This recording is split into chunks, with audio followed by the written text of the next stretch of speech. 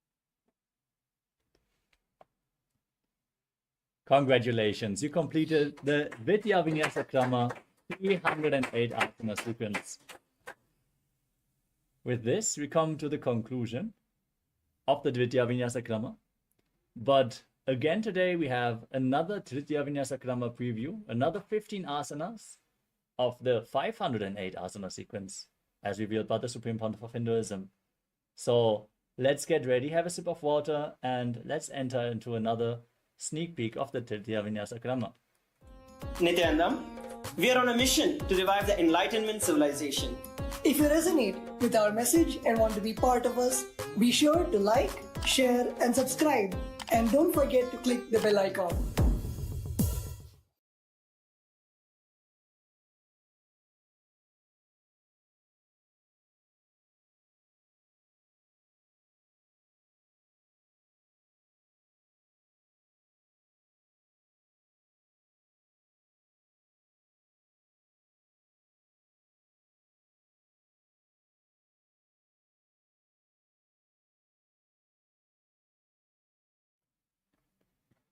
The first asana is Bhaira Asana 2.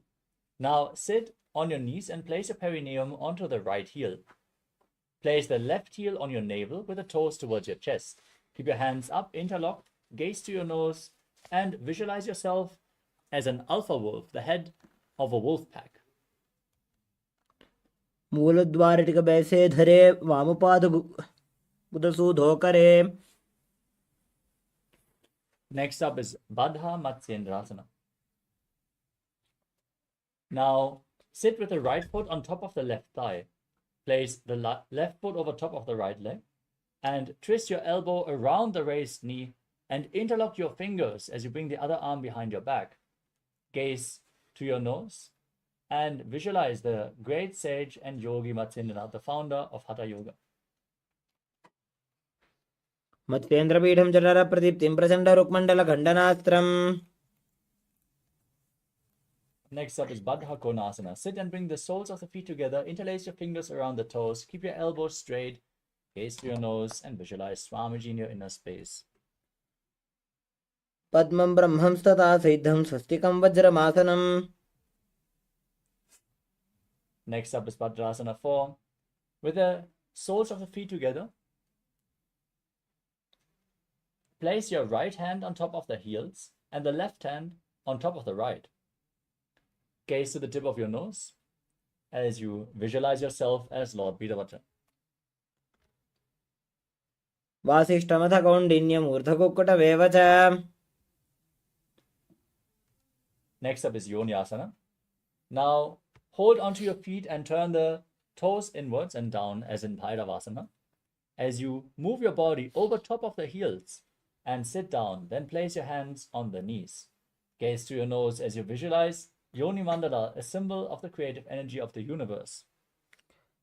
पादौ सम्मील्य पादाग्रे आधारे पार्श्वलिङ्गात् अधः आनीय. From the same asana, we're going to continue to Gorakshasana Bhadrasana. Now engage all three bandhas. Gaze to your third eye and visualize the great sage Goraknath. वृषणानीनी च सीवनदा भागमदा पगानी AD.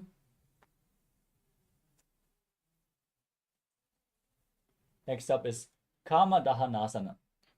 As you sit and bring the heels to your perineum, interlace the fingers and hold the feet firmly. Gaze to your third eye as you visualize Swamiji, the Supreme Pontiff of Hinduism, burning up all your patterns with his love. भद्रासनं सुखं स्थाप्य विपरीतत्तु द्वे पदे. Next up is Supta Baddha Konasana. As you sit and bring the feet inwards towards your navel, press your feet against your stomach and hold your hands behind your neck. As you gaze to your nose, visualize Swamiji in your inner space. महामुद्राबद्ध कोनो ताड़ासन विभेदकान्. Next up is Bekhasana 2. From the same posture, bring your elbows together, gaze to your third eye and visualize yourself as a frog. ध्याये धिचित पदं भ्रांतम् आसनस्थः सुखाय च. Next up is Bhagasana 2. With the soles of the feet together, the toes touching the navel, place your hands on the respective knees. Gaze to your nose and visualize Swamiji in your inner space. Paga ulata modi bese, paga kama hilagul phakula. Next up is Siddhi Jivi Asana. As you sit and bring the soles together at the perineum, raise the toes upwards, keep the heels on the ground, hands on the knees, gaze to your nose, pull your stomach in and up in Uddiyana Bandha, and visualize yourself as living the life of a perfected yogi. Paga ko sojo jayi.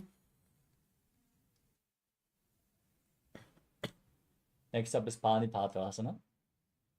As you keep the soles of your feet together, the toes raised, join your hands in Anjali Mudra in front of your chest, and visualize yourself as the source of water.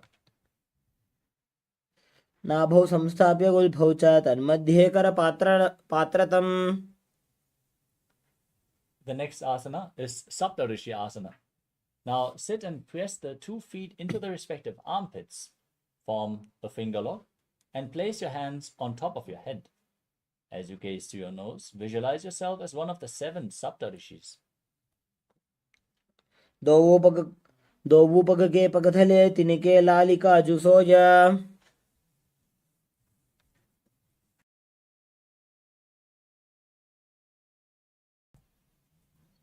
Next up is Suktyasana.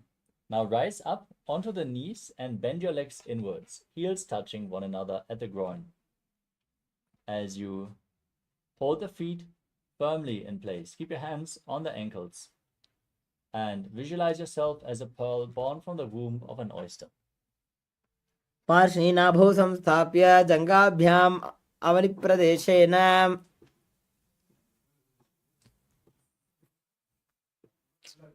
Next up is Sthitarasana.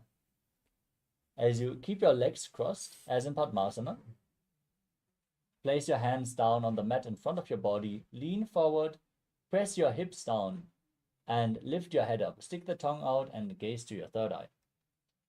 As you sit and be in the space of Advaita, oneness with Swamiji. Jamuno pagane phane dava pagani aganiche.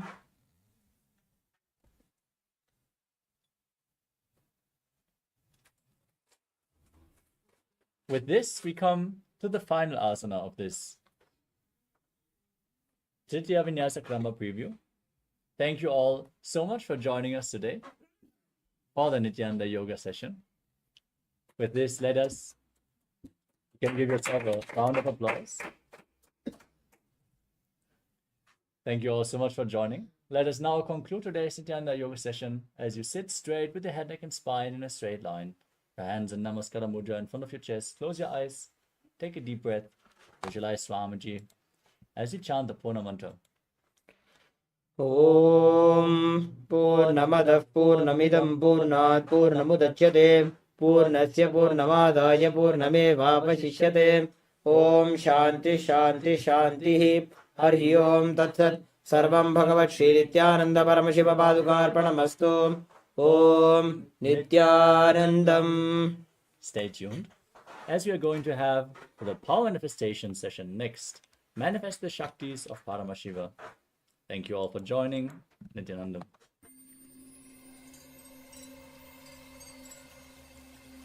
I welcome you all with my love and respect. Let you all open all your 3 eyes. Om Nityananda Paramashivoham.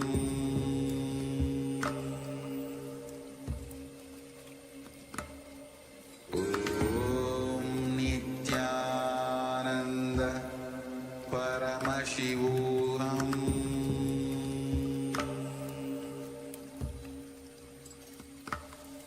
Om Nityananda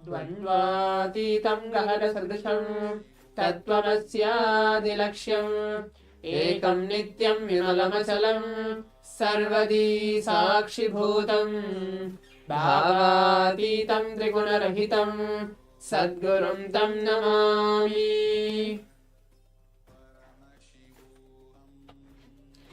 Nithyanandam, we welcome all the Paramashivoham Level 1, Level 2 and the Level 3 participants for today's next exciting power manifestation session. On today's day 14 of the Paramashivoham, we are entering into the second week of the entire Paramashivoham as the 2 weeks has been completed. I think all the participants here have enjoyed the various different Bhava Samadhi Darshans, the yoga sessions, power manifestation sessions, powerful cognition sessions, and more on. As we had the yoga session, we had the Pratama Vinyasa Krama, Dvitiya Vinyasa Krama, and the few asanas. We just practiced the Tritiya Vinyasa Krama, completing the 508 asana sequence. Now let's prepare ourselves going forward with the power manifestation. So being that very same space, as we're going to move on today into manifesting the Shaktis of Paramashiva, we're going to do seeing or manifesting images blindfolded. So it can be any random images. That's going to be today's round of the power manifestation.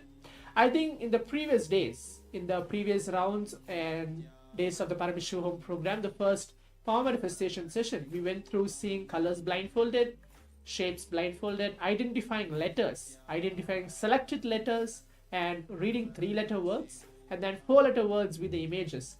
And now just coming down to just seeing an image. What is that image? Describing that image in a detail. So that's going to be today's round of the power manifestation and today's manifestation itself. And throughout the next 21 minutes, if you are participating, any of the participants are participating with us in the Zoom rooms, please switch on your cameras and please give your authentic listening and complete participation as well. And if you're watching us live on the social media platforms, it can be YouTube, it can be Facebook, or it can be Twitter, any social media platforms of Swamiji, please give your complete listening and just sit in a comfortable posture as we are manifesting Shaktis, means allowing Paramashiva Swamiji to flow through each one of us. So that's a brief introduction what we're going to do in today's power manifestation session. Before that, as a requirements, please get your eye bands, pen and paper, and please be seated. Make sure you have everything ready, all the equipments, all the alchemy products blessed by Swamiji to bring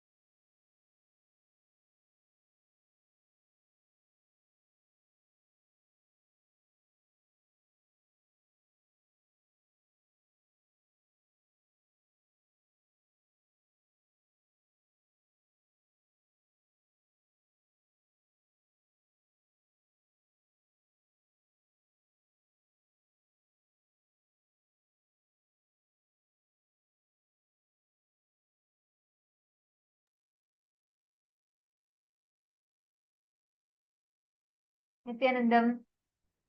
Sorry, I hope now all of you are able to hear us. If you're able to see us clearly and hear us, please let us know in the chat.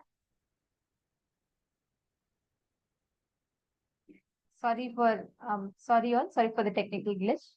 You were all able to hear us? Now are you all able to hear us? Yes. Okay. Thank you, Mahedishlak. Thank you, Arunachala. Nithyanandam. Okay. I was just sharing that today the subject that we're touching upon is one of the most important aspect of our life.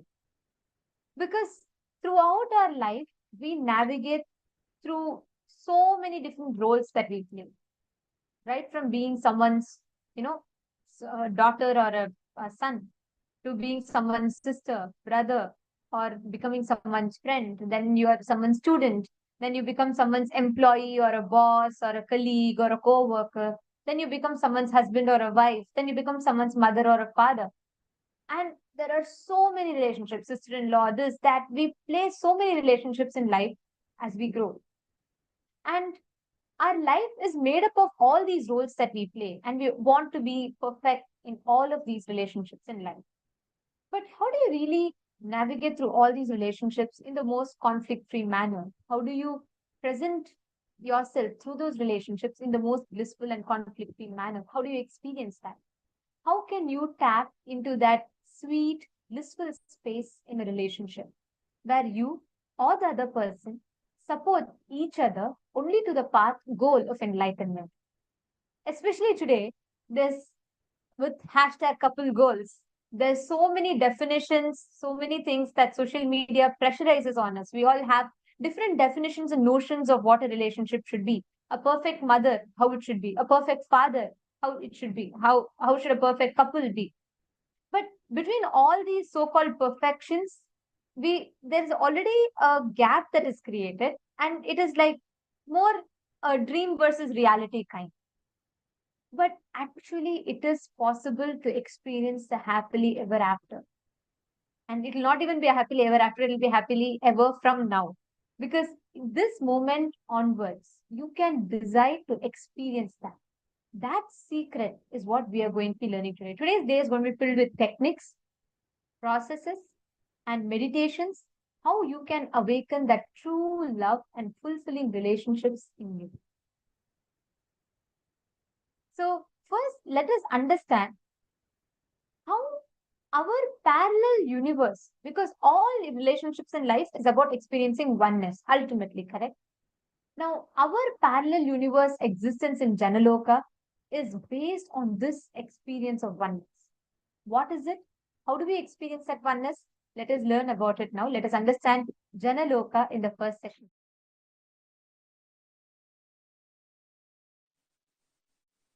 Jana Loka is the place where you can exist in multiple bodies at a time. You experience oneness as the super reality.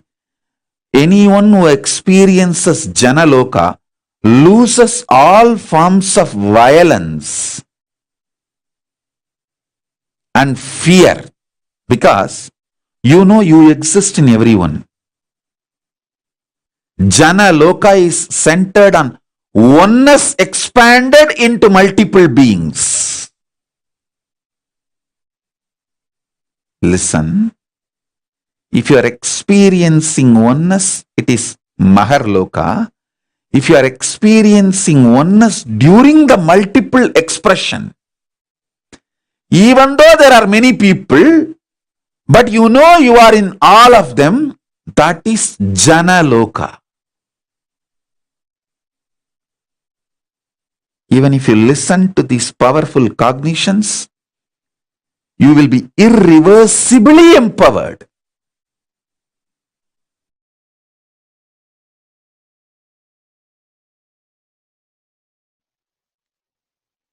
Oneness, decision to live in oneness leads you to heaven called Janoloka. Or you can call it Janaloka. Listen.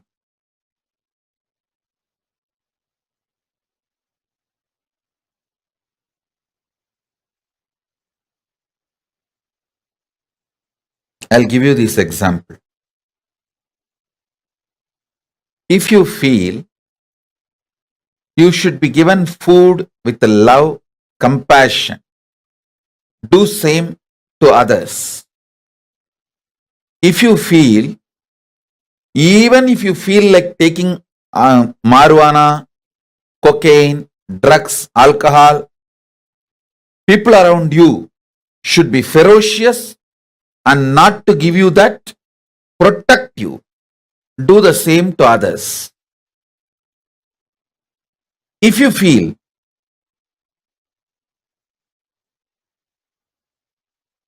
the right thing should be done to you with love, do the same way to others. If you feel you should be protected from the wrong things, do the same to others. Listen carefully. There is nothing called right or wrong in Janaloka. It is all about oneness. It's all about oneness. There is no right, there is no wrong. In Janaloka, there is no law like a womanizing is crime. Drugs are crime. This is right, that is wrong. There is no law. Oneness is right. If you feel alcohol, drugs are great, you want to enjoy, then share that with others. Oneness is the law of life in Janaloka. Of course, when you give drugs to others, then naturally you have to go through the criminal prosecution. That nobody can stop in this world. I am talking about Janaloka. In Janaloka, the only one principle is oneness. And I tell you, if you start behaving, acting, thinking from oneness, you will create an amazing team around you. Amazing team around you. Start bringing oneness as the scale. Bring oneness as the scale.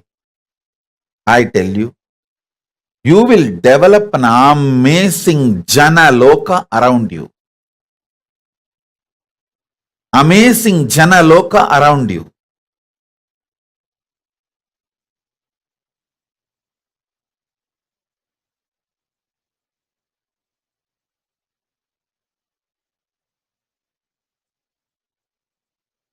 Understanding oneness, celebrating oneness,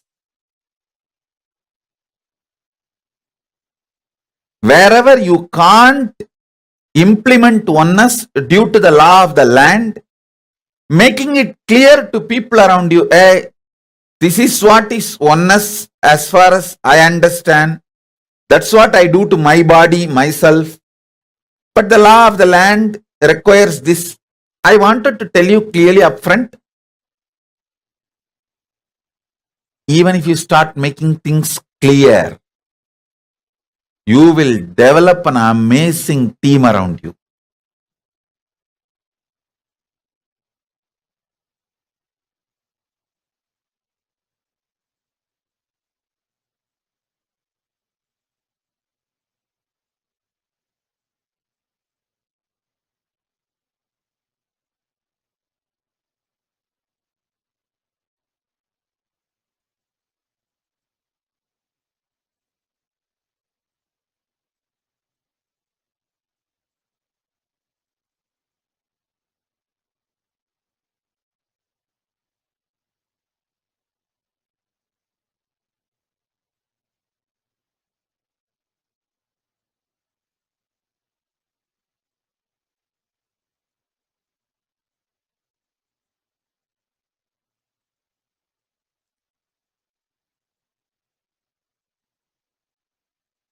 implementing oneness as core strategy of your existence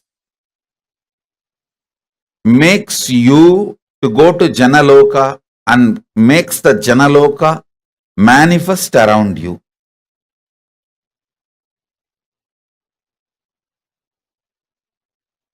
And next level about Janaloka, metaphysically, consciously, knowing clearly what you feel as good, bad, right, wrong for you. Same way people feel. If you want attention, people want attention. If you want to be loved, people want to be loved. If you want to be celebrated, people want to be celebrated.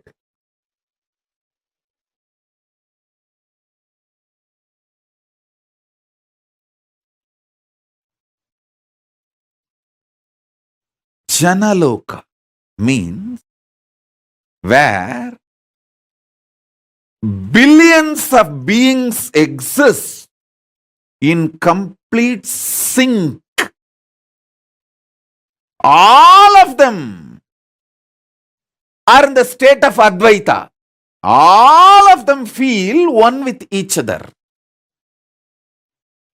Listen, Nityananda of Janaloka experienced the oneness experience 360 degree at the age of 12.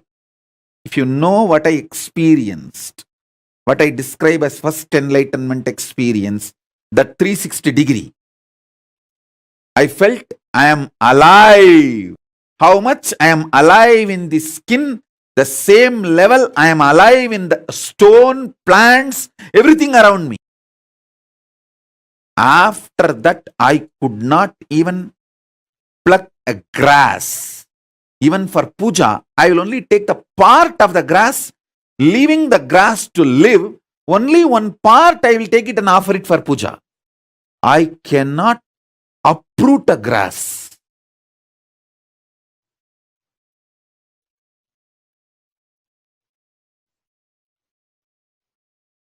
Because I know I exist. I exist. I exist. Nityananda stationed at Janaloka experienced the oneness, Advaita with everything, and landed into the Nityananda stationed at Bhuloka.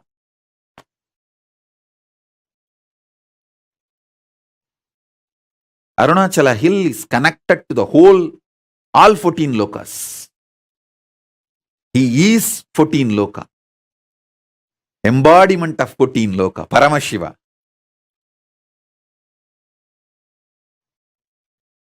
All 14 lokas are within him. Arunachala has the address in all 14 lokas. If you write letter Arunachala Bhuloka, Arunachala Swarloka, Arunachala Maharloka, Arunachala Janaloka, Arunachala Tapoloka, in all 14 lokas, there won't be any address confusion. Simply the letter will be delivered. Because in all 14 lokas he exists. And more.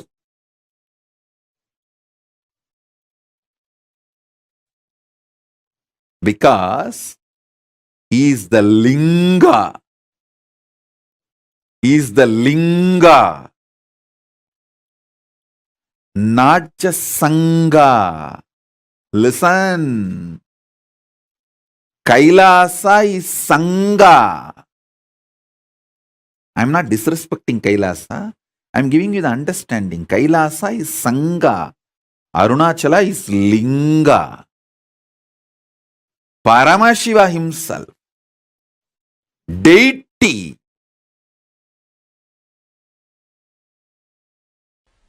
actually, to tell you honestly, the system if the body is allowed to function, even if it breaks the bone, there will not be pain. Pain is why me. That's all is pain. Not the fracture. I'm telling you from my experience, I had a fracture, multiple compound fracture. We have videograph from those days I used to go for this horse riding. All right. I was lean and thin those days. So I was going on the horse and we were coming near the Vaidya Sarovar. Some of my brahmacharis saw me and they got excited and played that Karpuswami song. Karpuswami song is that Kalabhairava's invoking Kalabhairava's song that like a Swagatam means, oh Kalabhairava, please land, come. We usually use that song for invoking Kalabhairava. And suddenly I saw that Kalabhairava was opening up in my body, and the body has become triple time heavy. Usually when he lands, it becomes very heavy. And that horse got frightened. It was not actually poor horse's mistake. That fellow, he was... Suddenly, if you see, 3 persons are sitting on you without... See, horses, if they see somebody is claiming on him, he will be psychologically prepared. And that poor fellow is not seeing anybody climbing on him, but the weight has become suddenly 3 times more. He got shaken. He started running, so I fell and I had a fracture. I just got up and said, I think there is a fracture, let's give a medical attention. Morning 7:30 the fracture happened, we have a video. And then I described how in our naval center we have our emergency 911 ambulance. So please understand, all our bodies are equipped to handle all our emergencies. Every medicine needed is in our naval center. Manipatmeham. That Manipatma in the navel is nectar. It has everything to repair our body. So I was seeing very clearly from there all the emergency supply going to that place to repair, and I was describing the whole scene. And only evening they did whatever need to be done, the surgery and everything. I insisted that do it without anesthesia, but they said, no, you are a VIP, we can't take the risk. And all right, anyhow, that story is different. I tell you from my experience, fracture doesn't give pain if you think why me gives pain. At least I have 5 incidents of my kids falling and having fracture. No question of even pain. No, not even the idea of pain.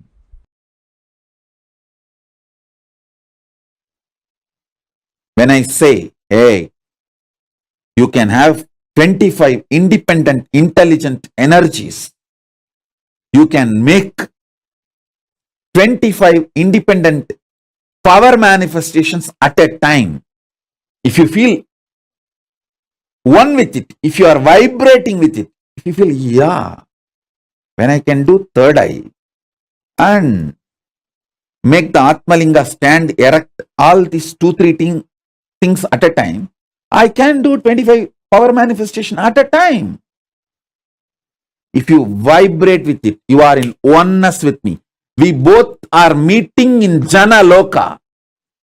The teleportation of Jana Loka is happening into Bhu Loka in you. If I say, you can perform 25 intellectual acts at a time, like you can smell, you can hear, you can write, you can solve maths, all 25 actions at a time. If you feel connected, wow, yes, it is possible. Then from Swargaloka, teleportation is happening from Swargaloka of you to Bhuloka. If you understand, 25 powers can be manifested simultaneously at a time. Then from the Janaloka, the teleportation of you from the Janaloka is happening into the you in Bhuloka.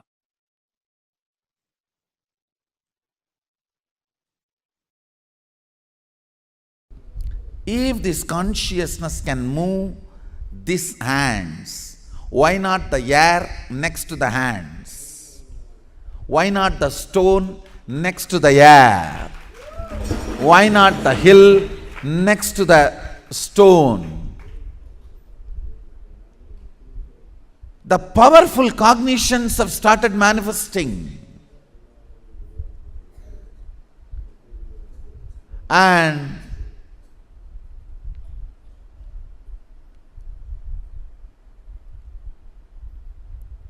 the powerful cognitions have brought understanding, knowledge, powers, all rooted, centered on this one click. If there is something which is you, which can give a command to move this matter, and this matter moves, the ultimate is in you. It can tell, command, order any matter to move.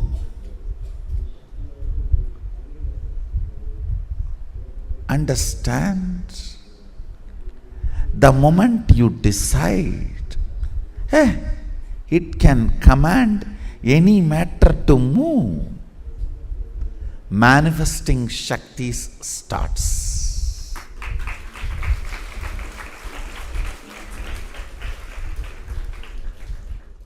I am telling it is not moving is inauthenticity, powerless cognitions, the conclusions before even you try.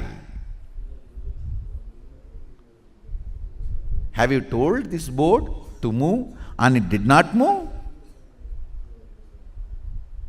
If that is the case, you have not told to the board the way in which the board can listen. So change the method of telling till the board listens, not doubt the technology of Advaita, which is the source.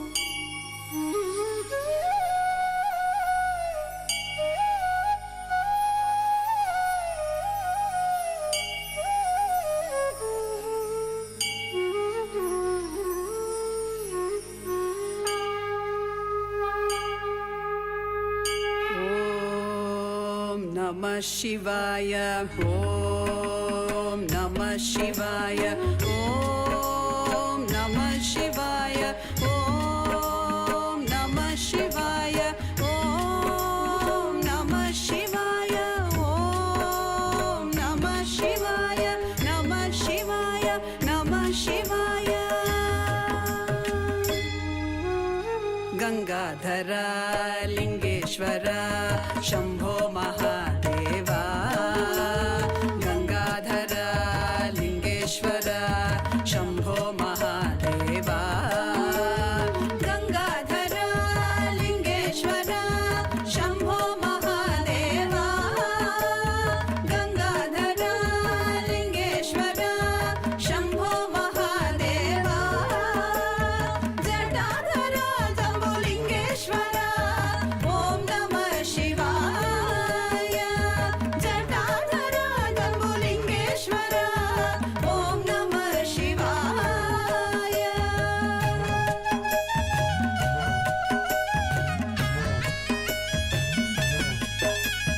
Chidambaresha Kanakasabhesha Trinetradarisha, Chidambaresha Kanakasabhesha Trinetradarisha, Tadhimi Tadhimi Tadhimi Tadhimi Natana Priyaisha, Tadhimi Tadhimi Tadhimi Tadhimi Natana Priyaisha.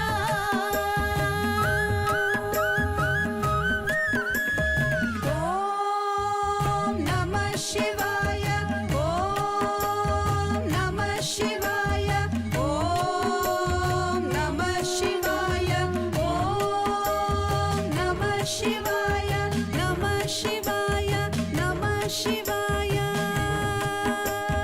Shiva Shiva Shambho, Hara Hara Shambho, Shiva Shiva Shambho, Hara Hara Shambho, Shiva Shiva Shambho, Hara Hara Shambho, Shiva Shiva Shambho, Hara Hara Shambho, Shiva Shiva Shambho, Hara Hara Shambho, Shiva Shiva Shambho, Hara Hara Shambho. Gangadhara Lingeshwara Shambho Mahadeva, Gangadhara Lingeshwara Shambho Mahadeva, Jatadhara Jambulingeshwara Om Namah Shivaya, Jatadhara Jambulingeshwara Om Namah Shivaya, Chidambaresha Kanakasabhesha Trinetradarisha, Tadhimi Tadhimi Tadhimi Tadhimi Natana Priyaisha, Tadhimi Tadhimi Tadhimi Tadhimi Natana Priyaisha.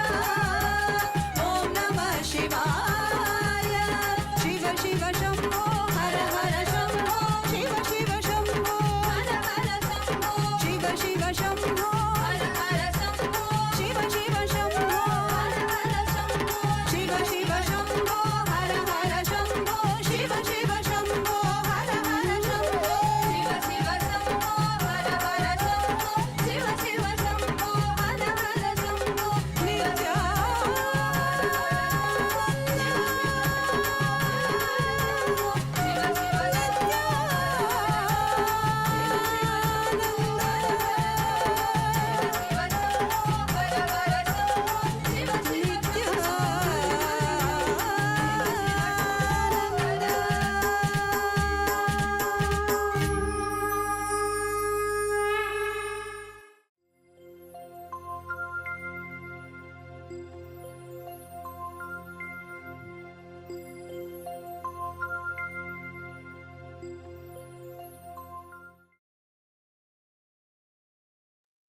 Nityanandam. So beautifully, Swamiji explained to all of us about what is Janaloka, how we can exist in Janaloka.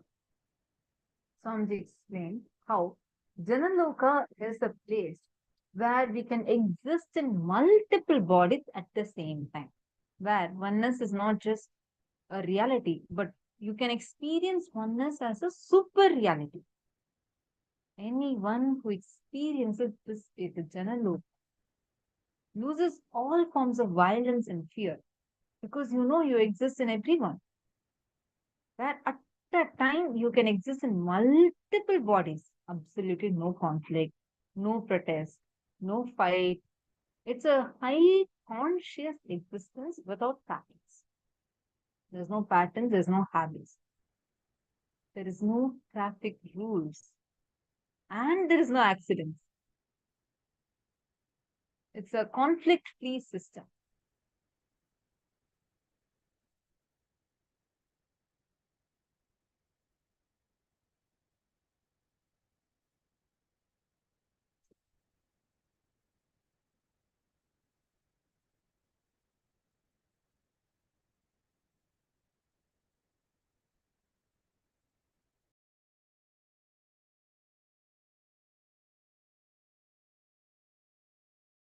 I mean, do like this, it will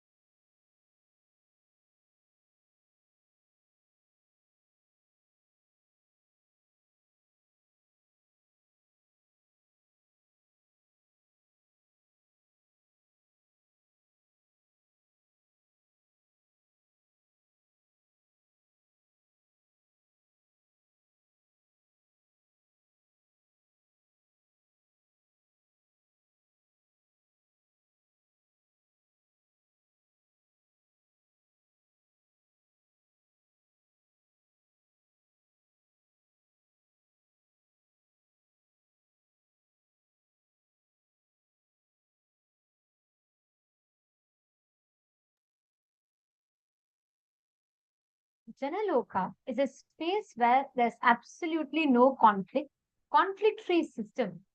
No traffic signal, no traffic lights, no traffic rules, no traffic police, no tickets, and no accidents as well.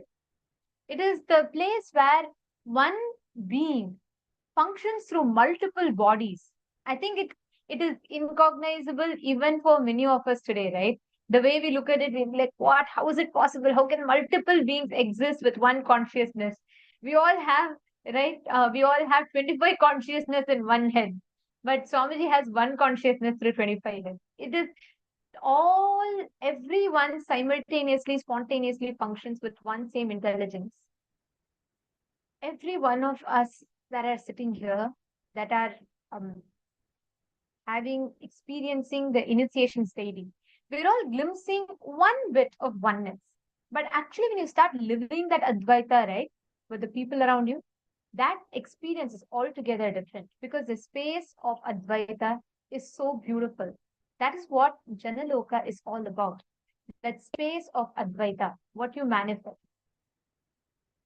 If there is something which is you, which can give a command and move this matter, and this matter moves. That ultimate is in you, and it can tell the command, and any matter will simply move. I request every one of you to take a few minutes and apply this powerful cognition in your life. How can you apply this powerful cognition to manifest it? For example, right now we think we are separate, our conflicts are separate, the people around us are separate, everyone is separate.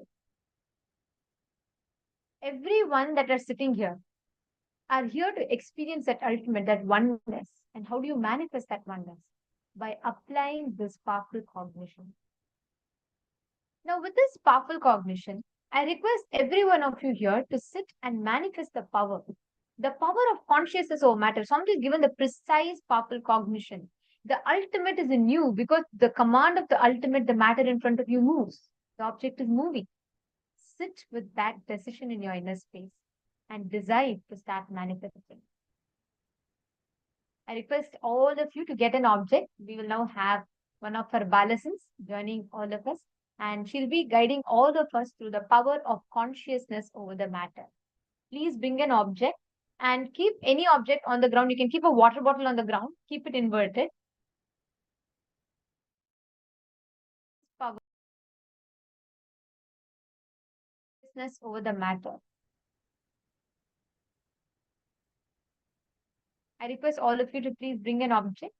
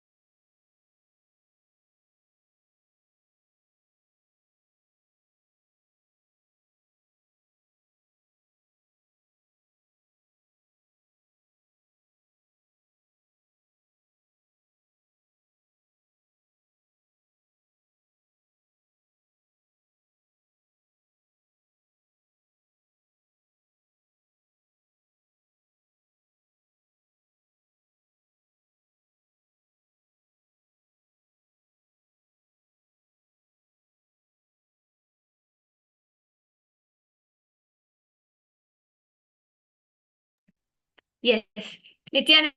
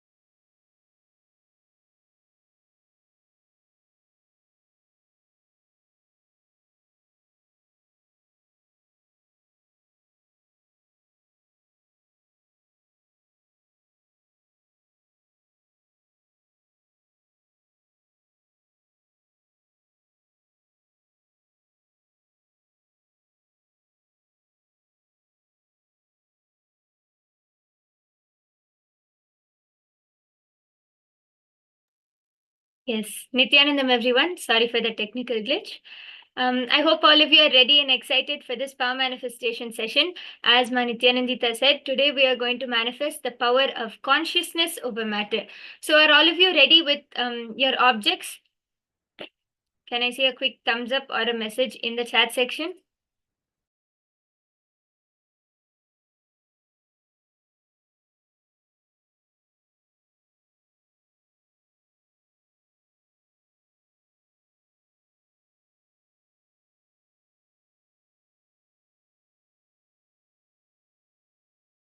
Yes. So today, in this power of consciousness over matter, we are all going to be moving all of these objects through our consciousness. How? With the space of oneness. When we are able to move, when we are able to come beyond our incompletions, when we are able to hold any one of these powerful cognitions and move any situation in our life, that time we'll be able to move even the external objects. And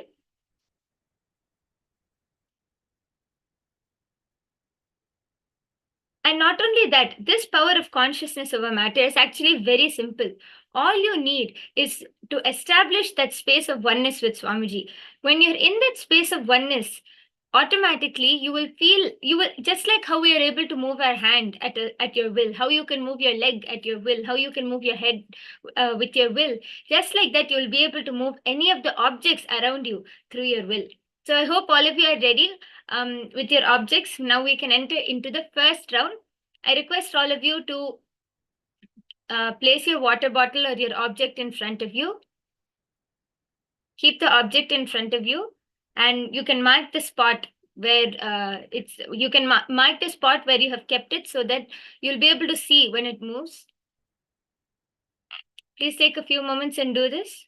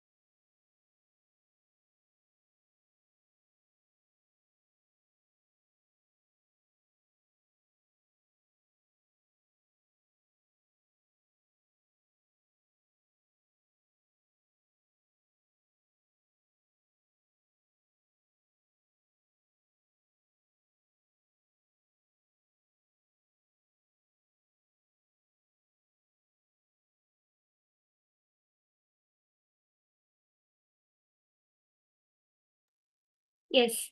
So are all of you ready? Let's all get into the space of oneness to manifest this power of consciousness over matter. I request all of you to chant the Mahavakya. Sit with your head, neck, and spine in a straight line. Start chanting the Mahavakya.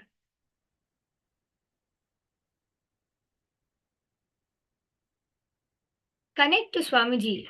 Remember that the object in front of you, Swamiji, and you are all one and the same. And that Swamiji is manifesting these powers through you. And from that same space, look at the object in front of you Stare at the object in front of you through your third eye intensely and command the object to start moving.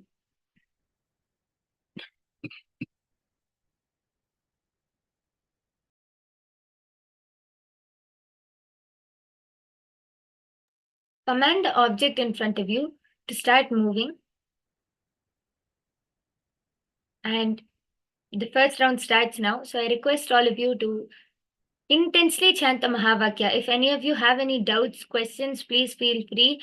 Post a message in the chat section and I'll be helping you and guiding you. Continue chanting the Mahavakya.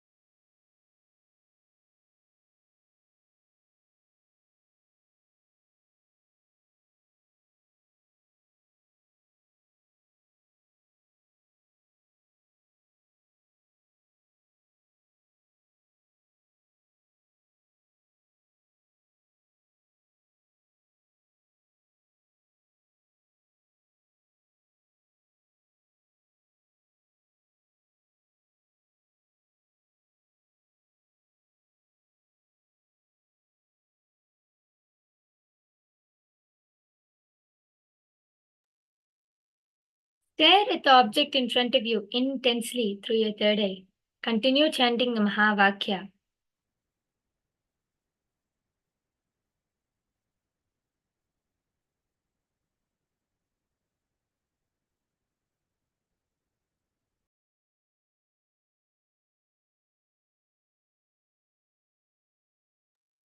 Remember Swamiji in your third eye. Any doubts, fears, questions, anything which comes up, just surrender all of those at Swamiji's feet. Just from the space of unclutching, unclutch from all of the thoughts which are coming in your mind. Just in that space, from that space of unclutching, command the object in front of you to move.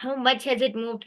Whatever you have experienced, please go ahead and post that in the chat section now.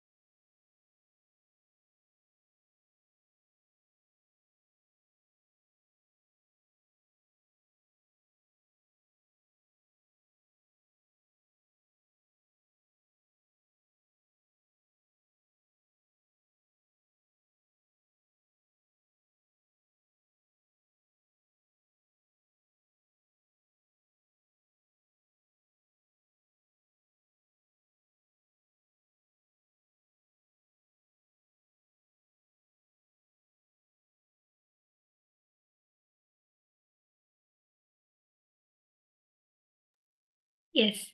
So that is a great power manifestation session. With this, we are moving on to the next session where we'll be learning about relationships with patterns or possibilities. Swamiji will be beautifully teaching us about this. So stay tuned for the next session.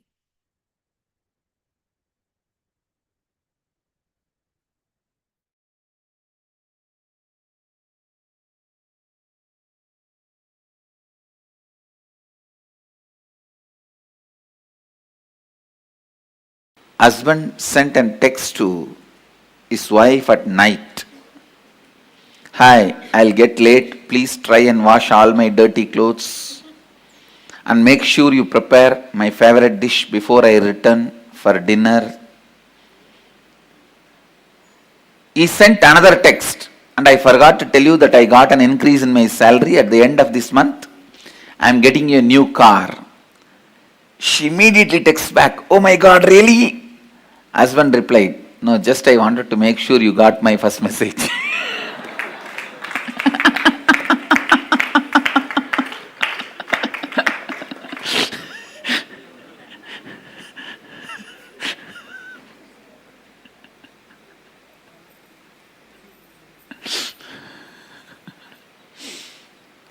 Husband texts to wife on cell.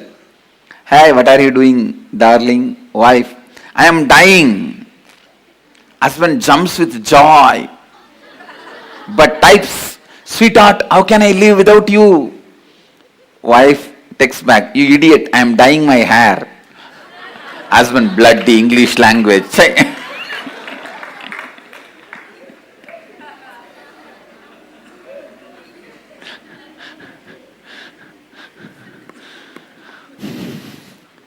Boss hangs a poster in the office. I am the boss. Do not forget.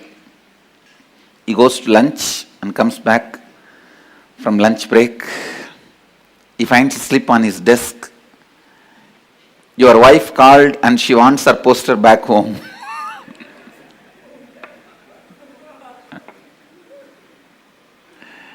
Understand,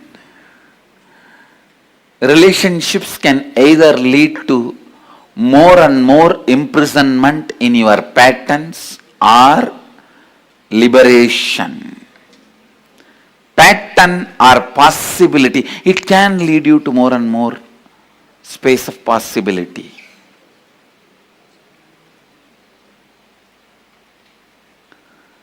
the first and foremost fundamental relationship that exists for you is the relationship between your pattern and your possibility. Please understand.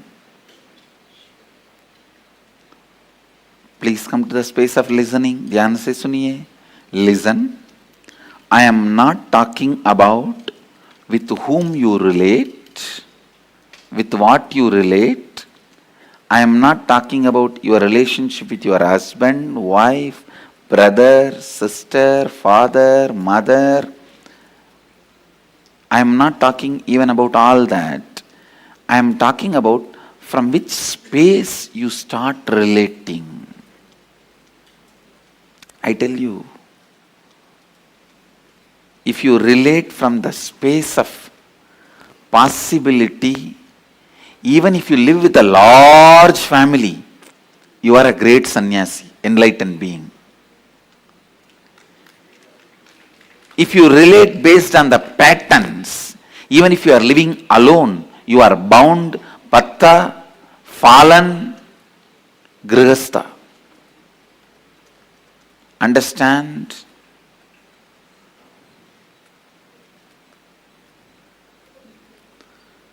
Grihastha or sannyasi, bound or liberated, is no way connected to the number of people you live with or relate with. It connects with the space from which you operate. If you see every human being as a possibility, for that you also should see you as a possibility. Understand? When you see you as possibility, you will see everyone as a possibility. When you see everyone as a possibility,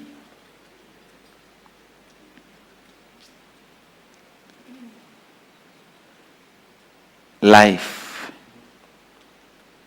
wherever you may be living, whatever you may be doing, you will be living with Vijaya Lakshmi. Means the Lakshmi of victory. Don't say, my neighbor house is Vijay Lakshmi. My neighbor name is Vijay Lakshmi. When I said the word Vijay Lakshmi, I meant the Lord, the deity of victory, the goddess of victory.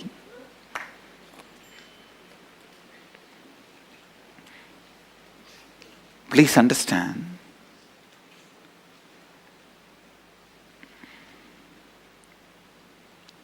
How you see you, how you see others, how you see you and how you see others.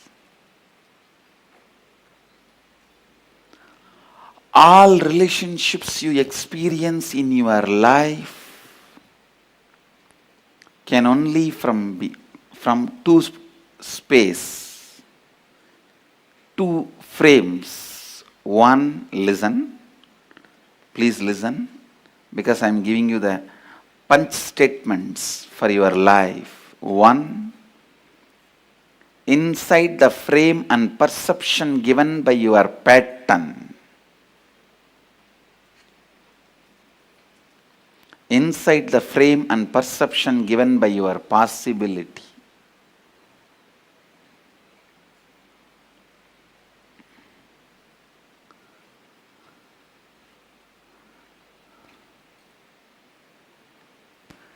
When you are able to see people as possibility, you will have tremendous passions. All ashramites will understand this statement. You will have tremendous patience. You will wait, and go on reminding. I am nothing but a reminder.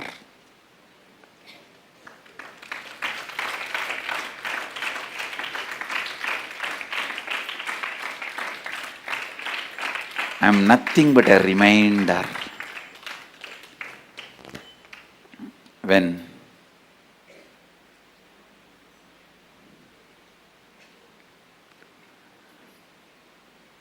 you see the possibilities, I can say in a way, eternal reminder. When I see the possibilities,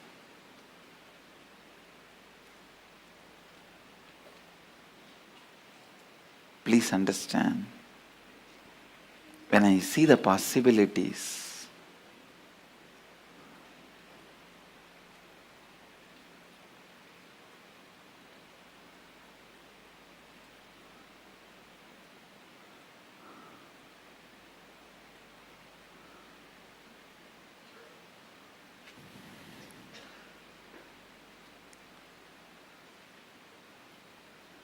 your cognition starts functioning based on compassion. I tell you, please understand, even if you feel suffocating, imprisoned, live with a person who sees your possibility. Even if you feel free, liberated, don't live with people who see you only from pattern. I'm defining real freedom and real bondage. Living with a person who sees your possibility, who sees yourself as a possibility, who has seen his possibility, and who sees you as possibility. Even life around him, with him, feels like suffocating or bondage.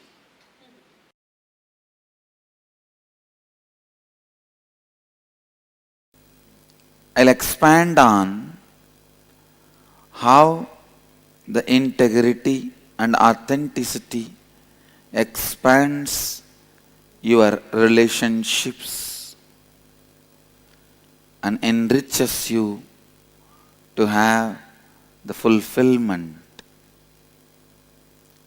First, I wanted to make these three statements. One, relationship does not mean only the few human beings who live around you. When I use the word relationship, I mean your relationship with your health, with your money, with your life, with your success, with the nature, everything. Second, you also have a very inauthentic way of dreaming about your life, just to have few cozy relationships around you, and that is enough. You are complete with your relationships and relationship dimension, which is completely wrong and inauthentic. Third, please listen. Third, only when you expand you to the level with integrity and authenticity, anything, anybody comes in your breathing space, there is a conflict-free, complete relationship. You are going to experience fulfillment and success. Relationship is not related to the quantity, it is related to quality. Please listen.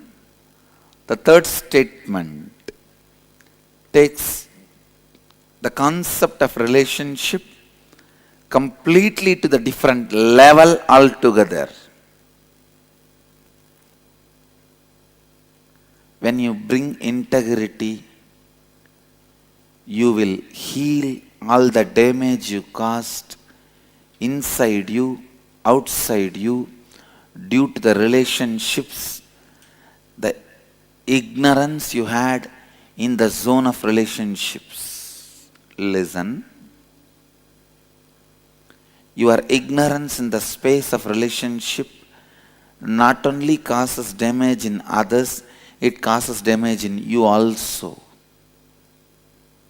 When you cause damage in your spouse, in your mother, in your father, be very clear, you cause damage in you. Because your father, mother, spouse, all the relationships you carry decides the confidence and the energy you have about you. When you bring the integrity as a space inside you, the space you perceive, you experience, you operate, suddenly so much of healing happens to you and to others who are living around you, who are relating with you, fortunately or unfortunately.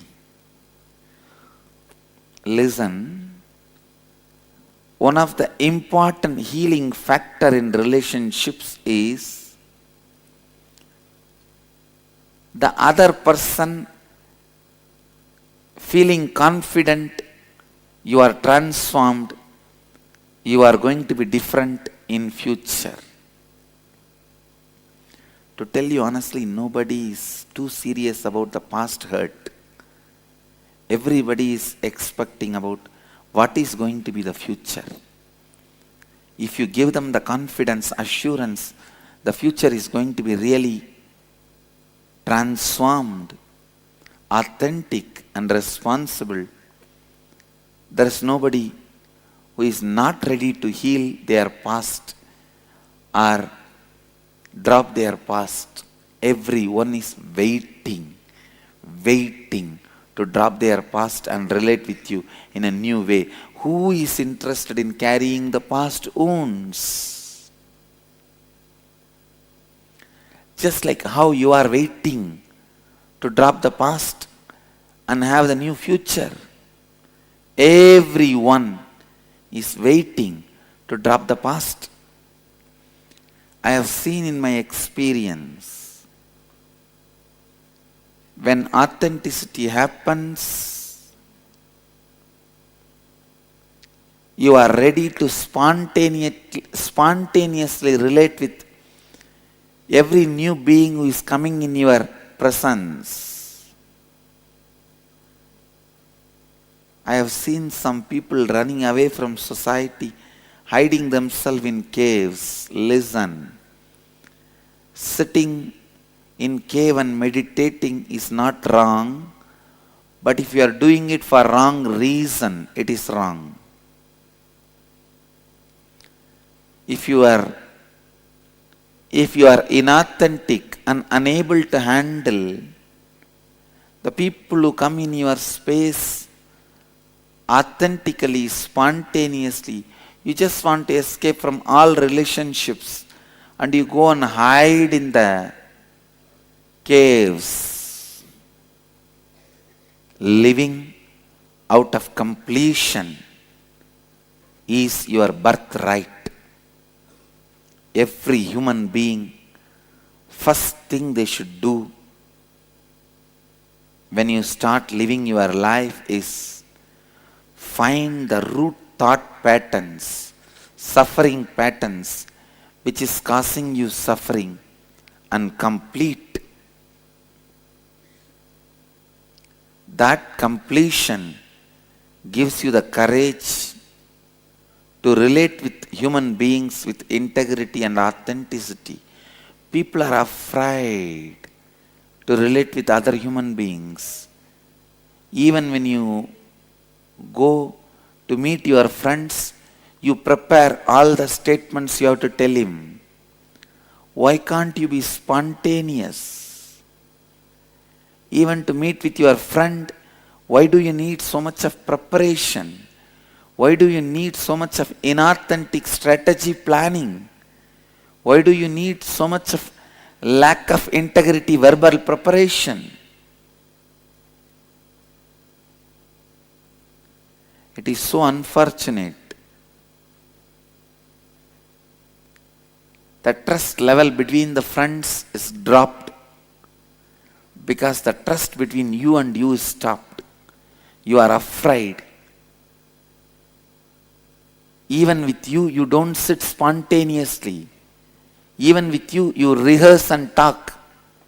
That is why you can't talk spontaneously with others. Take the responsibility for love. That is where relationship starts.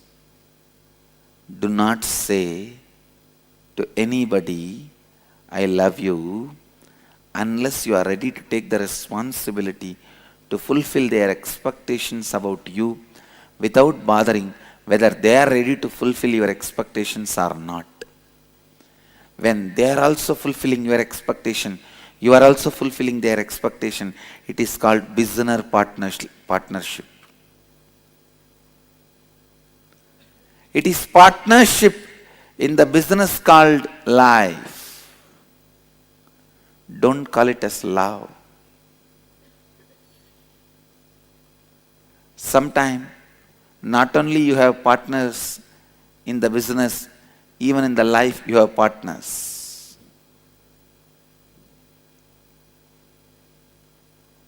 Maybe you can use the word life business partner.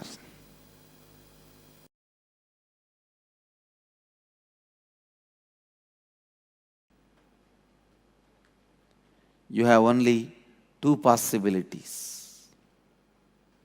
First, heal, enrich your relationship with you. Do swapurnatva, self-completion, by bringing integrity with you, authenticity with you, responsibility about you, enriching yourself. Listen, I ask you to bring these three qualities in you as a first priority. That does not mean I am asking you to do only this. You have to be doing it simultaneously with you and others also. Only then it happens in you. पहले आप स्वयं को लाभान्वित कीजिए, अपने आप को पूर्णत्व स्थिति में लाइए. पहले आप स्वयं को लाभान्वित कीजिए, अपने आप को पूर्णत्व स्थिति में लाइए. When you bring completion to you, relationship with you starts. Enriching yourself starts. If you don't have confidence, you can look at you, you can be with you, you are comfortable with you, you can raise yourself by yourself. Who can be with you? Who else can look at you? Who else will be comfortable with you? I tell you, in the cosmic constitution, the first amendment is you should be taught to be comfortable with you. That is your first amendment right. Man should be comfortable with himself. You should be able to be comfortable with you. That is the first amendment in cosmic constitution. Freedom of speech comes second.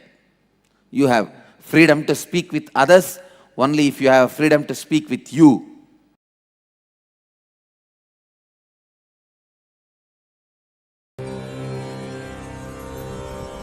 Relationships gives you the feeling it is very important in the life, because through every relationship you try to have extended life.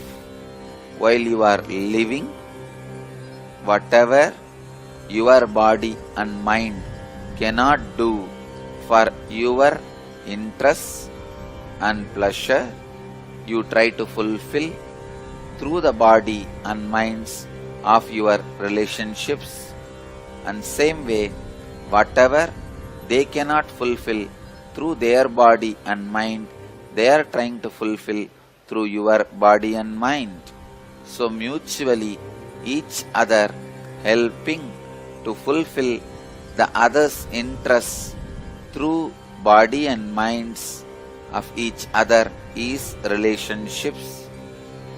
If both of you understand the interests of each other and ready to support each other's fulfillment, it is called successful relationship. There comes love, compassion, sacrifice and spiritual growth. But if both of them are not understanding the real agendas of others, interests of others, continue the relationship, maybe because one person has hidden interests, hidden agendas which he does not want to reveal it to the other, or which he himself is not aware. When this kind of situations arise, relationship breaks or relationships continue to exist with being exploited, with exploitation. These kind of relationships lead to the worst grave sin of keeping the other person as slave. Whenever the slavery happens, cosmos strongly condemns it. So no slavery is allowed in the cosmos. Cosmos is strictly against slavery because slavery is equivalent to the murder of partial time. In slavery, even if the other person has their body and mind, it is equivalent to they are killed, they are murdered, because that body and mind is not useful to that person anymore. So, relationship with an open, mutual interest should be encouraged, and it supports both the beings to evolve towards the fulfillment and finally the understanding how many bodies and minds you may use to fulfill your interests, that your interests are not going to lead you to your restful awareness. So that understanding may help you to renounce all the interests and even your own body and mind and settle down in restful awareness. So this understanding will naturally be leading you towards enlightenment. Going smoothly towards that understanding will be happening through the right understanding relationships.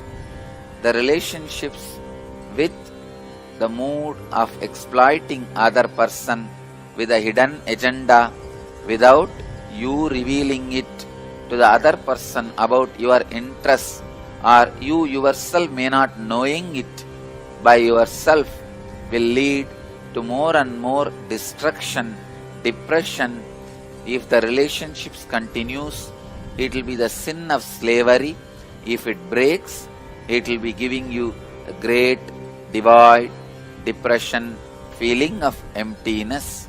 So the science of relationship is trying to have more body and minds to fulfill your interests, and trying to give the other person also your body and mind to fulfill his interests.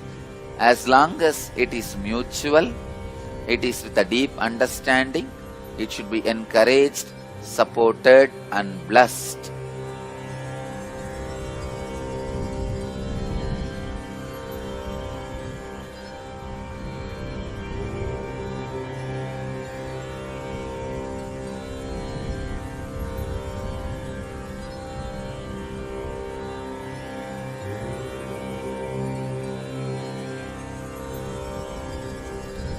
Relationships with deep understanding with each other is equivalent to the conscious birth. Relationships without mutual understanding but still not broken is equivalent to unconscious life. Relationships without mutual understanding broken is equivalent to death. All unconscious life will be afraid of death and end in death. Same way, all relationships which does not have mutual understanding will constantly have fear of being broken. Finally, it will break and bring tremendous suffering to both the persons who are involved in it.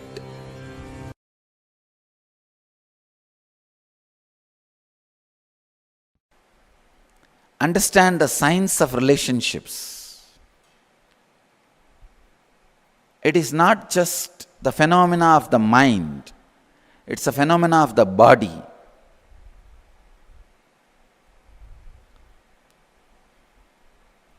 Do not collapse relationships. Please understand. Do not illogically collapse relationships. It will directly affect some part of your body.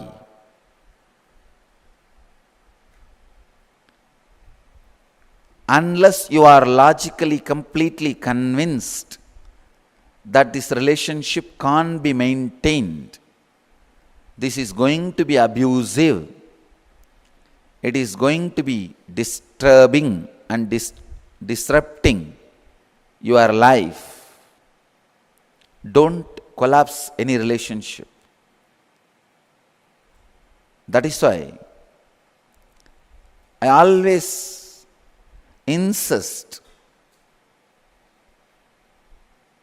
when people come to me asking they want to break their family, they want to go for divorce, I tell them wait for some more time. They say, no, Swamiji, anyhow I have decided I can't live with her, I can't live with him, better let me break now. Why torture? I tell them no. If you are tortured, your muscle memory and biomemory will strongly start believing this is more disruptive, this is not the way you want to live. Then if you break, you will not have any physical diseases. But before your biomemory or muscle memory is convinced, only when your head, the mind is convinced, if you break, the collapsing will simply turn into a disease inside you. That is why I insist, wait for some more time. Whether your muscle memory or biomemory changes your decision or it is going to support your decision. Let's see. Let us see how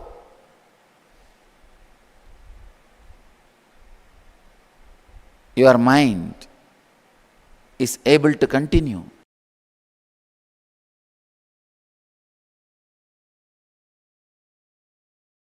When a man feels insecure, his first reaction is sexual activity. When a woman feels insecure, the first reaction is frightening, terrifying, fear, and destroying everything, doubting everything around her due to that fear. Understand? In both situations, you just need little bit of unclutching and relaxing into the truth you are cosmos. Develop this one phase in you, you are cosmos. You will see tons of your reactionary assumption based destructions will reduce.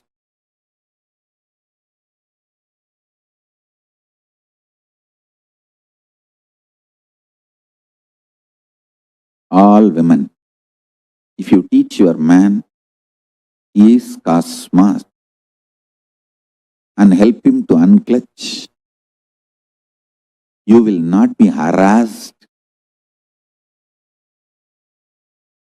demanded, you won't feel exploited, you won't feel used. He will be such beautiful part of your existence. All men, listen, if you teach your women, they are cosmos and little unclutching. You don't have to shiver in your own home for that 3 days.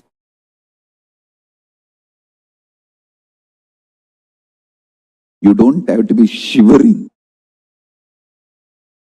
terrorized, terrified. You can be relaxed. Realize this one truth.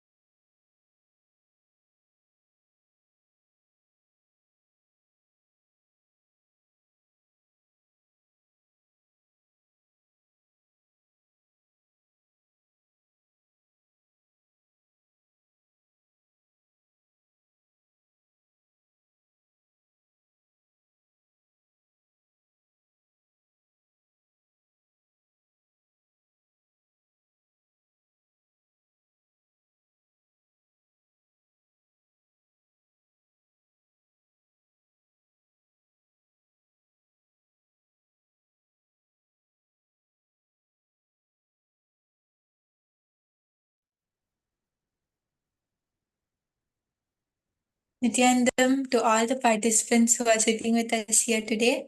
It's very nice to see all of you again. And yes, we all learned from Swamiji about relationships. What exactly are relationships? Are they a possibility or a pattern? Swamiji shared very beautifully how relationships can either be a possibility or a pattern according to how we take it, according to how we run our relationships, how we perceive our relationships. It can either lead us to more and more imprisonment of our patterns, or it can lead us to more and more freedom from our patterns. Why don't all of you also share what did you understand from this session? What did you understand from what Swamiji taught us in this session? And how do you understand what Swamiji says as relationships can be a pattern or a possibility?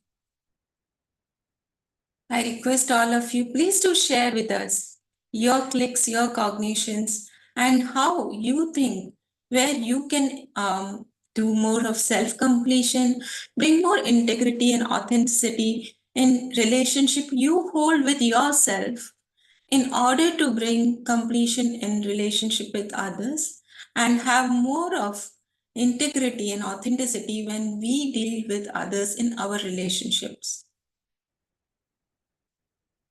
Swamiji explains how we can make our relationship from a pattern to a possibility.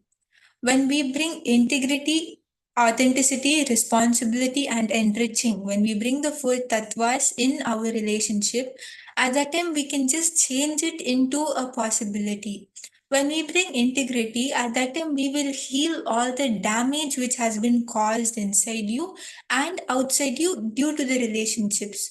All the ignorance and all the limiting cognitions which you had in that zone of relationships will be healed.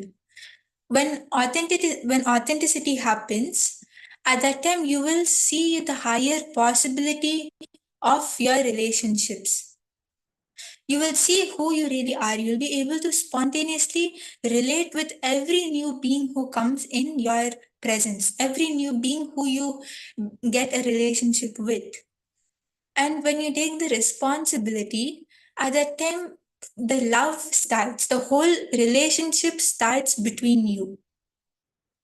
And when you bring the enriching inside you, at that time, life happens to you. So much of excitement and so much of fulfillment happens. When you fulfill the other person's expectations of you, that time, so much of excitement happens.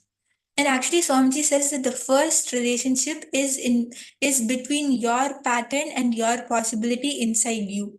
When we have that completion inside us, when we follow these four tattvas for the relationship inside us with ourselves, at that time you'll see how you'll very easily be able to fulfill your relationships outside you also.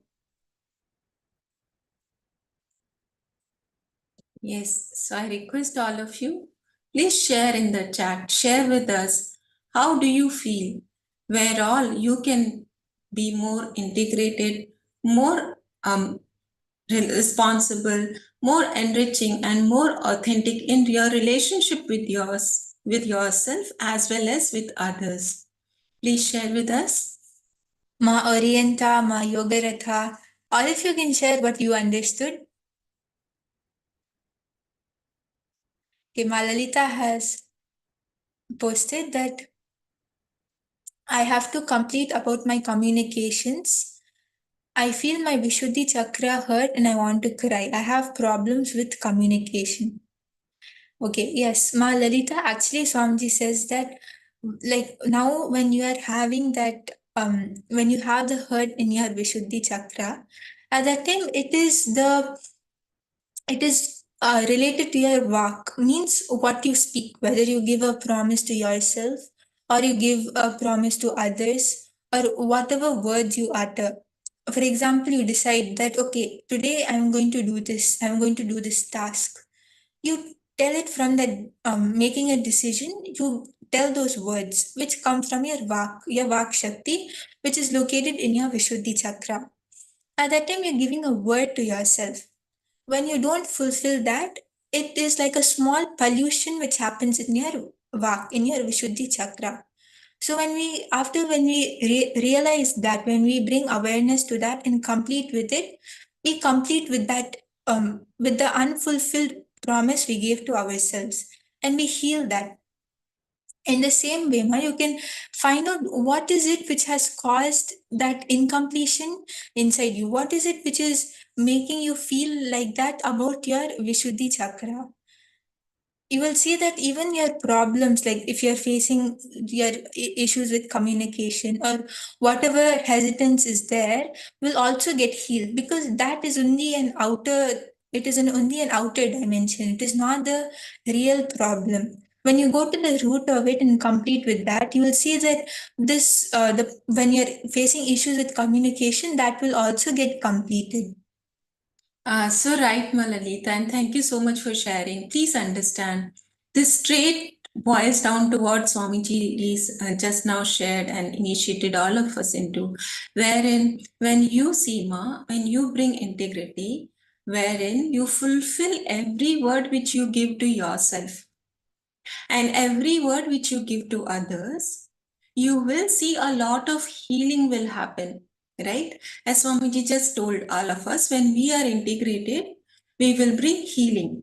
Meaning all the words you're giving to yourself, that will bring a lot of awareness. What is it that you're committing to yourself? It can be as small as going and meeting a friend, or a commitment to manifest some beautiful relationship or wealth or anything.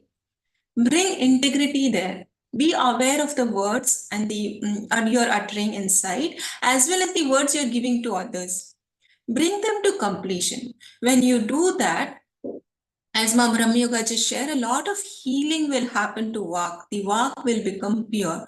After that, also look into the authenticity dimension. Like just now Swamiji said, when we want to talk to ourselves, or we want to talk to our friends, we need to prepare for it. We have so much of problem communicating with others.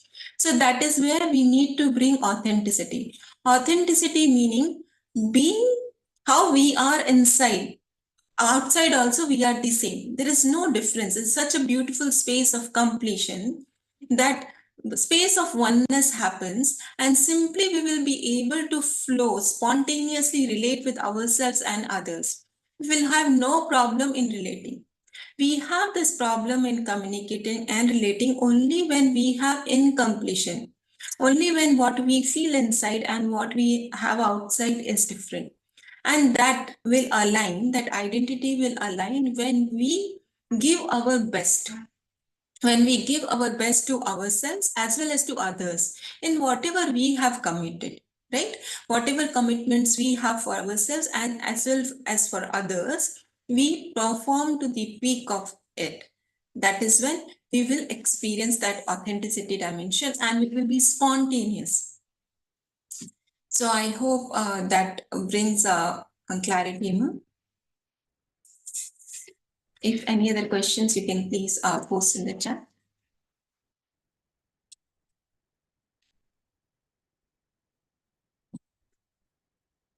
If any of you still have any doubts, please feel free to post in the chat.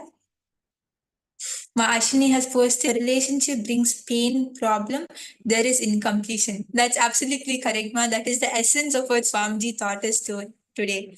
And Ma Heidi has posted, when real love happens, we will stop seeking attention from others and become a source of energy ourselves.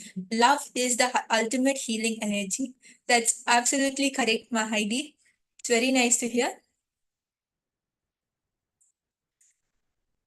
Yes, and now we are going to be moving on to an exercise where we will experience the same cognitions. All of you have shared, right? What you understood from this process, what Swamiji told us, how that possibility brings so much of healing inside us for the relationships.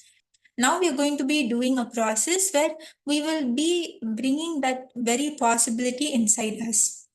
So I request everyone to please bring your papers and pens. And you're going to be sitting with yourself and identifying your parasite patterns. Means your patterns of self-doubt, self-denial, self-rejection, criticism, hatred, all of this, all the patterns which you have with yourself, that you believing that, oh, this is impossible, I can't do it. Look in your life and see if you can recollect all the situations and incidents where you experienced the words, emotions, feelings, and experience of your parasite patterns.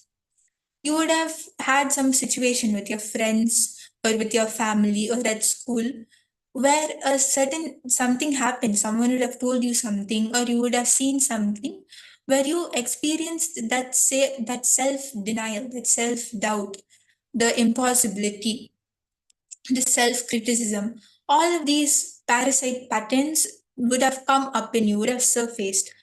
Pen down all of these situations, all of these incidents which you experienced in your life.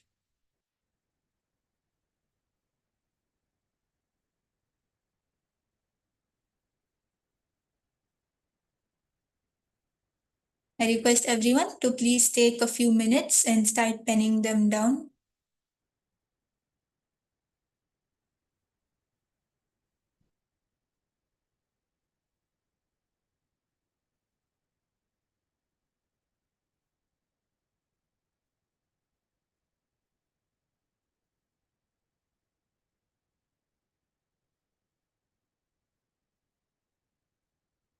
This is a very important step because, as Swamiji told us, when we have the completion with our relationship with ourselves, at that time our relationship with others also heal. So when we complete with all the parasite patterns, the patterns which we hold against ourselves, the incompletions which we hold against ourselves, at that time our relationship with others will also heal. So when each one of you sit and pen down these incidents, you will not only be penning down the incidents or the incompletions, but you will find that pattern which makes your relationship incomplete, which brings which brings the incompletion in your relationships. You'll find the exact root pattern, that parasite pattern inside you. So please do not miss this. Take a few minutes and pen down all the incidents where you experience this.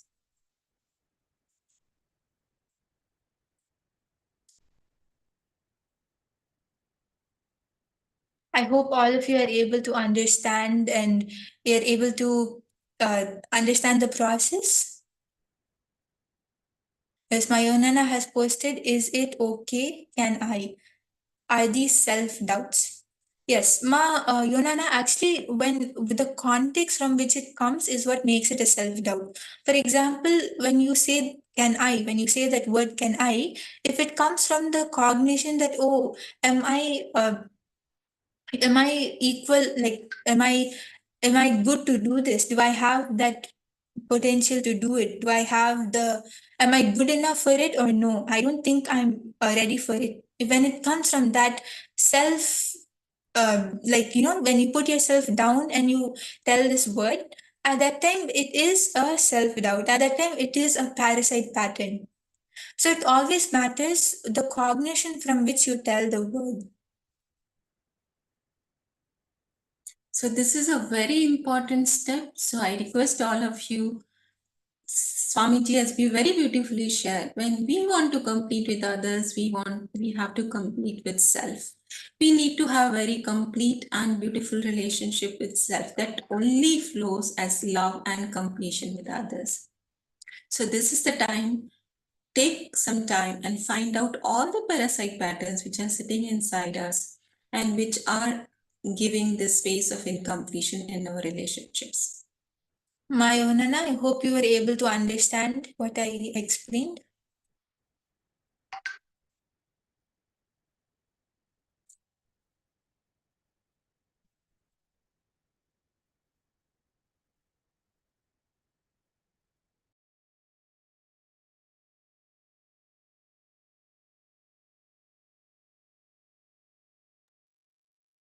If any of you still have any doubts, please do post in the chat, as it is very important that we do this exercise. Ma Izdik, Ma Anandeshwari, Ma Heidi, I hope all of you are doing the exercise. Ma Amrita Vandini, Ma Aishini, Ma Charlotte, all of you can confirm in the chat.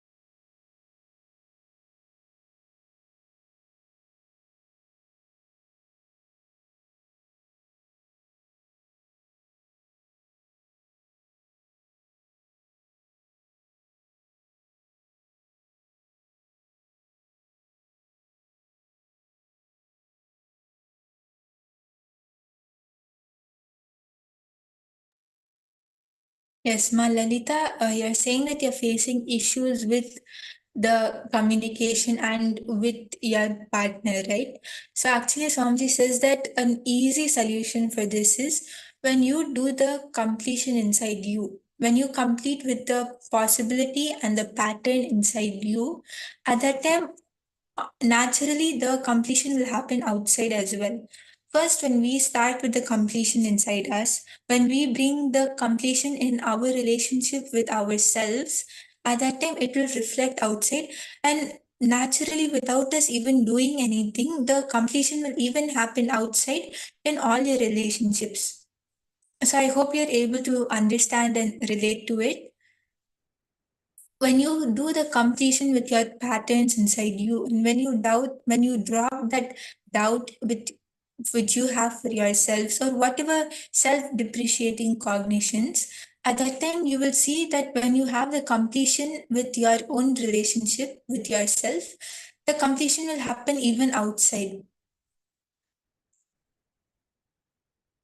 And please understand, Ma, others are only a mirror of self, right? So you will see the power of completion. Please decide, sit and complete.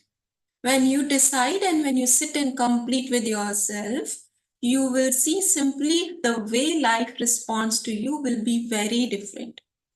Yes, Ma, you have posted that I have problem with voices. Yes, Ma, if you could, sorry, we are unable to understand. So if you could specify it, if you are okay with it, then we might be able to help you.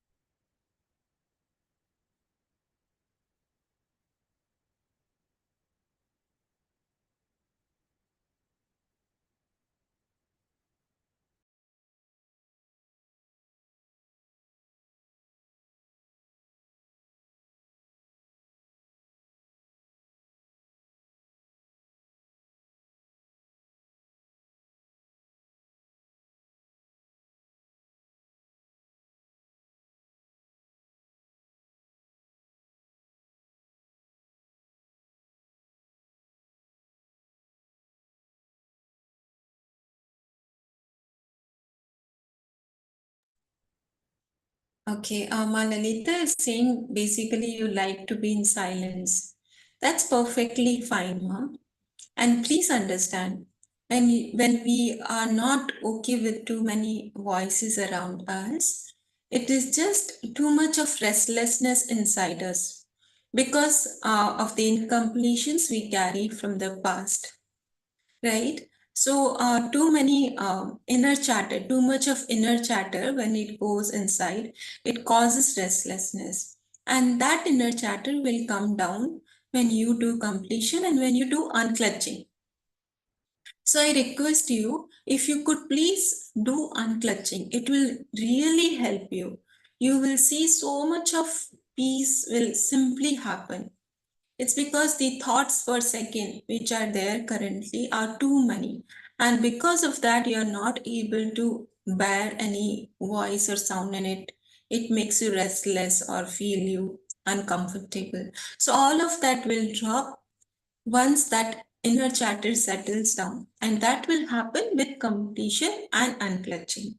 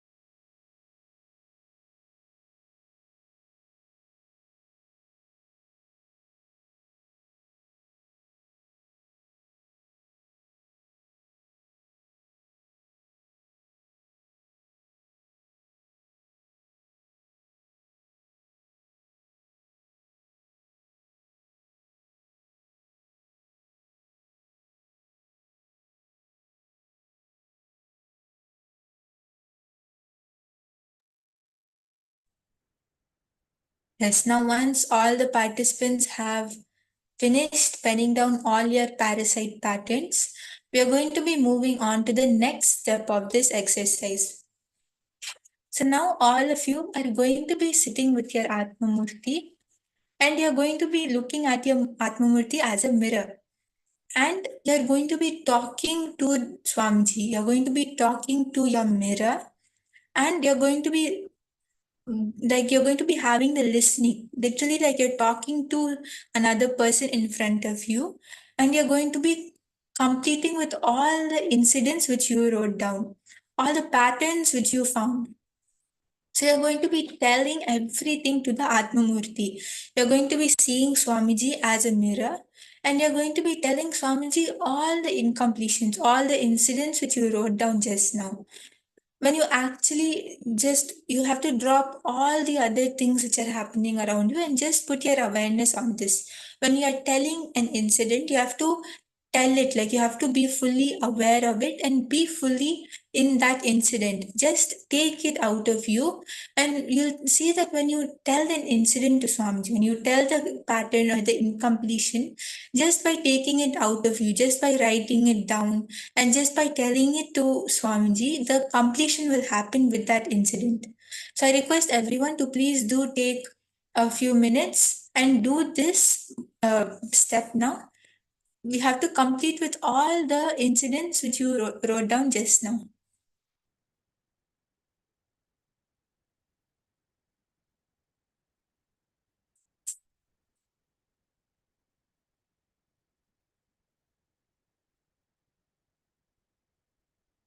Yes, Mayonana, it is also fear and maybe the feeling of not being able to deserve or doubting yourself. All of these come under the category of parasite patterns.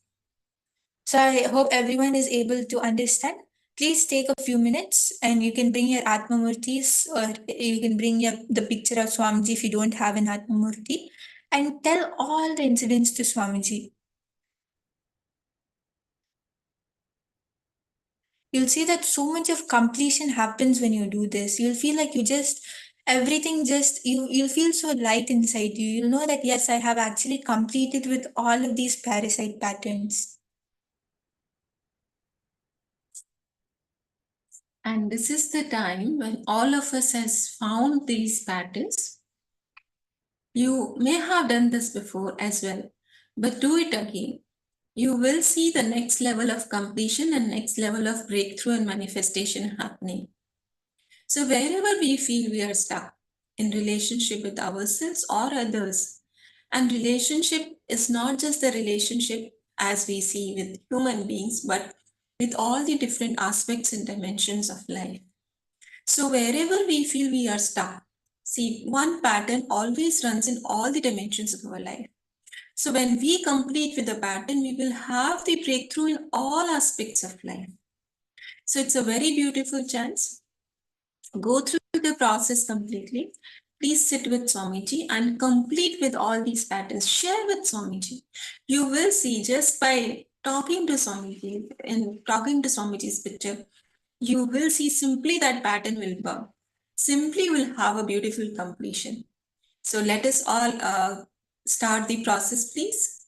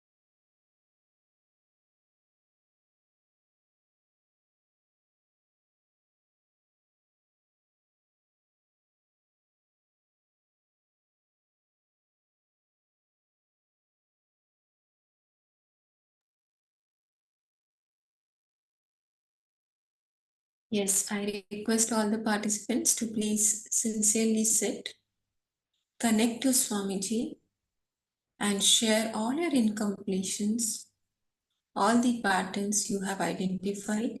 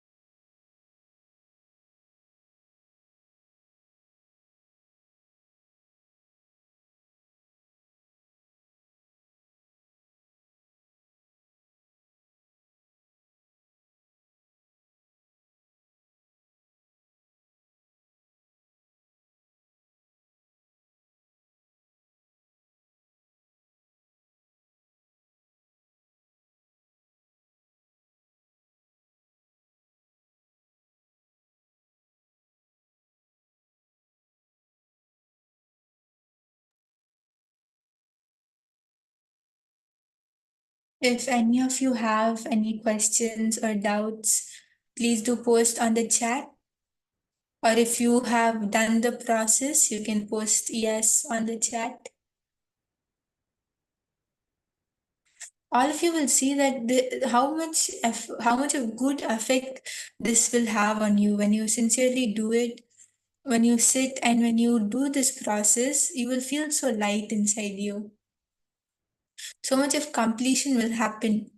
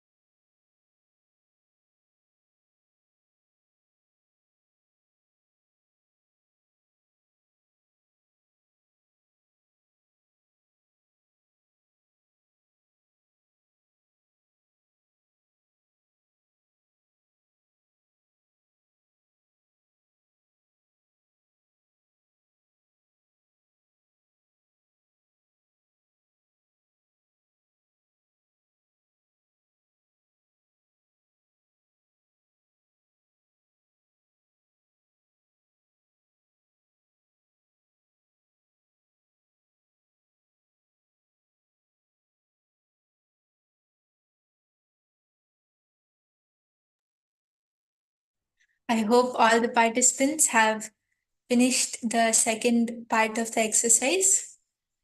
You can post in the chat. You can even post what you felt after this exercise, because you'll see that so much of difference will be there. You'll just feel like your being is flying. You'll feel so light inside you. So why don't all of you post in the chat? What do you feel? What difference do you feel inside you? Not only will you feel a difference inside you, but you'll even be able to, you'll have that space of completion where Swamiji can himself come and flow through you. You'll be able to do the power manifestation very easily. You'll be able to manifest and make into reality whatever you want. So many things will start happening for you.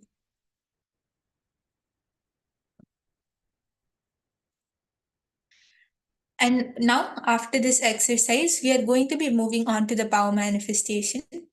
And in this round, we are going to be doing a very interesting power manifestation where, using the power of telepathy, we will be communicating an emoji through the third eye.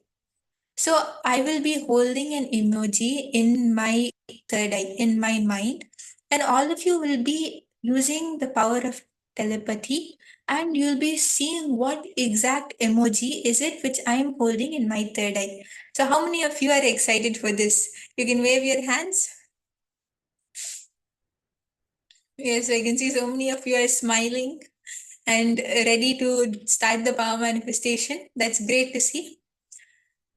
So now we are going to be starting the power manifestation. And what exactly you're going to be doing is, you're going to connect to Swamiji in your third eye in the same space of completion which you're in. All of us just did this process, and you'll see that so much of completion will be there. So that same space of completion, you're going to connect to Swamiji in your third eye, and you're going to request Swamiji to show the emoji in your third eye. And at the end of the day, all our third eyes are connected. All our third eyes are Paramashiva. So Swamiji will show you, Swamiji will manifest through you, and using the power of telepathy, Swamiji will communicate what emoji I'm holding in my third eye. So you might see it as the emoji itself. You might see a clear picture, you might see a word, you might hear it. However Swamiji shows it to you, you're going to be sharing that in the chat. So I request everyone to please sit straight and connect to Swamiji. Start chanting the Mahavakya and scan what is that emoji which I am holding in my third eye.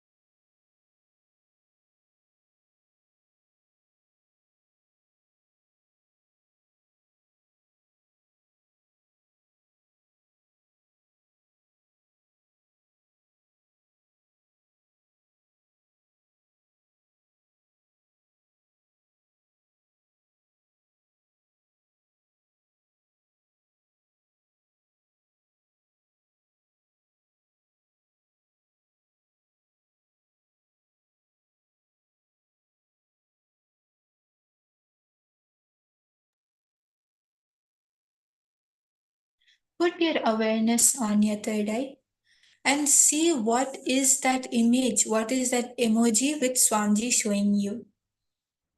What exact answer are you able to see in your third eye? Don't let your mind come in between. You'll actually see that the first answer which comes in your third eye, the first thing which Swamiji shows you is what your third eye is showing. After that, your mind will start coming in between.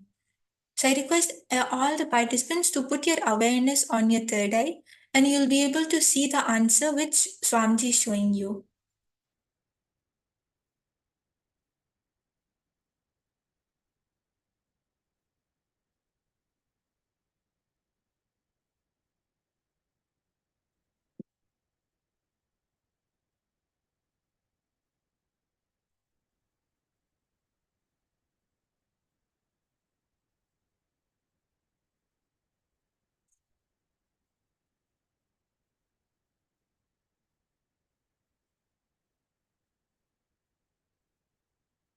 I can see many of the participants are all posting different emojis which you're able to see in your third eye.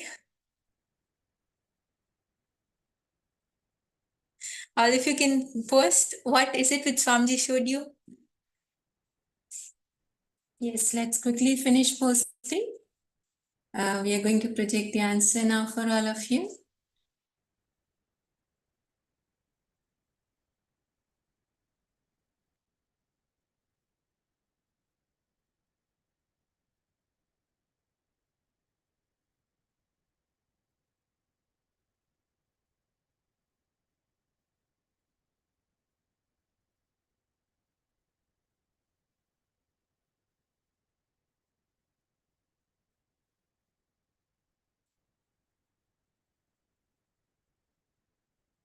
Whatever Swamiji is showing you without missing out anything, without leaving out any detail, you can post anything. Even if you see something which you feel is not even related to an emoji, yes. And all of us can see now the answer for this round is a smiley face with two hands. This is the answer for this round. And many of you have posted smiley faces. I could see that some of you saw pink color also, which is right because there is pink color here.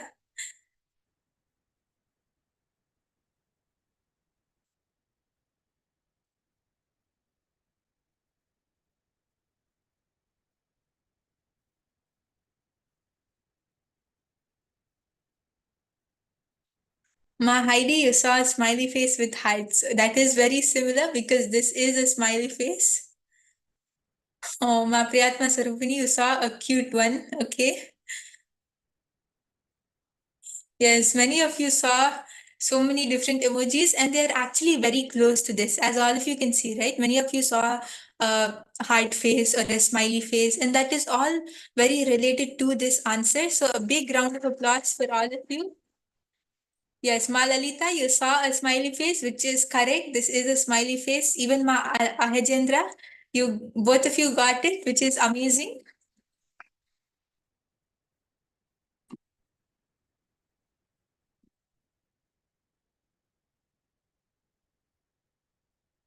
Yes. Ma Shukrendrana, you saw red and pink color, which is exactly on dot because the smiley face has red color cheeks and pink color hands. So that's a big round of applause for you. Marishu, you saw a smile, which is also a manifestation. Yes. So now we are going to be moving on to the next round.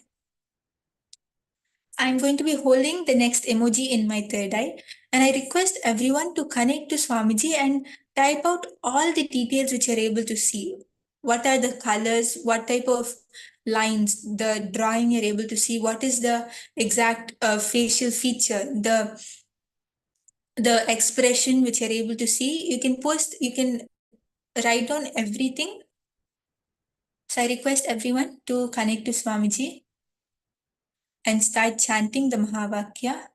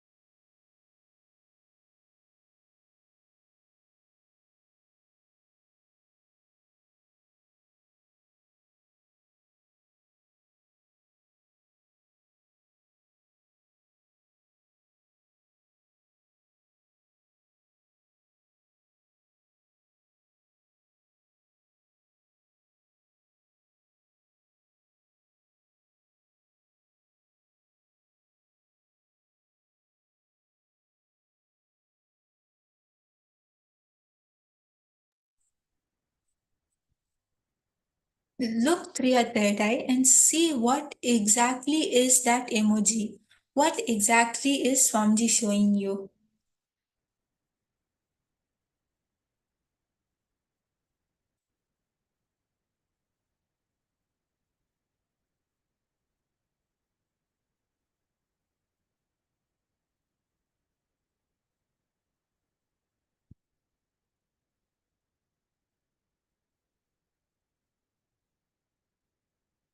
Do not miss out any details.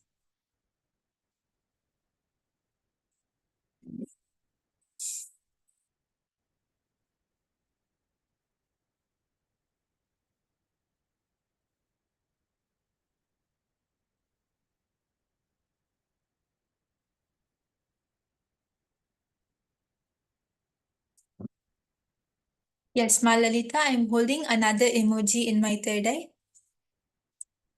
So I request all the participants to scan what is that emoji which I'm holding in my third eye.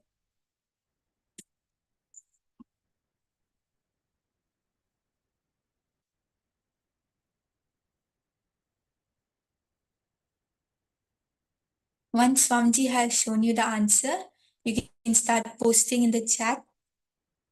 You can type out all the details which you are able to see, all the colors, designs, expressions, everything.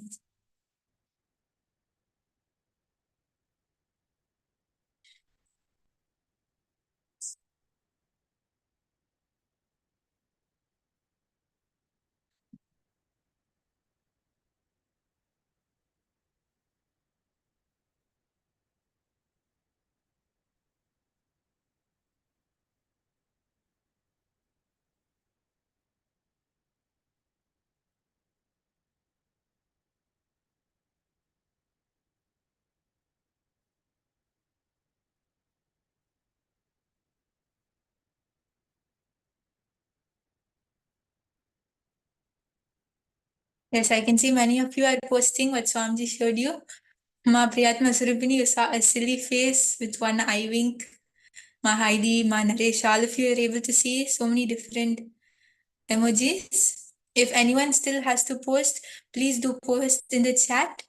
And we are going to be moving on to the answer now.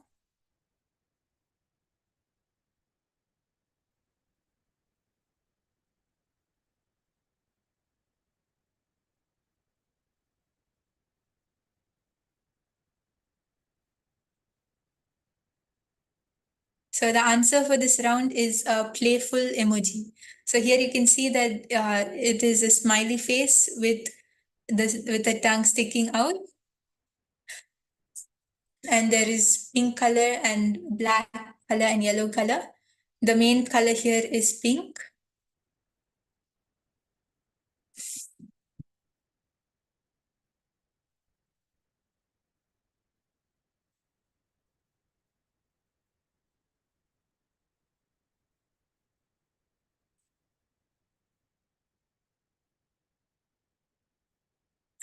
Okay, Mahajendra, you saw an angry emoji. Okay. Yes.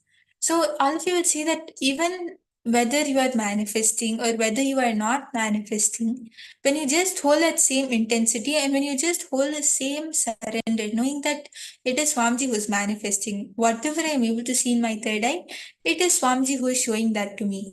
At that time, you will see that you will start getting the answers, you will start manifesting. So holding that same intensity which you held, just continue to chant the Mahavakya.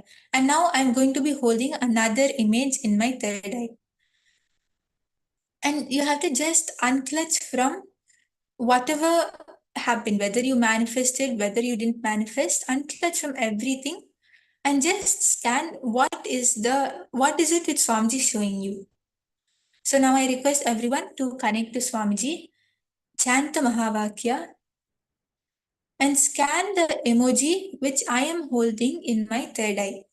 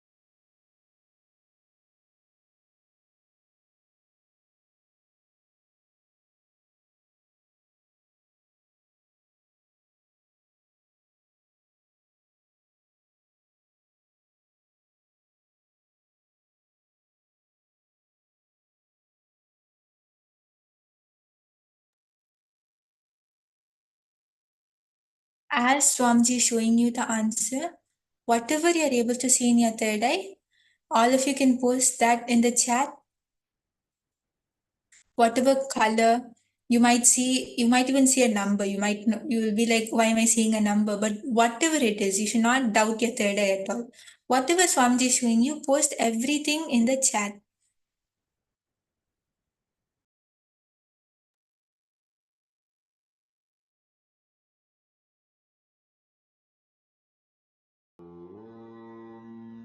Nithyananda Paramashivoham. Actually, all the participants, all of you will see that the more and more you start posting everything Swamiji is showing you, when you keep manifesting, when you keep practicing, when you keep posting whatever Swamiji is showing in your third eye, you will see that you will start getting the answers on dot. You will start manifesting it very precisely. Because many times Swamiji will show us an answer, then our mind will come in between and say that, oh, I don't think this is related. Why would this even be related to what I'm scanning? But we never know. It might be completely related. So whatever you're able to see in your third eye, whatever Swamiji is showing you, you can post that in the chat. Please do take a few minutes to post your answers in the chat.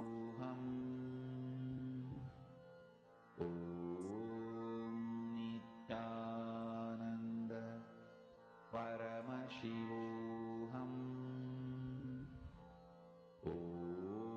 Okay, Mayonana, I can see that you saw an emoji with teeth, okay? And Ma Anandeshwari, you saw a confused emoji. Ma Ying, you saw two different emojis, one with a straight face and one with a sad face. Ma Heidi, you saw an emoji with sunglasses, okay? Ma Priyatma Suripini, you saw a face with the blue ring on the top. And you saw pink as a background, okay? Yes, everyone else can also post what Swamiji showed you in your third eye.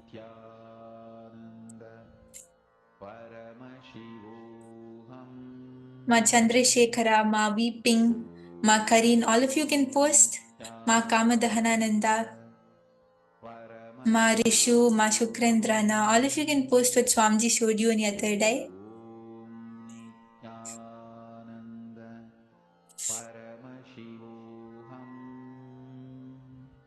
Okay, Malalita, you saw a smiley face and a mermaid, okay? Yes, everyone else can also post Ma Jenny, Ma Lali, Ma Kylie, Ma Ahejendra, Ma Margarida. All of you can post what Swamiji showed you in your third eye.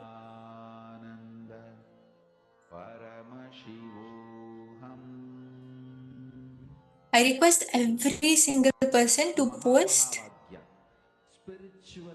Yes, and now we are going to be moving on to the answer for this round. Suprabhatam, wake up call, wake up song for Paramashiva. This Mahavagya is spiritual lullaby for you to fall into samadhi.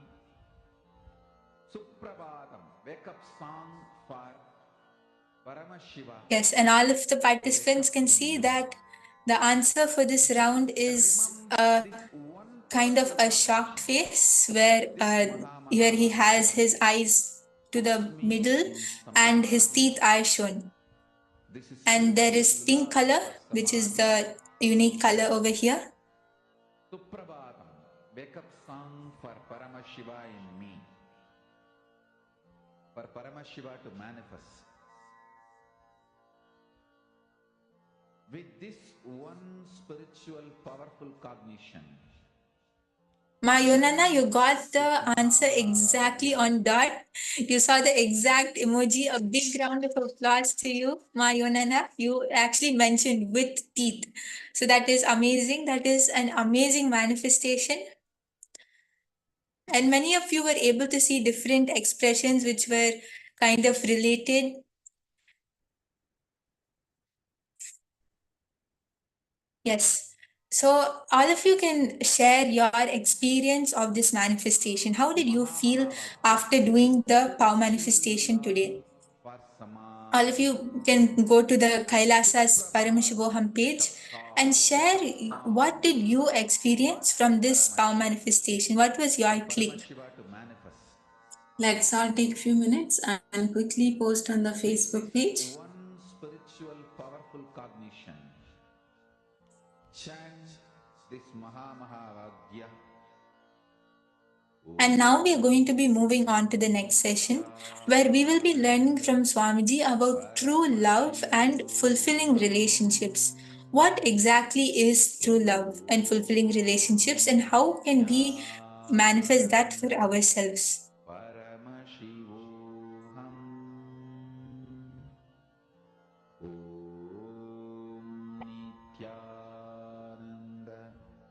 Paramashivoham.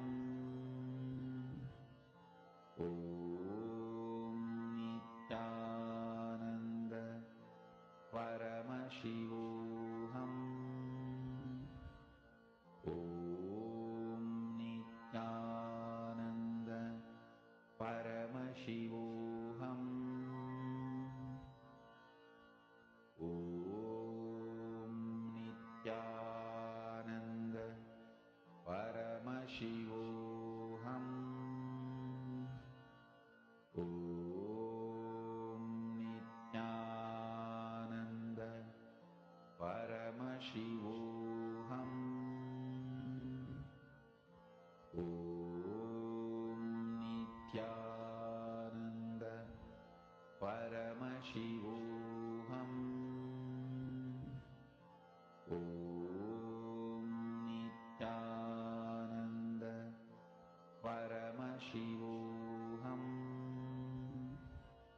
Om Nityananda Paramashivoham. Om Nityananda Paramashivoham. Om Nityananda Paramashivoham. Om Nityananda Paramashivoham. Om Nityananda Paramashivoham.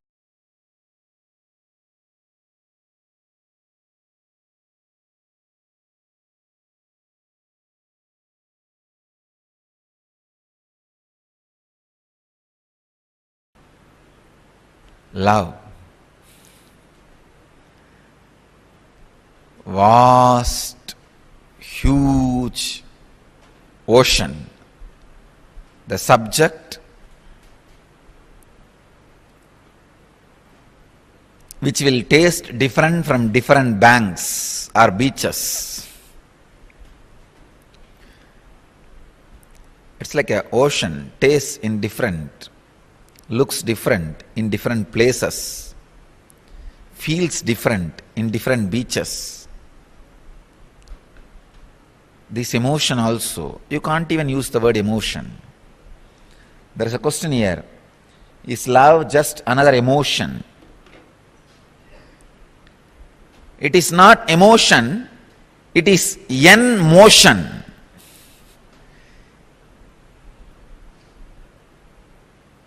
It is the energy which makes motion happen in you towards enlightenment, from enlightenment towards enlightenment. When the glimpse of enlightenment starts in you and motions you towards enlightenment, the ultimate enlightenment, between that period, what you experience is called love.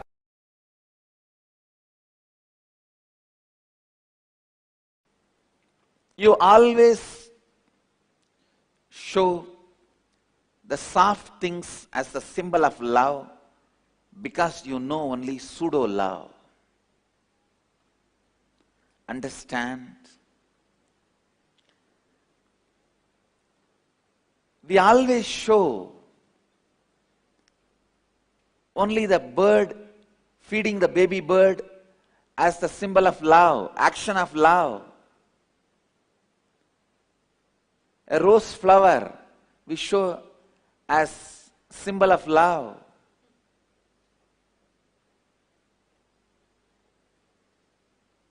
But we never show a banyan tree root, the hanging root, as a symbol of love,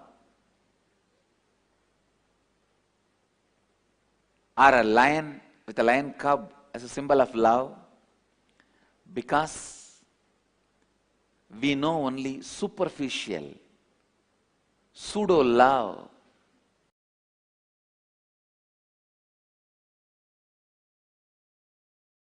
Please listen. The core source material is love. Love is Paramashiva. The source material of Paramashiva, the source happening of Paramashiva,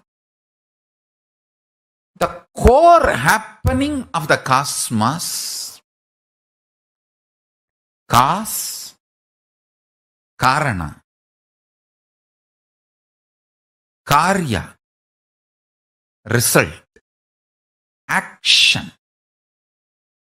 The source material, mulya of the karana and karya, Paramashiva, Param, that core is the pure love. Understand? This whole universe is nothing but multiple versions of that core love. That's all. Whether it is the planet Earth, sun, moon, you, the best of your life and worst of your life, best of your perception and worst of your perception, best of your experience, worst of your experience, all are different versions of love. When I utter the word love you, understand you are absolutely loved and protected and safe. Especially if you resonate and feel connected with that word love, when I say love you,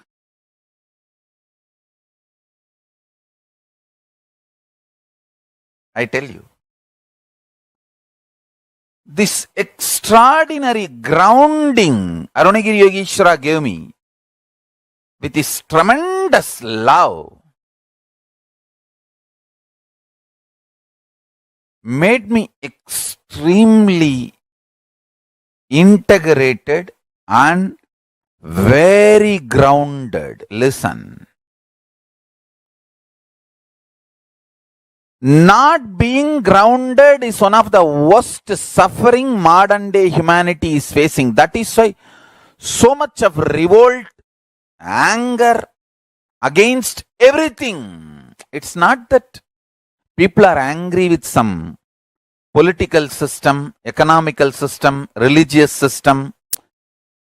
Everywhere I am seeing people are angry about everything because one of the important thing the modern day humanity is missing is teaching the children to be grounded. Understand?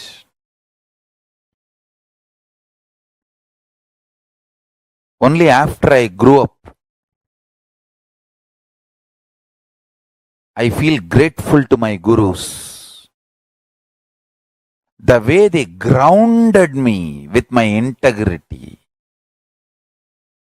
Whether yoga or puja or the right powerful cognitions, the way they grounded me, something extraordinary. I can see same my age boys who grew up in Tiruvannamalai.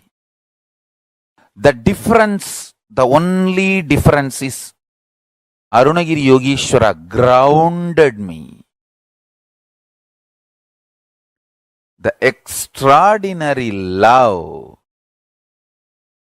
and integrity. I tell you, it is not that because he showered love, he did not integrate me. It's not love of spoiling. The modern day parents, when they can't spend time with you, when they can't groom you, train you, be around you, they just give you gifts in the name of love. You also equate gifts to love and love to gifts. This whole habit of gifts is an absolute stupidity. It's a cunning way parents cheat the kids. When you can't spend time with them, groom them, integrate them, in the name of gifts, cheating them. I tell you. I'll really have to tell you.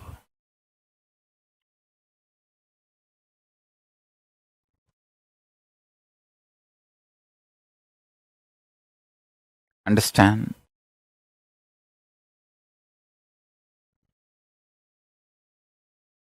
My gurus gave me love which made me integrated.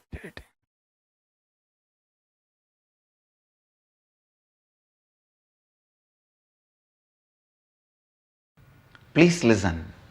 Now I am going to make a very important sacred secret. Going to make a very important statement. Please listen. Now I am going to make a very important statement. Love of the Master enters into you, completes you, fulfills you, and turns back as love for the Master and enlightens you. Listen. Love of the Master enters into you, fulfills you, completes you, turns around and flows as love for the Master and liberates you.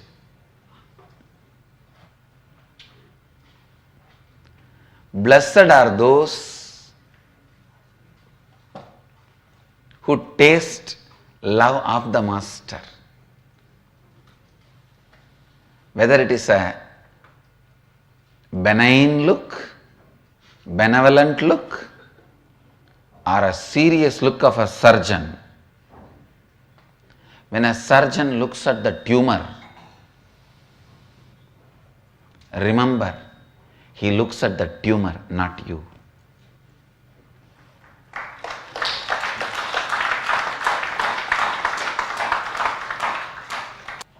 Unfortunately, when I look at the tumor, to terrorize the tumor, you mistake I am looking at you. Understand, decide clearly to hate what Master hates, to love what Master loves. In every one of you, there is a part Master loves. Love that part, cherish that part, nourish that part, entertain that part, enrich that part, that will enlighten you. In every one of you, there is one part Master hates. Hate that, destroy it, complete it, drop it. That will be a great liberation for you.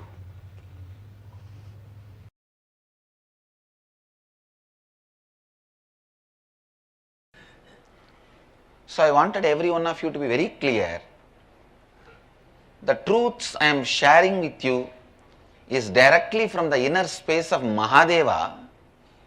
Please understand, research and development and perfection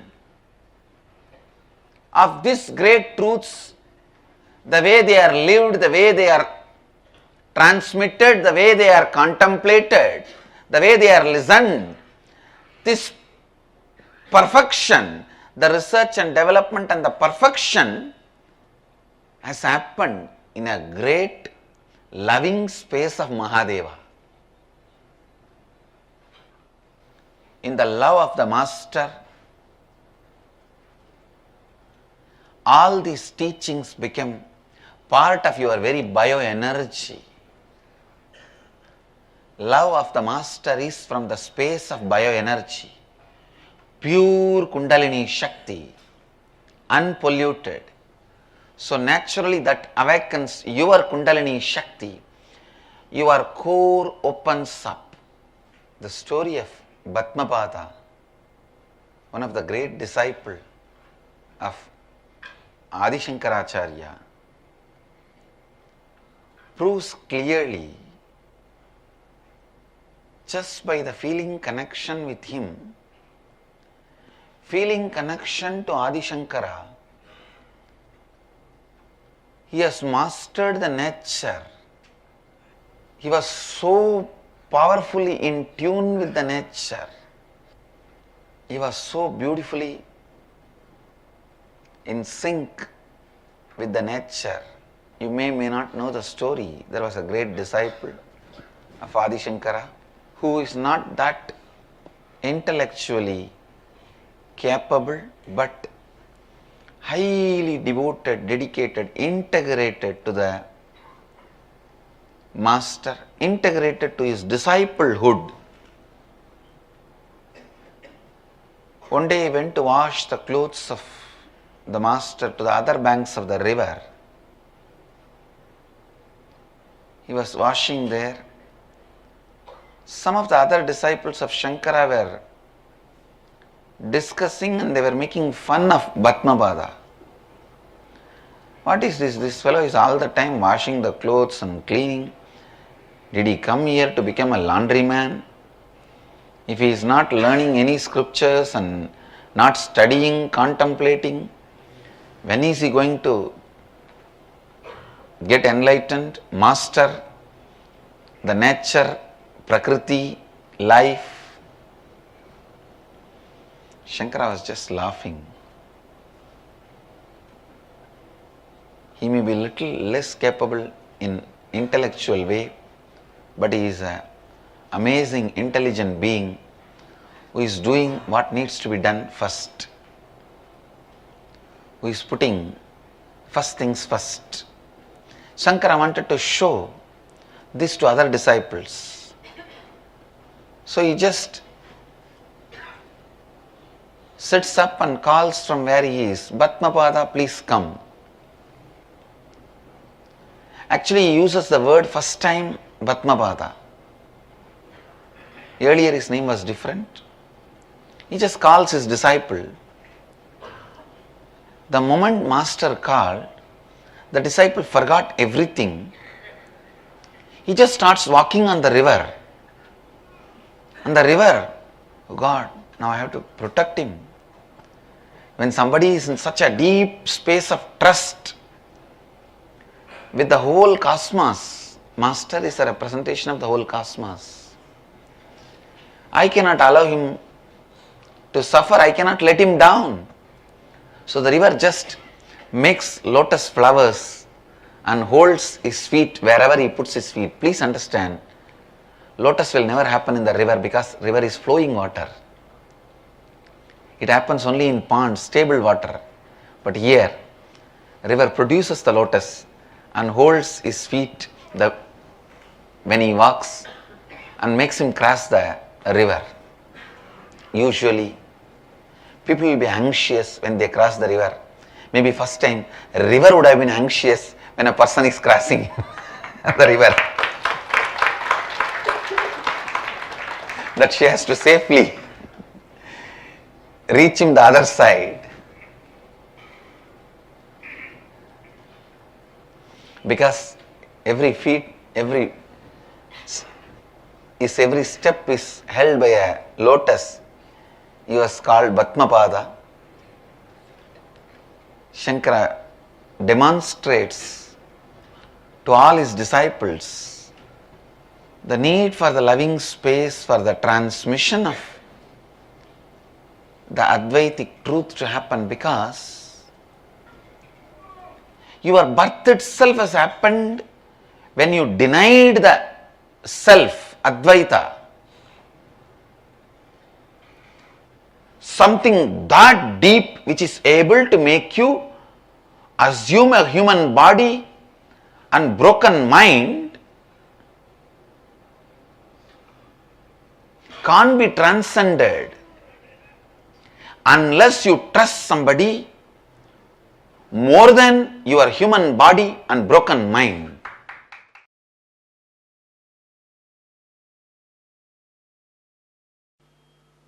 The moment you start the completion process,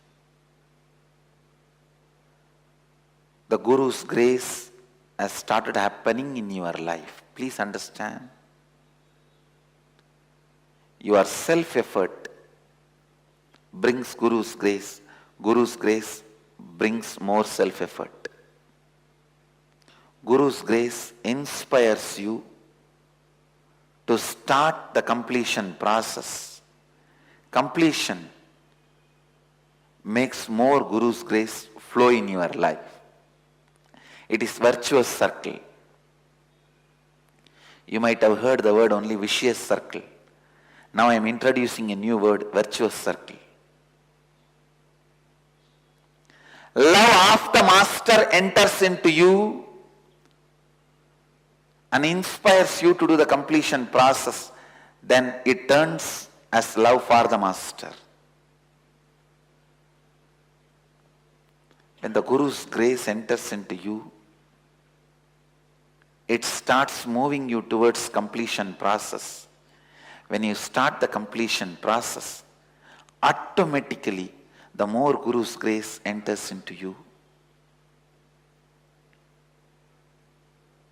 Please understand, don't ever be afraid. Don't say, oh God, I have so much incompletion. How can I ever think I can complete and rewrite my future? When a fire starts burning the trees, not only the forest reduces, the strength of the fire gets added. So when you start doing completion, you may have 10,000 incompletions in front of you. But when you do even one completion, two completion, all the completed thoughts will become power of you. Not only enemy is reducing, friend is increasing. Opposite army is reducing, your army is increasing. The pattern of completing with incompletion becomes your strength.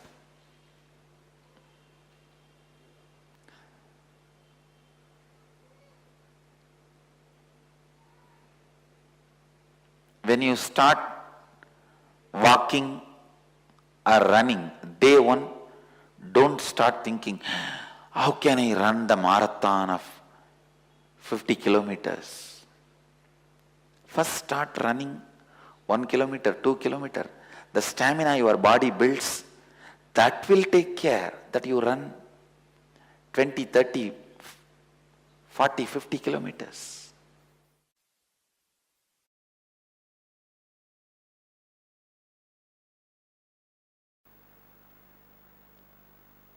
Completion with life is eternal love. Please understand. With anybody you feel complete.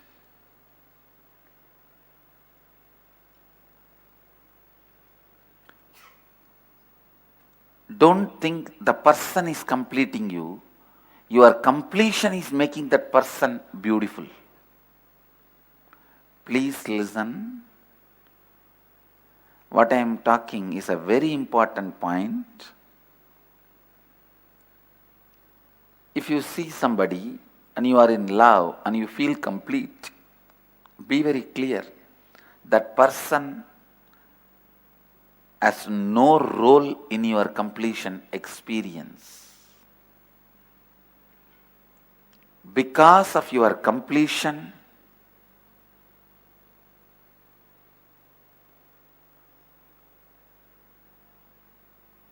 the person looks more greener than the green itself, more rosier than the rose itself,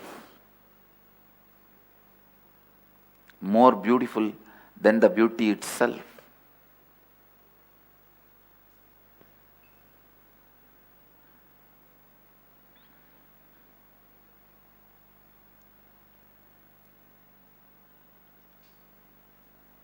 Completion is the state where you rest in awareness. You always rest in unconsciousness, but with completion, you rest in awareness. You rest in peace. You rest in your existence. You rest in you.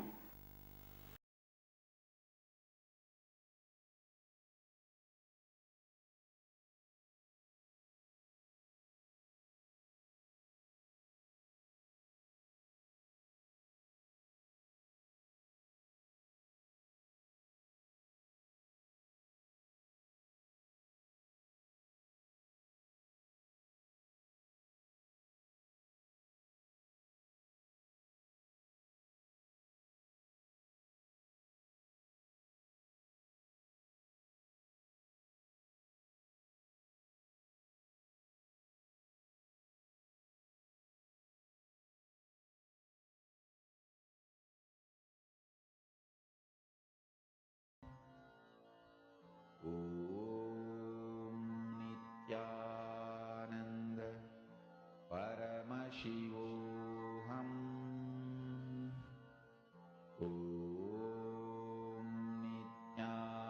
Nityananda Paramashivoham.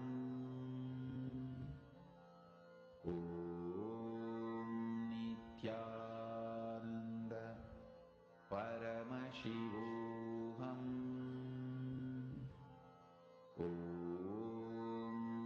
Nityananda Paramashivoham. Nityananda Paramashivoham.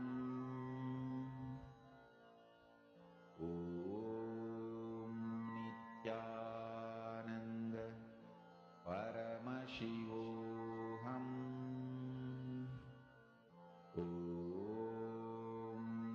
Nityananda Paramashivoham.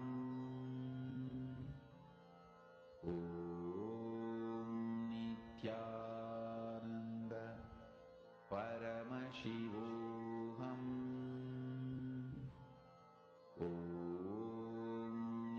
Nityananda Paramashivoham. Very beautifully. In this session, Swamiji gave us the real meaning of true love and fulfilling relationship. For each one of us, this session would be a very redefinition of that basic word we use so many times, love. But today, each one of us have understood love in its truest form, as Swamiji said, defined as per Paramashiva himself. For each of you, which was the most powerful cognition that you got from this session? Which cognition clicked with you on these deepest revelations about true love? See, Swamiji says very beautifully, love is your birthright. When any situation that is coming in your life, whatever it may look like towards you, like for example, you're feeling some discomfort in your body, or it may be something at your workplace. Anything, any situation that life is giving you is actually nothing but a form of love. So powerfully Swamiji revealed to each and every one of us that to look at every situation in life only from that context.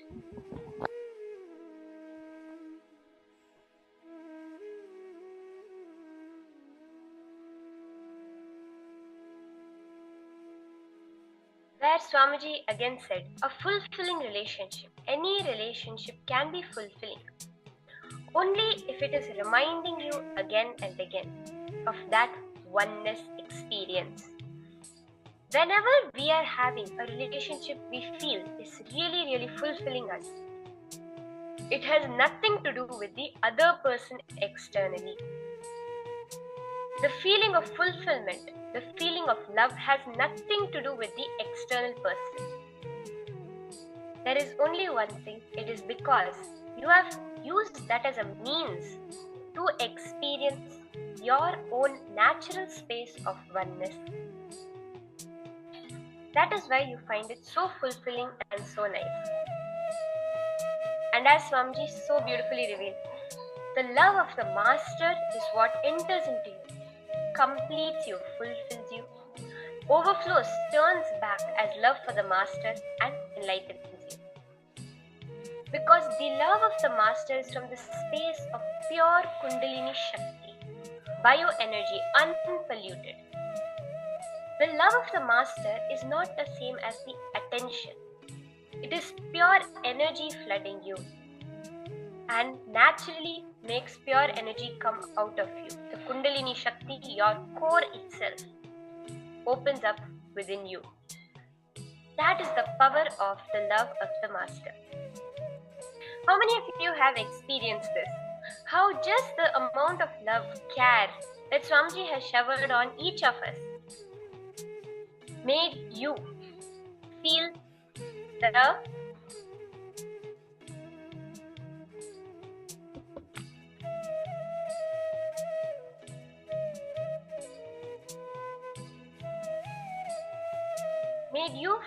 exactly how beautiful life is for you, and made it overflow as love towards Swamiji and completion in every aspect of your life. Take a few minutes, Ma Lalita. All of you can take a few minutes to pen down. What is it? Where are you able to see that in your life? How Swamiji's love towards you has overflowed back as love towards him and complete completion in every aspect of your life. So now we are going to start a small exercise to start manifesting fulfilling relationships. See, Swamiji reveals everything is a science. It is when you know how to play with that science of life, you will automatically start manifesting it exactly as you want. So this is a small exercise that Swamiji has revealed for that. So let us start this, okay? Are we all ready for it? Okay. So take any one relationship where you want to experience true love with that person, but currently you're facing conflict. Take one relationship in your life. It can be your family, your parents, your siblings, your spouse, any relationship that you really want to experience true love in. Yes. Can I request all of you to post in the chat which relationship is this that you are going to be taking up if you're comfortable? Do post it in the chat which relationship you're going to be completing with.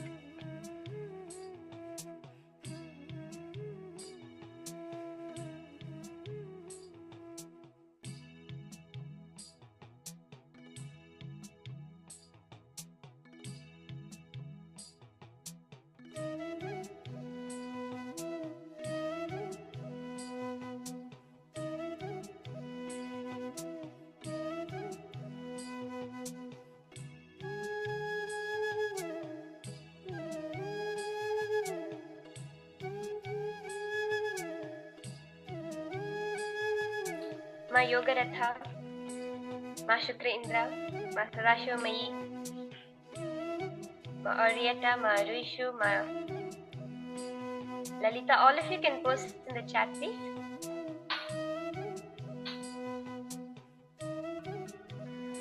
Yes, Ma Kamadhana, you also can post, Ma.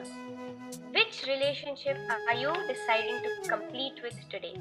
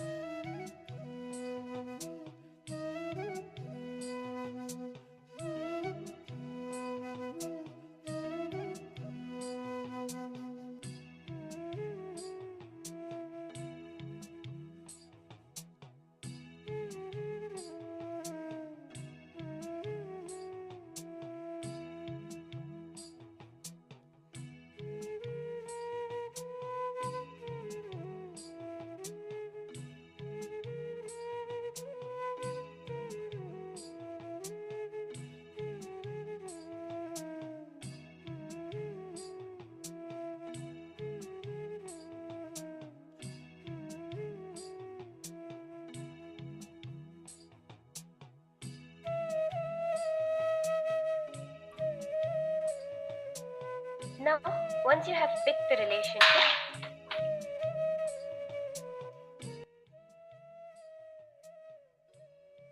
yes.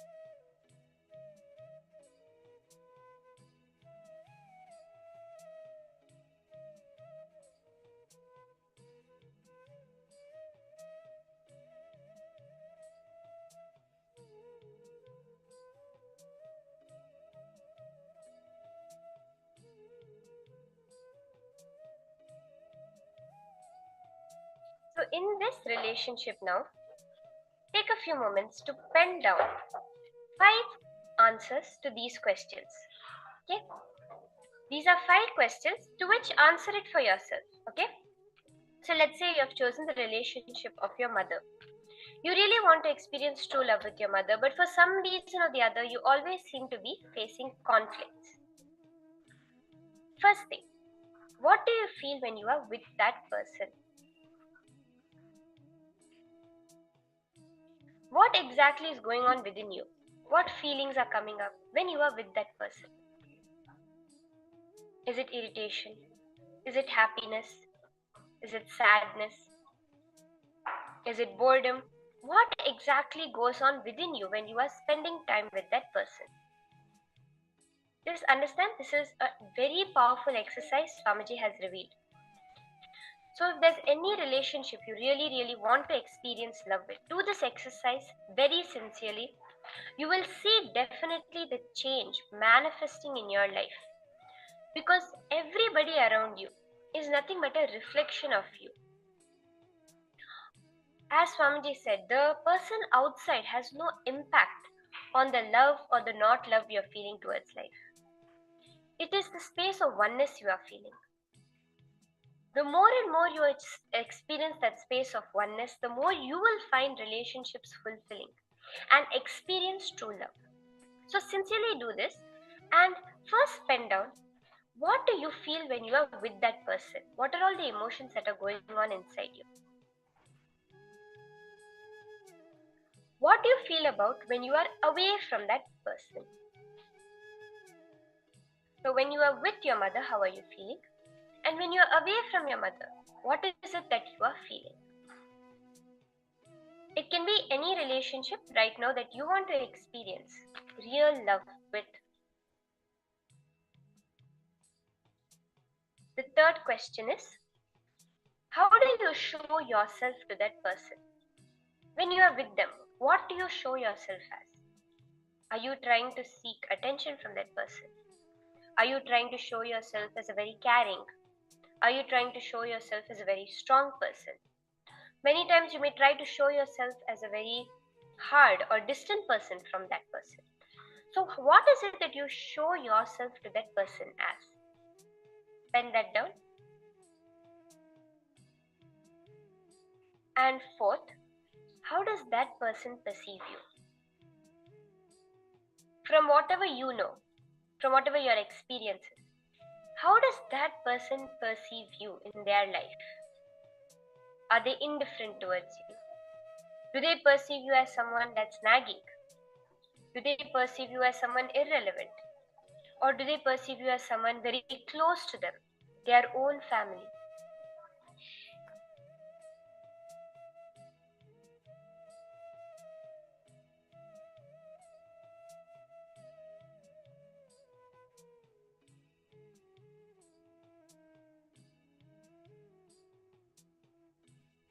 And fifth, What are the perceptions you hold about that person? How is it that you perceive that person? Are you perceiving them as a scary person in your life? Are you perceiving them as a irritating person in your life? Are you perceiving them as a very important person? How is it that you perceive that person? Just sincerely take a few minutes now and pen down the answers to these 5 questions. It can be any one person. So in this exercise, we will be doing it with one person. But you can actually do this with any relationships in your life you want to experience love in, and you will see the difference manifesting. Let's take a few minutes for this.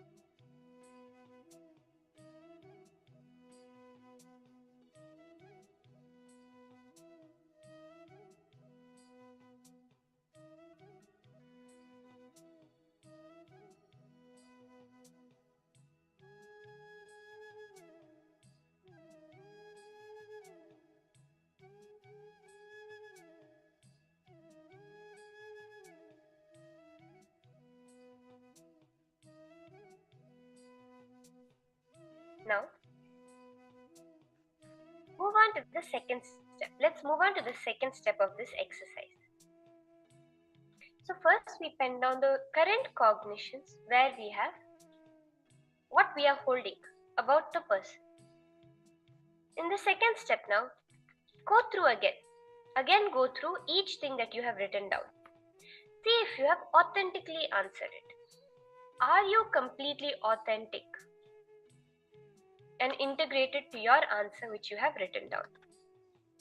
Understand this answer, this exercise is just for you. You do not need to show it to anybody, but this will help you complete in your relationship. So these 5 questions. What do you feel when you are with the person? What do you feel when you are away from the person? How do you show yourself to them? How do they perceive you, and how do you perceive them? These 5 questions, just look in and see. Review what you have written and see if you have authentically answered. Let's have a few seconds for each of you to do this now.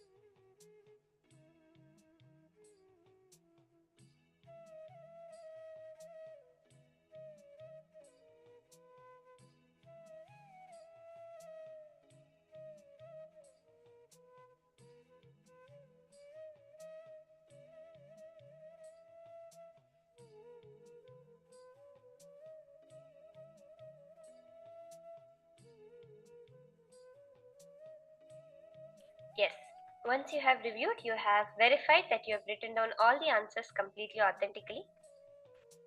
Let us move on to the third step of this process.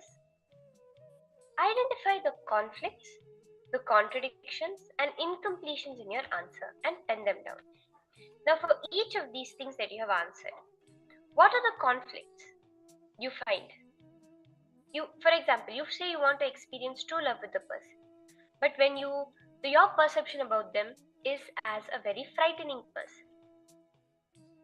You want to experience true love with them, but the way you show yourself to them is not who you actually are. You try to show them as someone who is very independent, and you actually feel dependent on them.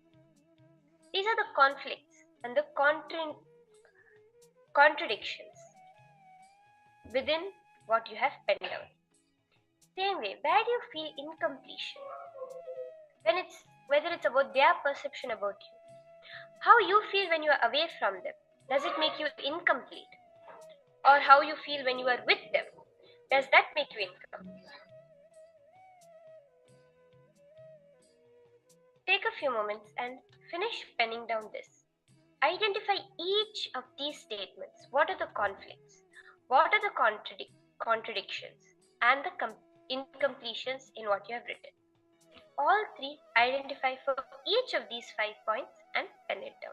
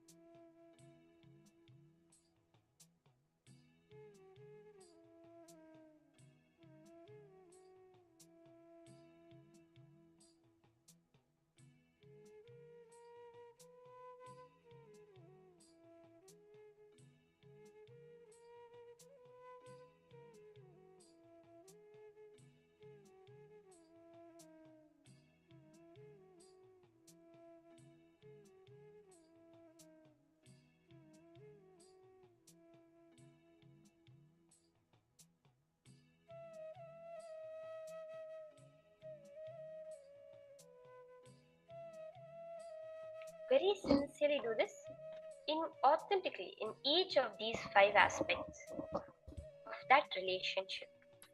Identify the conflicts, contradictions, and incompletions you have that are not aligning with your wish, your desire to experience complete completion, fulfillment in that relationship. when you identify these, next we will be moving into the fourth step. These incompletions you have, which you have with that incident, look into your life and pen down the situations or incidents that started that incompletion within you.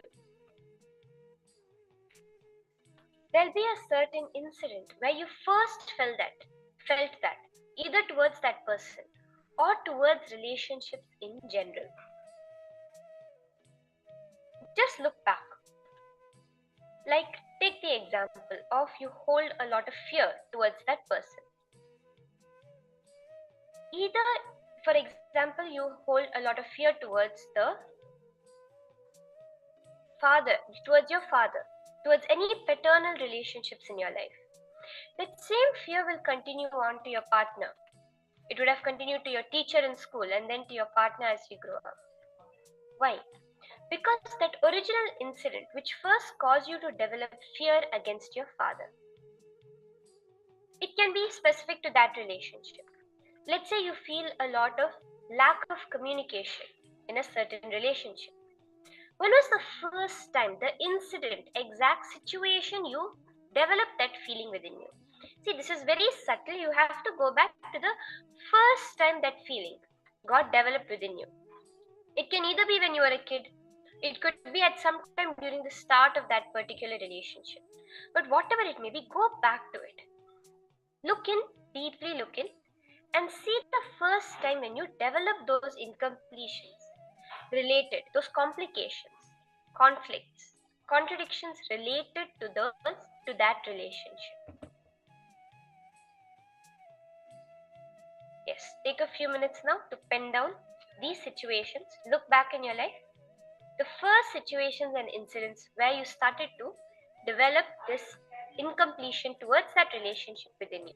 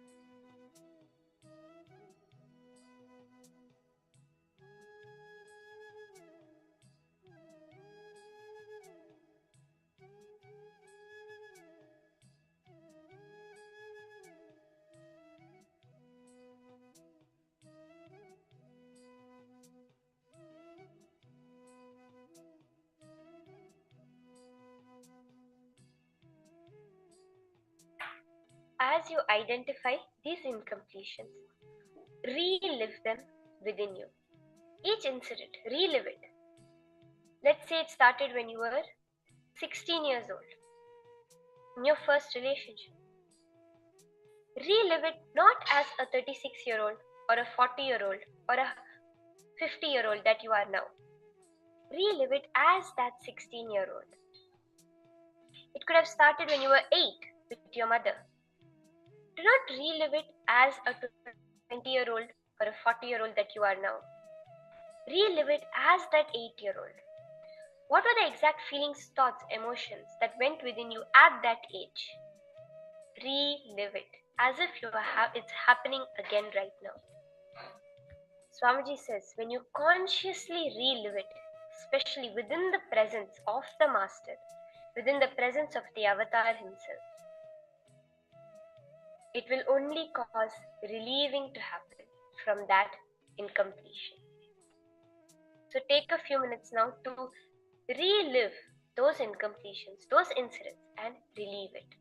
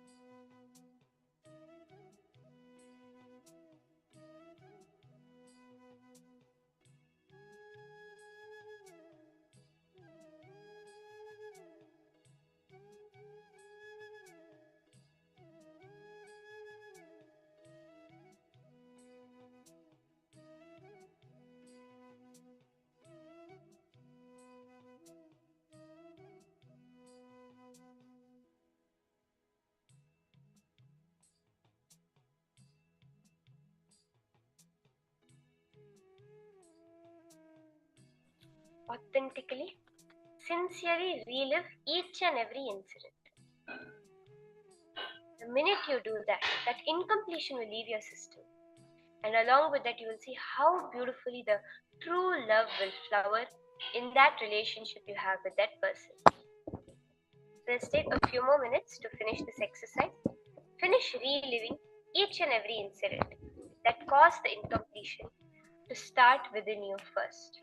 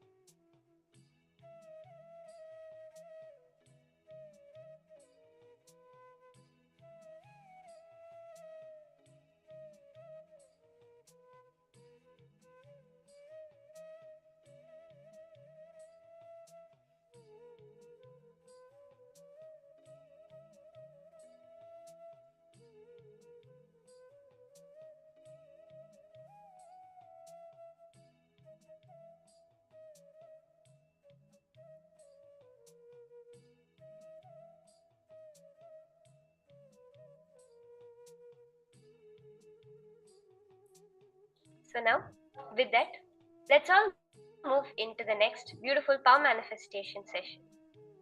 Each completion that happens within you will definitely manifest as powers.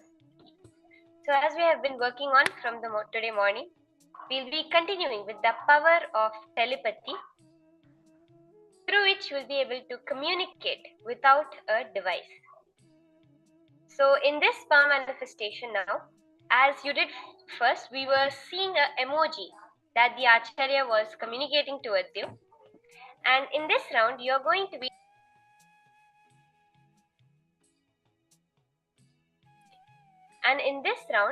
we are going to be communicating a certain simple action.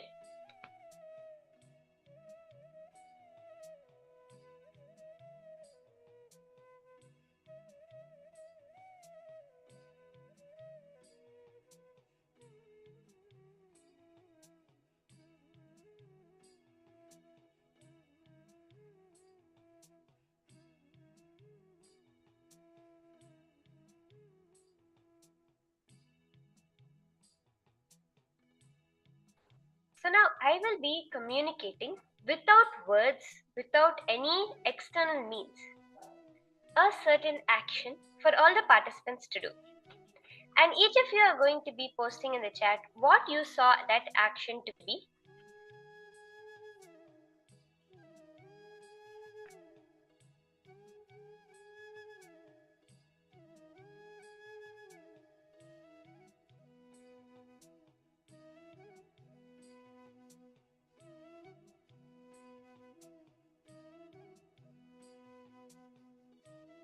So are we all ready for this power manifestation? All those who are logged in, can I have a yes in the chat from each one of you if you're ready to start this power manifestation? Ma Lucy, Ma Forum, Nityanandam, Ma Kamadahana, Ma Jyoti, Konda, all of you can post in the chat if you're all ready for this power manifestation.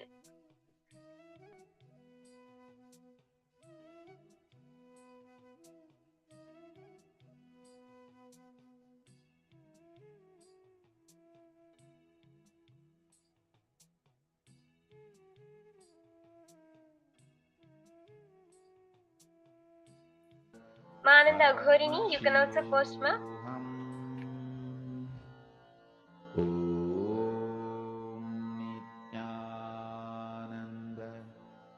So let's start now. I'll start with projecting first action to all of you. The action that I'm going to be communicating to each one of you. And you're going to be posting what you were able to see through your third eye. What was the action that I was communicating for you to do at this moment? So let us start. Now you can communicate with what is the action I want each of you to do.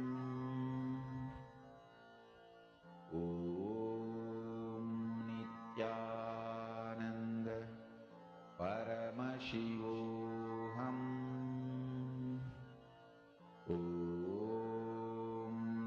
Nityananda Paramashivoham. Just connect to Swamiji and chant the Mahavakya Om Nityananda Paramashivoham intensely.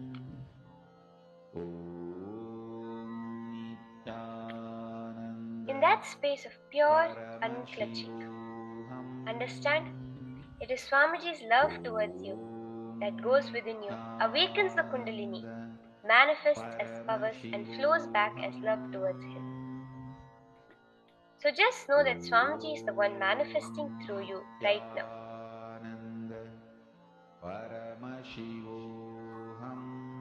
Just know that Swamiji is the only one who is manifesting through each and every one of you now.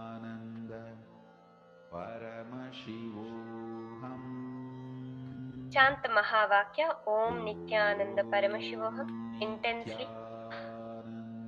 Listen to yourself chanting the Mahavakya. And post whatever Swamiji is revealing to you as that exact action I'm communicating for all of you to do.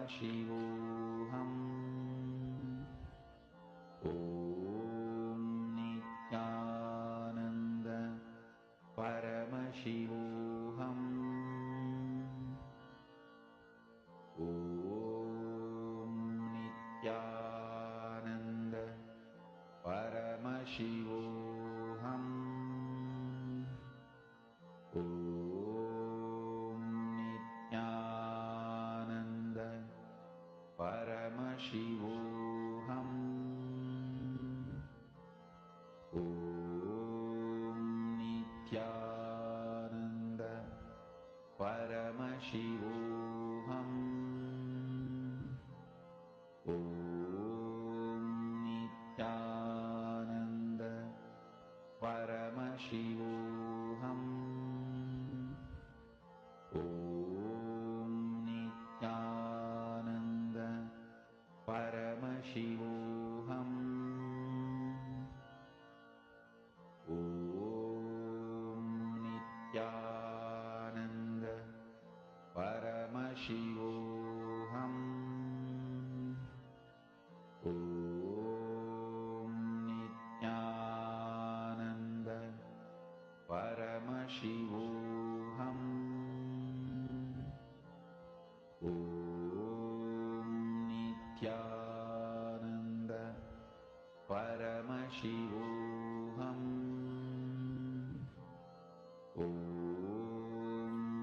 Yes, you can all now post exactly what that action that I was projecting to all of you was.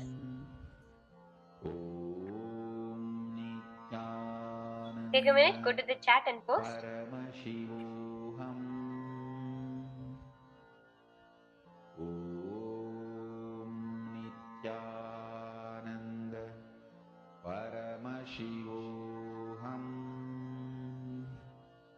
Om Nityananda Paramashivoham Om Nityananda Paramashivoham Om Nityananda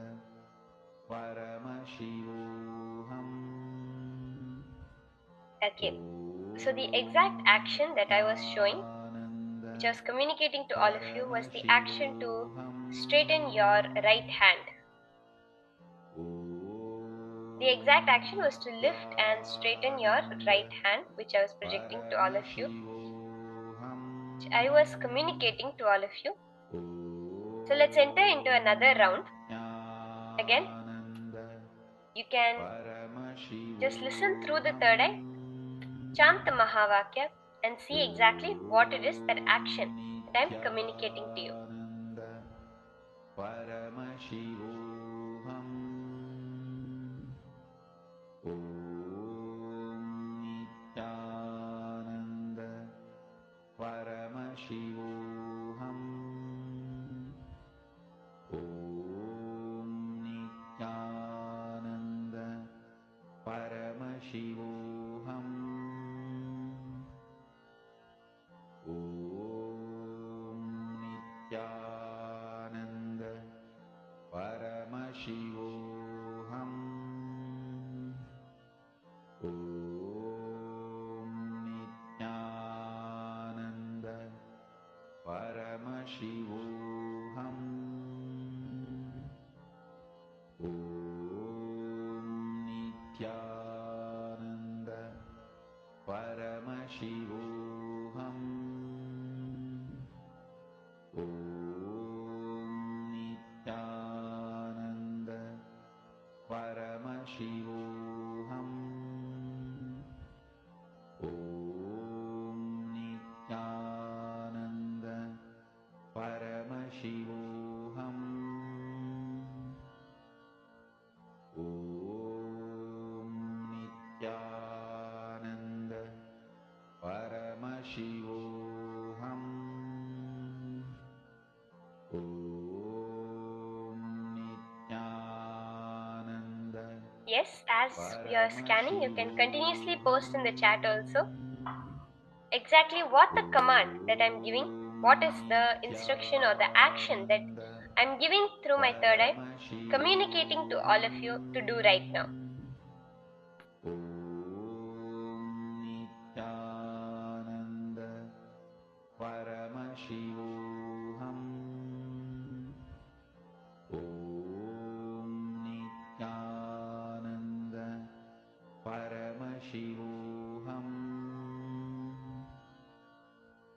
Om Nityananda Paramashivoham Om Nityananda Paramashivoham Om Nityananda Paramashivoham. Okay, so we'll move on to the answer now. The exact action that I was projecting to all of you was to raise the number 2 on your hand. So that was the exact action that I was projecting, communicating for all of you to do, was to raise the number 2 on your hand. Let's do one more round now of manifestation. So again, I'll be communicating through my third eye another action for each of you to do, and you can post it in the chat. Okay, so let's start now. Chant the Mahavakya, connect to Swamiji, and let us enter into this manifestation. Paramashivoham Om Nityananda Paramashivoham Om Nityananda Paramashivoham Om Nityananda Paramashivoham Om Nityananda Paramashivoham Om Nityananda Just connect intensely to Swamiji. Can deeply just connect to the vibration of the cosmos.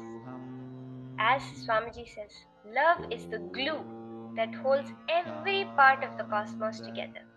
Go into the deep space of feeling connection, of love to the Guru. That will manifest as powers for you. And just post, what is Swamiji showing you in your third eye? What is the message that you are getting as the action to do?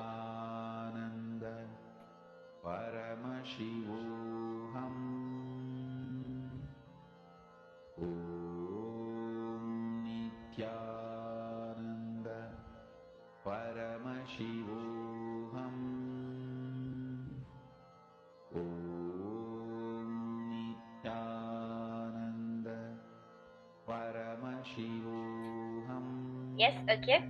So the exact action that I was projecting to each of you was actually to lie down. So the action that I was saying each of you to do through the third eye, through the power of telepathy, was for each of you to lie down currently. Just to stretch out and lie down. That was the action that I was projecting through my third eye.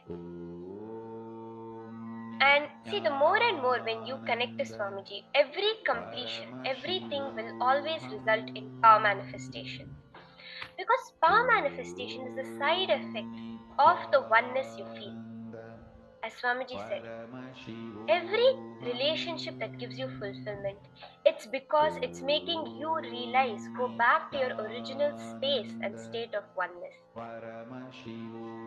So the more and more you experience that oneness, the more and more you will see how whole life becomes fulfilling, and not just stops at that, you start manifesting powers.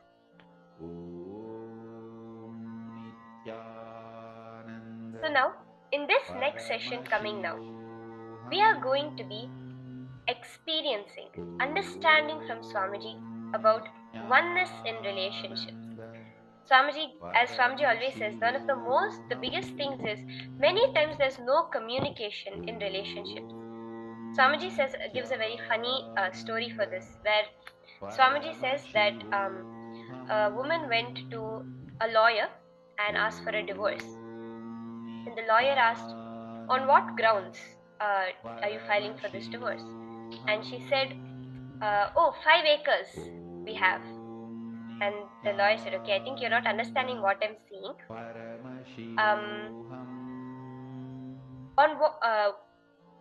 Does your husband beat you up? And she says, no, I always get up 2 hours before him. I never let him wake up before me. So this goes on, and then the lawyer understands that it's a futile conversation, and he tells the woman, do you really want a divorce? She says, no, I don't want. My husband wants a divorce. He claims that we don't communicate. So Swamiji says this is generally the nature of our relationship. So now we are going to be learning from Swamiji directly about how to bring the space of oneness in relationships. Let us now listen to these higher powerful cognitions from Swamiji.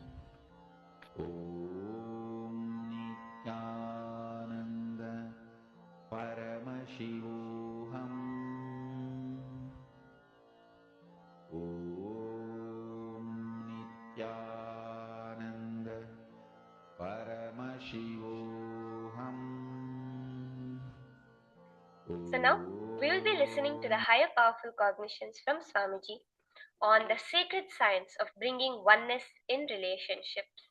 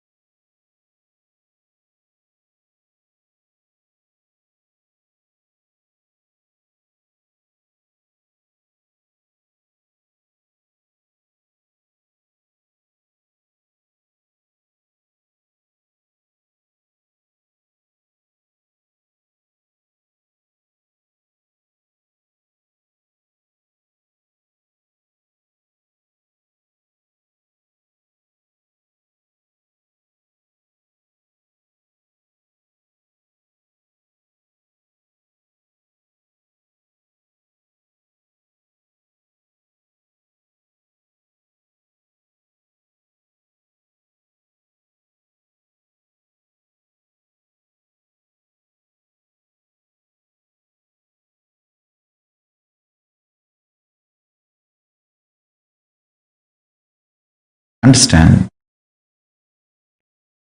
People cognize relationship in various shades. Sometimes monogamous, sometimes polygamous, sometimes complete celibacy, sometimes complete suppression, not celibacy, suppression, sometimes over expression, over sexed, various shades. First thing I want to tell you, I am not going to tell you what is right, what is wrong, what you should do, what you should not do. No. I am going to tell you cosmic constitution, what Paramashiva wants, how he looks at the shades of relationships, like a rainbow shades. How he looks at the whole shades, that's all I am going to tell you. Understand? Listen very carefully, because I don't want to say something is right, something is wrong, because it all depends upon the natural selection you have done, your body has done. Understand? Your totality of your body and consciousness, Chit Jatak Granthi, that is what Hindu tradition, Sanatana Hindu Dharma, cosmic constitution describes you. Chit Jatak Granthi. The conscious decisions of your Anma, soul, natural selections of your body, DNA, these two overlapping on each other, forming a knot is you. Now, this conscious decision and natural selection, these two, how it is matching, overlapping, decides whether you are going to be a celibate, suppressed, monogamous, just having one or two affairs outside your legitimate relationship, or polygamous. All that is going to be decided by these two overlapping. Your conscious decision process and your natural selection DNA. Listen.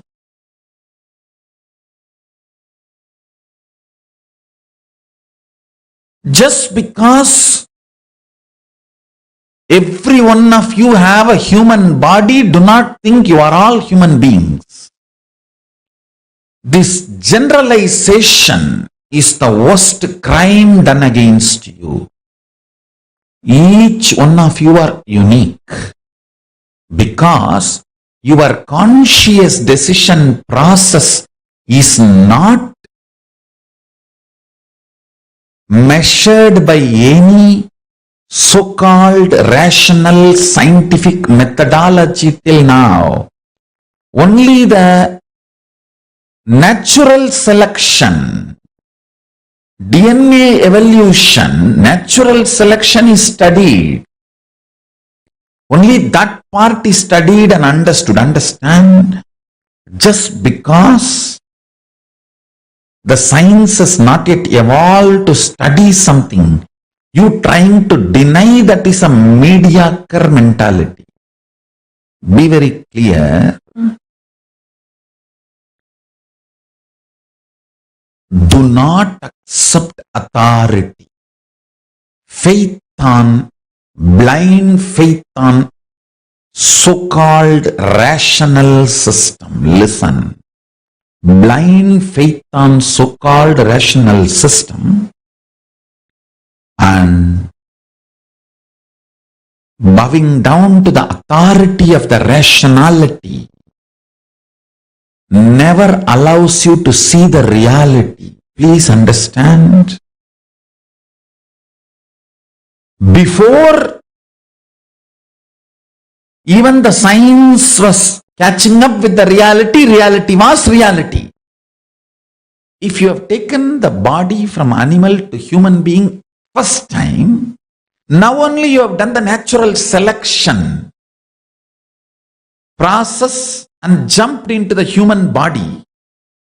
Naturally, your senses will need too much of support from the external inspiration, like a lot of quantity of food will be required, lot of sights pleasure, lot of music pleasure, lot of smell pleasure, lot of touch pleasure, lot of sexual pleasure. Too much is needed to keep yourself engaged, entertained, alive. And if you are denied of all that, you will be depressed. That's a problem. You will be depressed. So I don't want to say what is right, what is wrong. I don't want to give you a kind of a generalized solution. I will reveal the sacred secrets Paramashiva reveals. If you have already done the survival, means the natural selection process, more and more means from animal body you took the jump to human body. In the human body you lived few births and you have done a lot of conscious decision and more natural selection, and you evolved your system. Suddenly, listen carefully, too much of shadow of conscious decision gets embedded into your natural selection process, and you develop something called Divya Sarira, light body, which reduces your sensual needs drastically to keep you alive and excited. Means, if your Divya Sarira develops more and more, with less input from the external world, you will be more alive, joyful, excited, inspired, radiating. You may not need sense pleasures to keep you alive and active.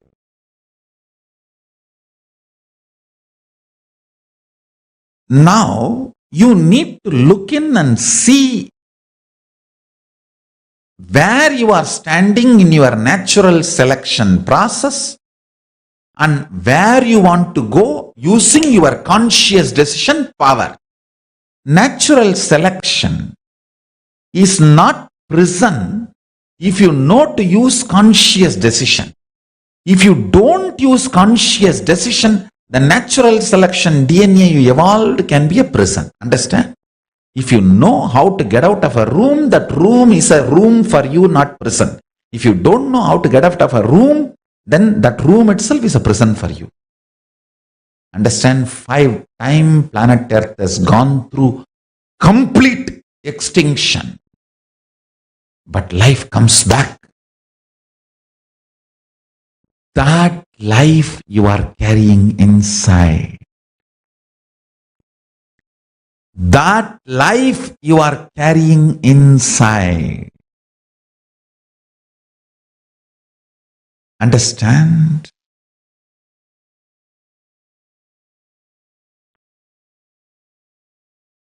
That life flourishes, manifests, raises its frequency, rules life by more and more conscious decisions and powerful cognitions.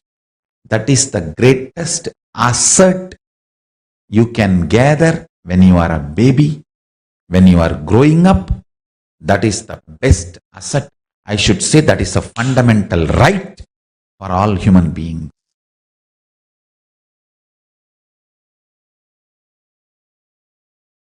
I have a small video. I wanted all of you to see a video called Cosmic Eye. Then I'll explain.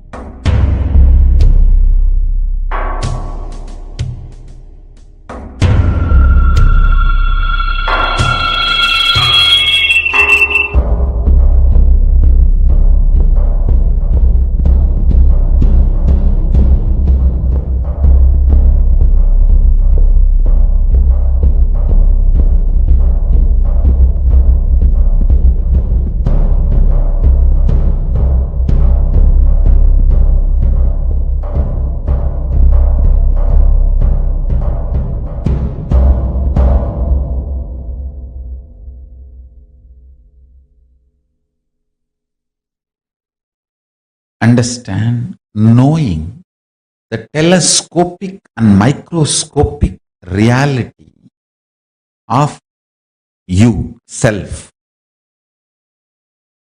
God, Ishvara, Jagat, universe, makes you make right decisions about relationships. Understand? Don't think I'm giving an impractical solution for your simple day-to-day problems. No. No band-aid solution can help you in your relationships. You think just a plastic smile can help you completely be happy with your family and relationships? No. Your core need to cognize powerful cognition. Only then your attitudes and understanding about you and life will get matured.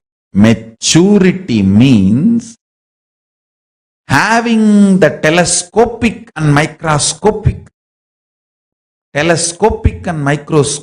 vision, clarity, powerful cognition about everything you are handling in your life. Everything you are handling in your life having telescopic and microscopic vision is what I call enlightenment. When you know Life cannot be destroyed. You know nothing can touch you. You will start loving and being compassionate with everyone. You can't destroy me. So I am compassionate and loving to you. You are not a threat for me. Nobody is a threat for me.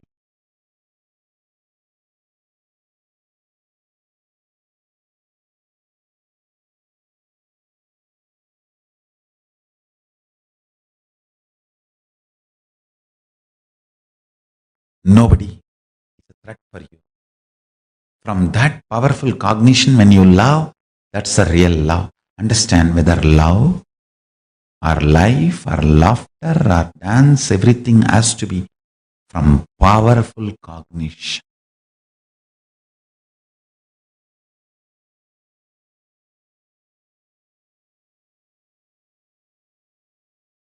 The shades of relationship is decided by the conscious decision process. Decide to use the conscious decision process to break free from the DNA you developed by natural survival.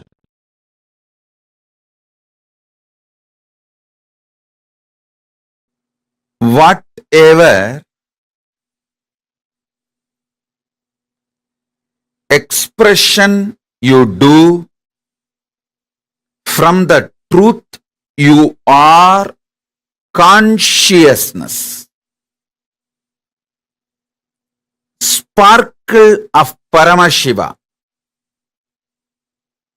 Whatever you manifest from this truth is relationship. Everything else, whatever you manifest from the idea you are a body or just mind, just emotion, will all be only situationship, not relationship. Listen. Listen intensely. These two words are the key words. Relationship, situationship.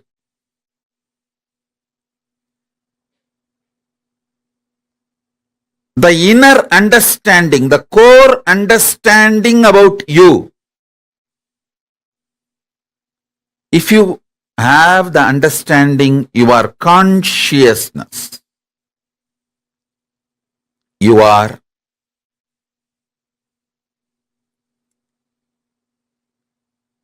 manifestation,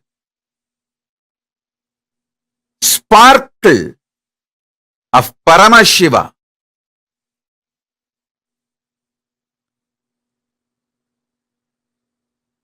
From that space, whatever you build, you manifest. Whether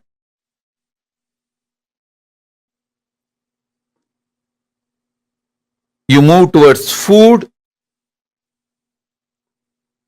or seeing, listening, touching, sexual relationship, anything. Whatever you manifest from the space you are Paramashiva,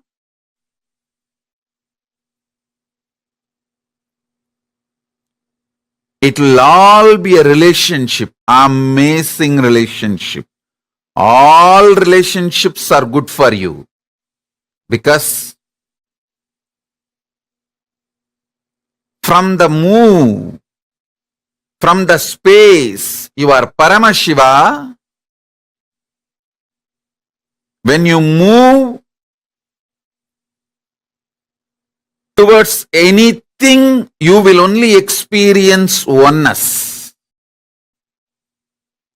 You will only manifest more good. Understand?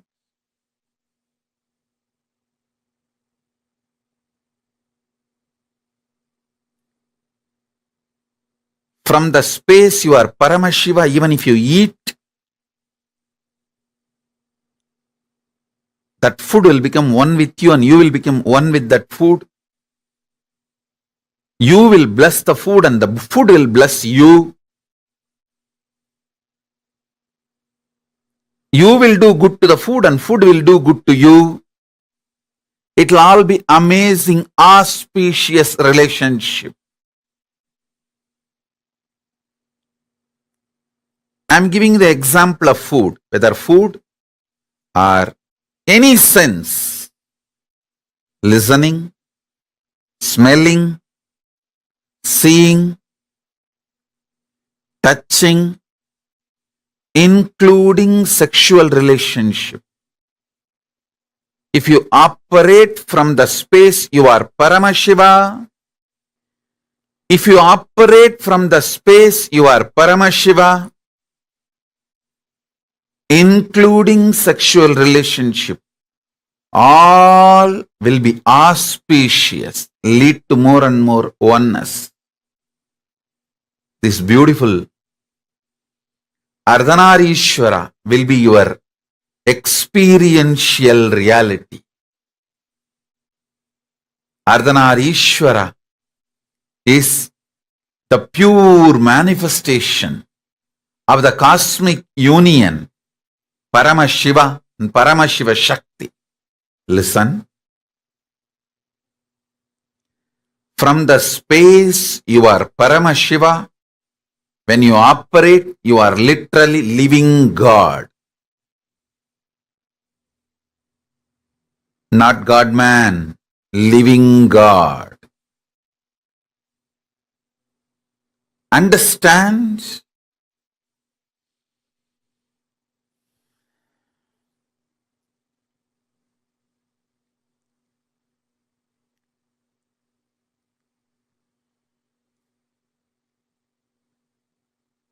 Anything you do from the idea you are a body, you are mind, it will all be just situationship.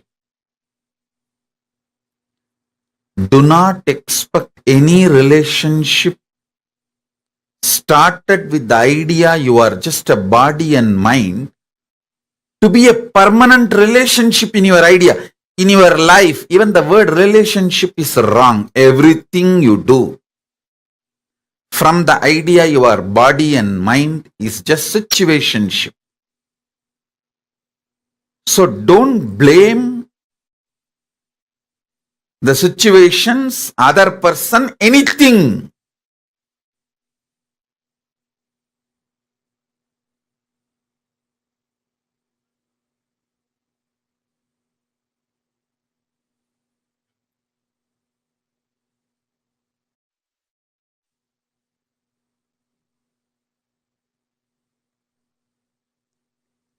You are trying to get milk, cow milk from chicken, from hen. No, it is not possible. Don't expect the fulfillment of a relationship from situationship.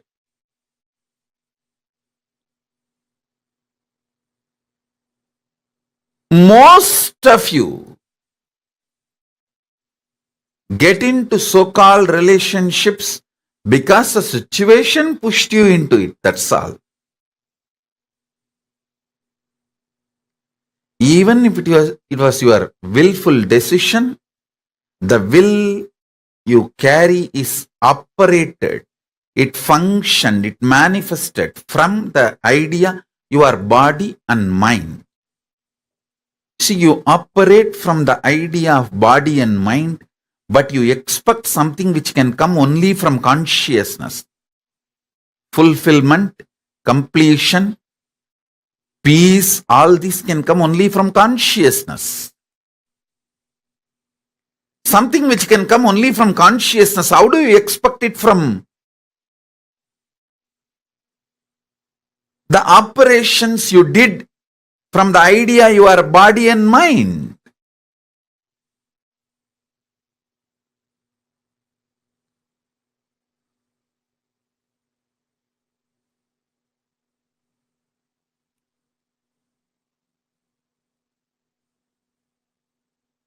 So listen.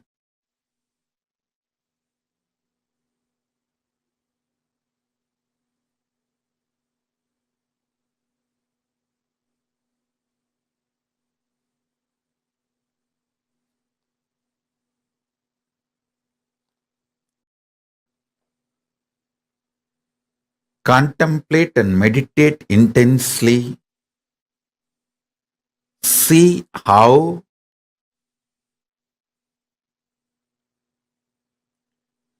you build situationships in your life, but you expect the results, fulfillment which can come only from relationship. I tell you,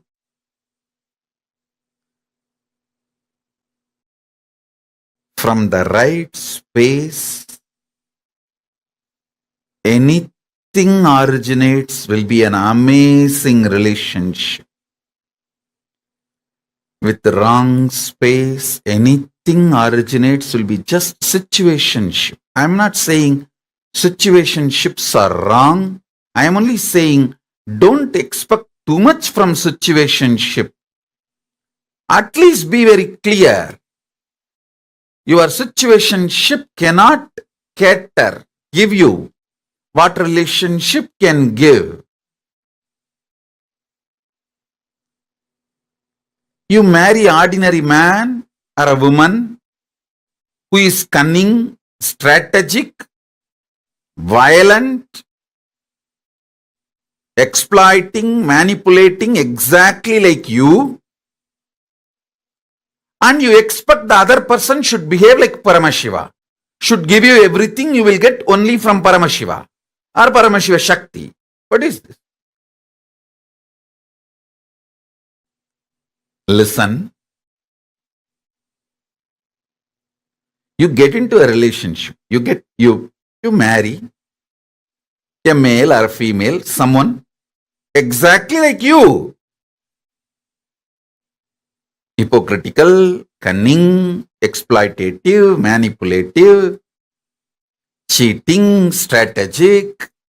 You marry exactly a person like you. You get into a relationship with exactly like person like you. But you expect you should get everything you will get only from Paramashiva and Paramashiva Shakti from the other person.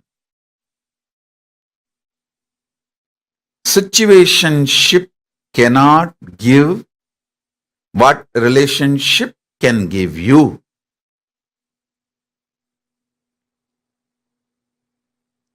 Relationships are different. Situationships are different.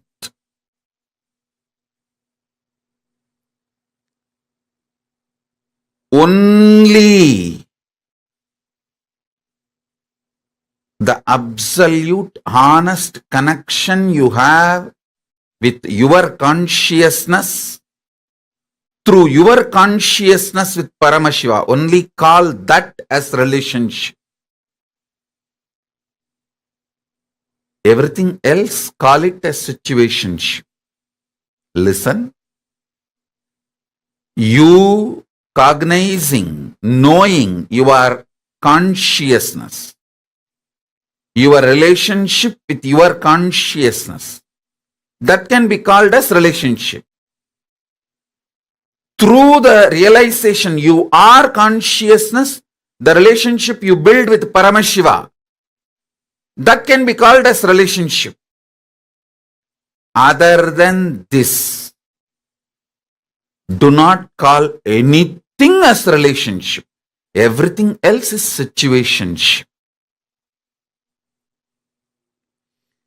Everything else is situationship. Listen.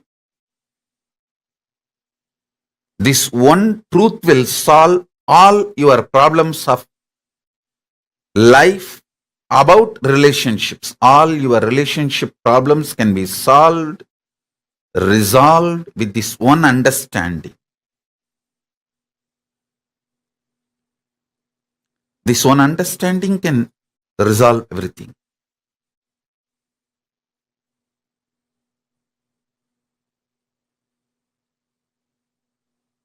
Other than your conscious relationship with yourself, your conscious relationship with Paramashiva, everything else is situationship. Meditate on this.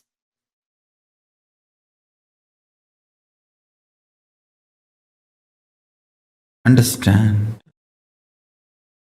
Discovering oneness within you is powerful cognition manifestation. Means you apply the right powerful cognitions within you, you will discover oneness within you. You apply the powerful cognitions in your life, you will discover oneness in relationships. The whole married life in Hinduism is all about discovering oneness in the relationships. Listen, more and more powerful cognitions were asked to be applied, to be manifested. More and more powerful cognitions were supposed to be breathed and lived. I tell you, more powerful cognitions, more matured you will be with you. More powerful cognitions, more matured you will be with others. Fundamentally, oneness in relationships is nothing but more and more powerful cognition. Means the cognitions you carry about you, life, cosmos, body, mind, pleasure, pain, right, wrong, sex, lust, greed, death, all this should become very high, powerful cognitions. The more and more powerful cognitions, more and more you will discover oneness within you. Understand, oneness has nothing to do with so-called peace. Sometimes you can get peace just by becoming life negative, not doing anything. Many depressed people are very peaceful. They look very peaceful. They are almost silent. Peace, the so-called peace, is not the real powerful cognition. When you have real powerful cognition, you experience peace, no doubt. No doubt you experience peace. The kind of the peace you experience is called Paramashant. When powerful cognitions become your core cognitions, your basic ingredient, it is the substance for you to exist. Then you start discovering oneness. You start discovering oneness. I strongly recommend, when you fill yourself with these kind of powerful cognitions, I tell you, you will come to a realization, just like you feel insecure, the other person feels insecure. You feel greed, other person feels greed. You feel attention need, other person feels attention need. You will realize the oneness between you and the other person. You will have such overflowing love and compassion. When you realize your oneness with the other person, you will just be ready to heal the other person's insecurity, fear. You will have so much of your inner space, I tell you. Your inner space will become so vast. You will be able to just act that person. I am not saying, please listen, I am not saying all your conflicts will immediately be destroyed. You will come to an understanding. No. First thing will happen, both of you know, you reflect each other. Then suddenly you will see that maturity both of you feel, experience. Conflicts will evaporate. Not that you sit and sort out one by one, no.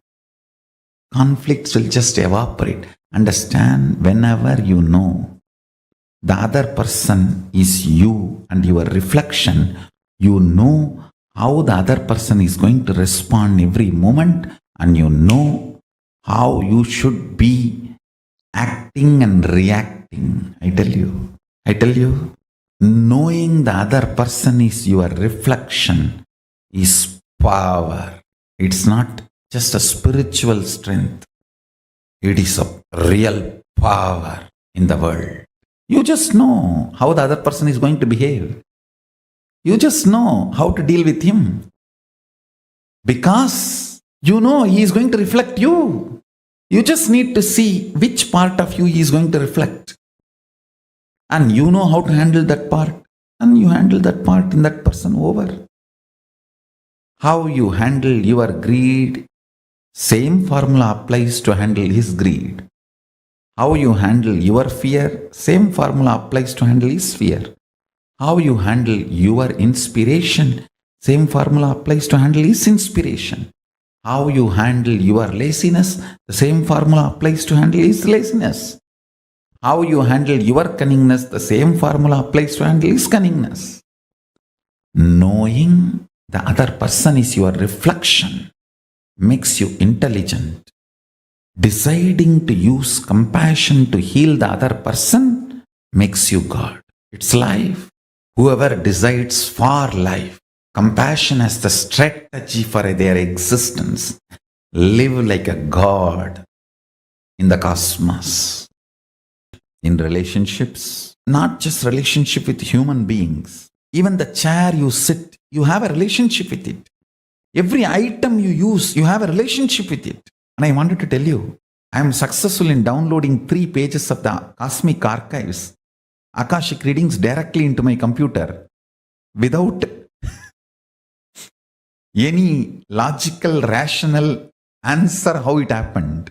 Soon I'll make this science established, proven, and then reveal it to the world how it happened. When you build relationship, everything with which you live, they all become so happy with you, they start favoring you. They start becoming part of you. They start enjoying you, and you start enjoying them.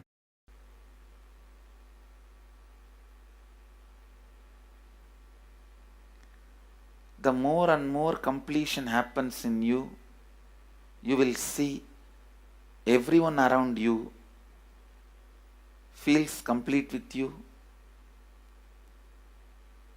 That is why I am saying, whether they have body or they are disembodied,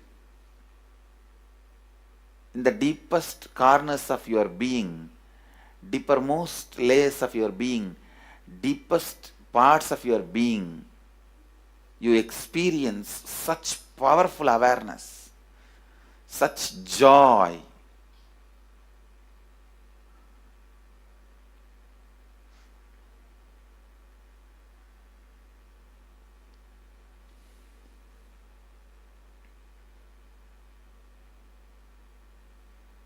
Going into the deepermost corners of your being not only is a joy, it's a power.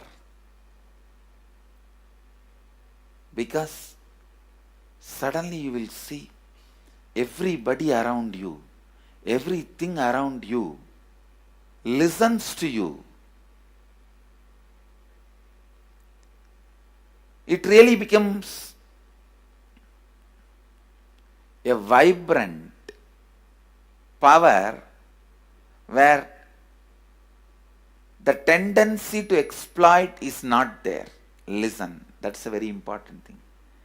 Power without the tendency to exploit. Because as long as you feel the other person is separate from you, when you get the power, it will always be used for exploiting. Because the other person is separate from you, then naturally what you will feel? Let me suck all the possible energy, intelligence, time, talent, treasure. But when you feel the other person is your own extension, you will see you will be showering so much, enriching so much. The power you have will not be exploiting, it will be enriching. Understand? When you feel everyone is your extension, the power given to you, the power you gain, see, any living is power. Living is power. When you go into the deepermost core of your being and start living based on completion, I tell you,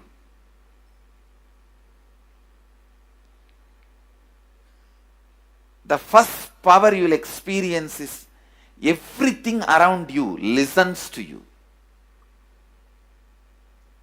That power will simply make you enrich everyone.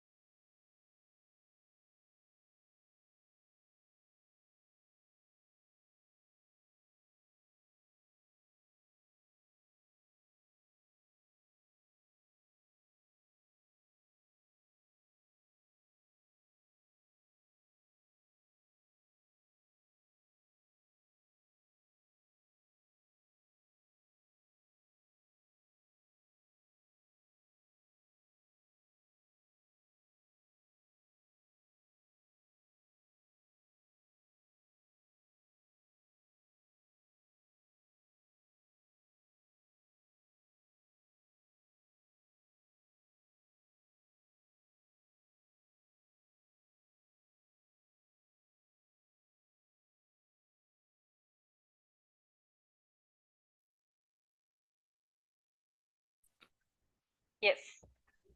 Nityanandam to all the participants. That was a beautiful explanation. Swamiji spoke on how to experience oneness, how to get oneness in relationship. Well, many of us are actually wanting to manifest this kind of relationship in our life. As Swamiji says very beautiful, the other person whom you're relating with is the one. The other person whom you're relating with is Paramashiva. You have to be in oneness with them. As Swamiji says very beautifully, everyone around you are only there to empower you. They're not here to make you look bad about yourself, not to make you look down. If you understand the context that you are Paramashiva, when you start seeing others as Paramashiva, you will start experiencing oneness in relationship.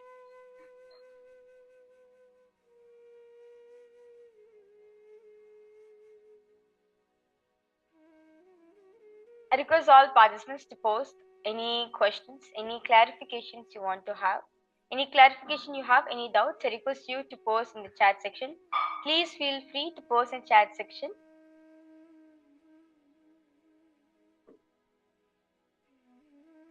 So, how to experience oneness in our relationship?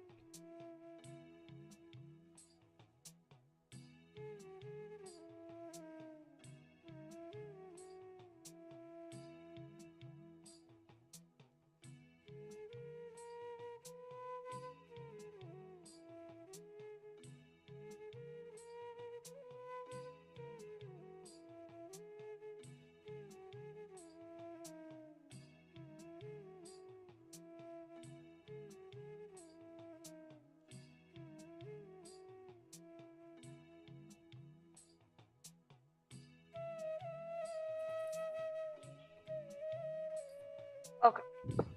So now understand one thing, as Swamiji says very beautifully, when you realize your oneness with the other person, you will just be ready to heal the other person's insecurity fear. Your inner space will become so vast, you'll be able to just add that person. Both of you know that you reflect each other. Knowing that the person is your reflection is a power. It is not just a spiritual strength. You just need to know how the other person is going to behave. You just need to see which part of you he is going to reflect, and you know how to handle that part. Understand one thing, each and every person whom we are meeting in our life, our friends, our families which are having, they are nothing but a reflection of our inner space. They represent each part, they represent one single component which we are carrying in our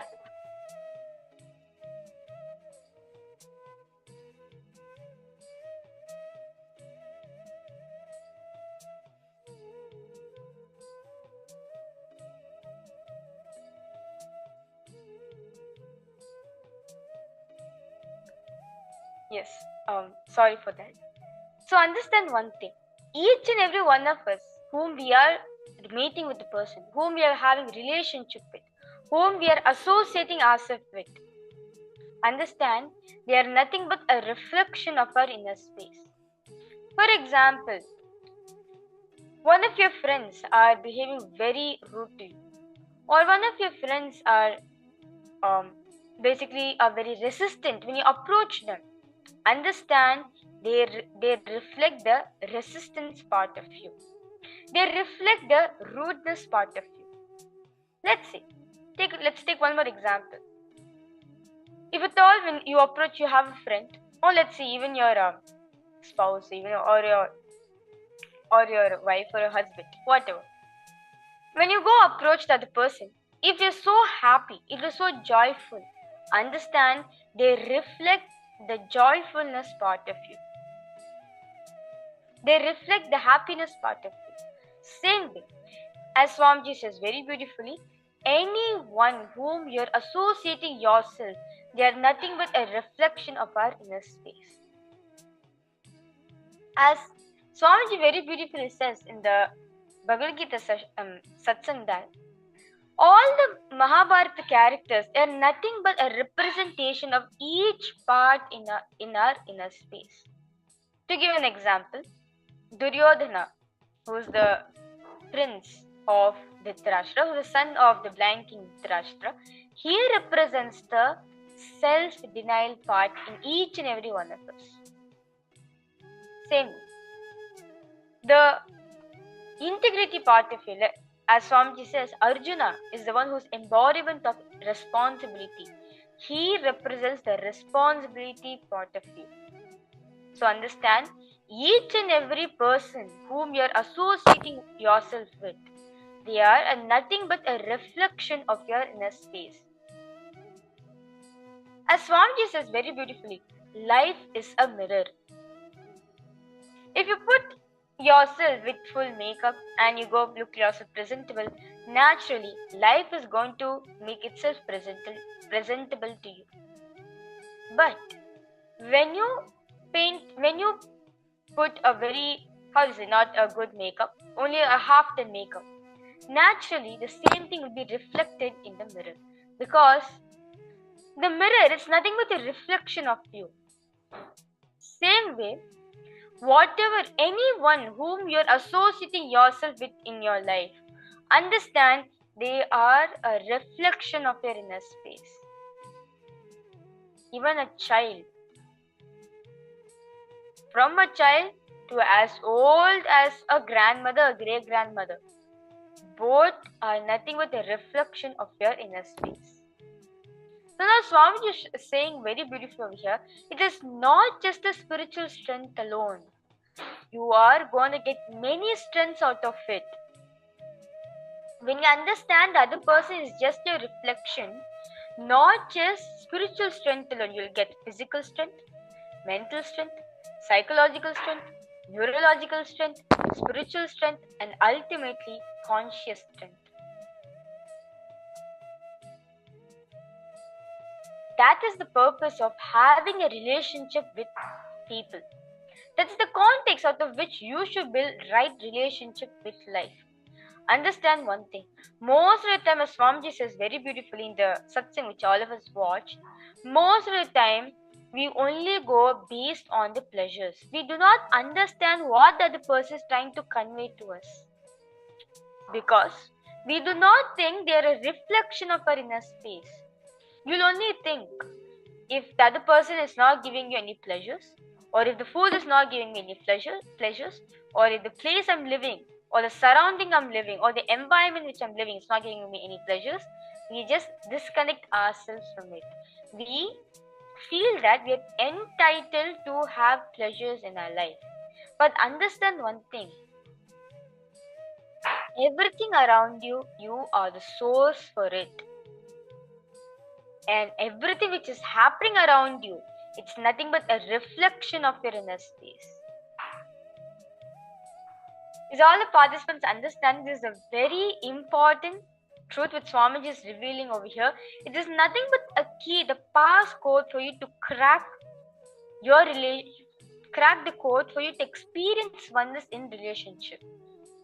The moment you realize that everyone who you're associating with in your life, or any relationship which you're having, whether it's with your dog, whether it's with your child, whether it's with your husband or wife, or whether with your parents, or whether with your friends, anyone in your life, understand the core principle. They are nothing but a reflection of your inner space.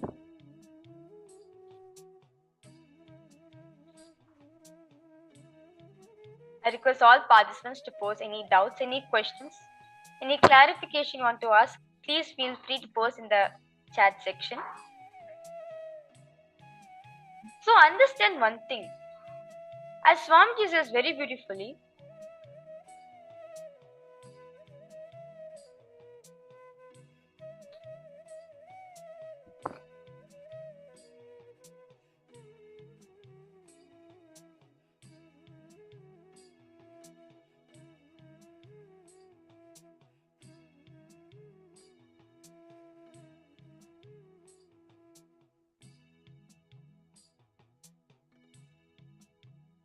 Okay.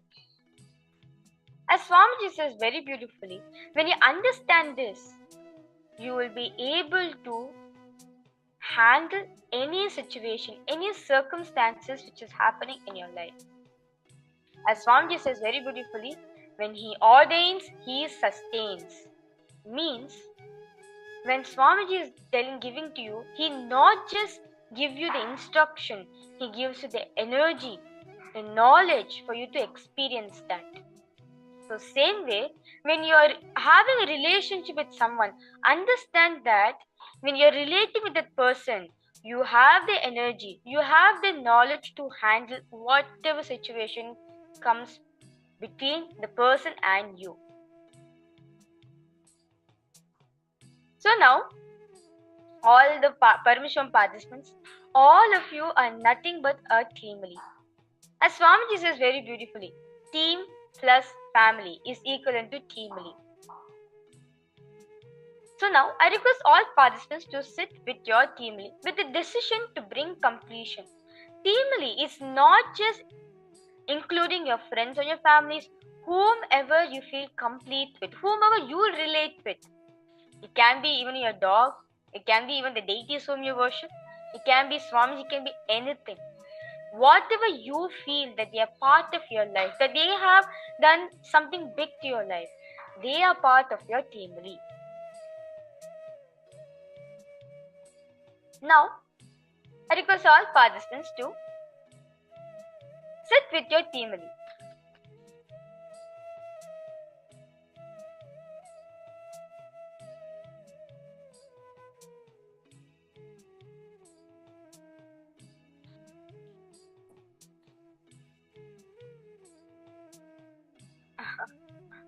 So understand one thing. Teamly is, as Swamiji says, teamly is nothing but team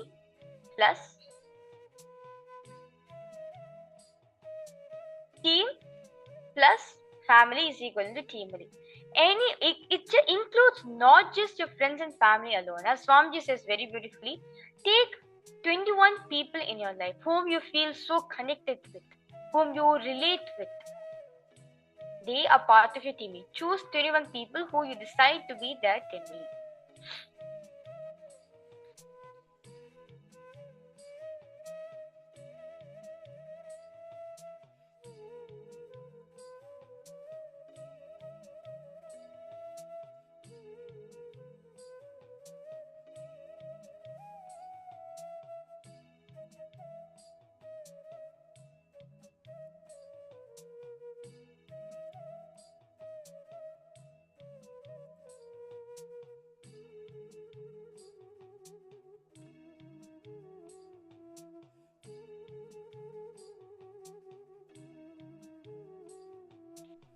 Now,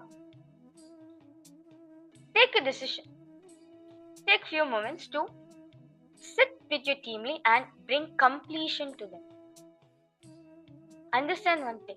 As Swamiji says very beautifully, don't confront them. Tell them very clearly what all the incompletions you're feeling and how you started building this pattern from your young age. The other person is not at all responsible for your incompletion. It is the pattern which you built is responsible for this. Ma Hedishlek, Ma Istek, Ma Lalita, Ma Priyatma Swarupini, Ma Mahama, Ma Yogarata, request all of you to post your doubts, any clarifications, any questions you have on this beautiful topic. Please feel free to post in the chat section.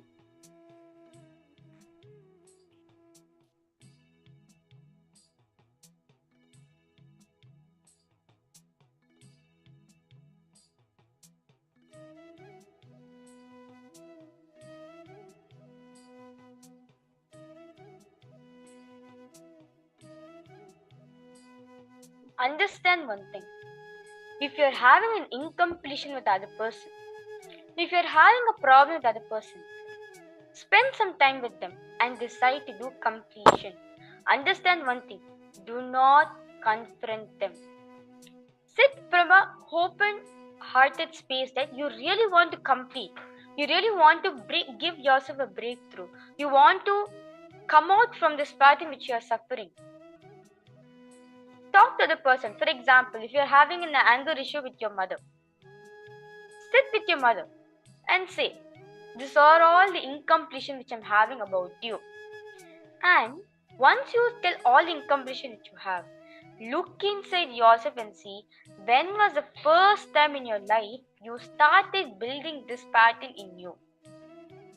When was the first time, the first idea you had that your mother is always angry at you? Your mother is always there to not support you, always to put you down. When was the first time you started feeling that? And complete with that. As Swamiji says very beautifully, there's so many techniques of completion techniques have been revealed for everyone to explore. It is only you who need to choose which technique you want to do. All you just need to know, all you just need to decide whether you want to do completion or not. Completion does tremendous breakthroughs in your life. It has the ability to cure many of your problems in your life, not just in the field of relationship alone, even in the field of wealth, health, career, in any field. Just by doing completion, it will actually make you manifest what you want. So now, I request all the participants to connect with the person whom you feel lots of problem with, who you feel so incomplete, who you feel there's lots of problem with them. Sit with them. Start writing out all the incompletions you're having. For example, you can write the name of the person.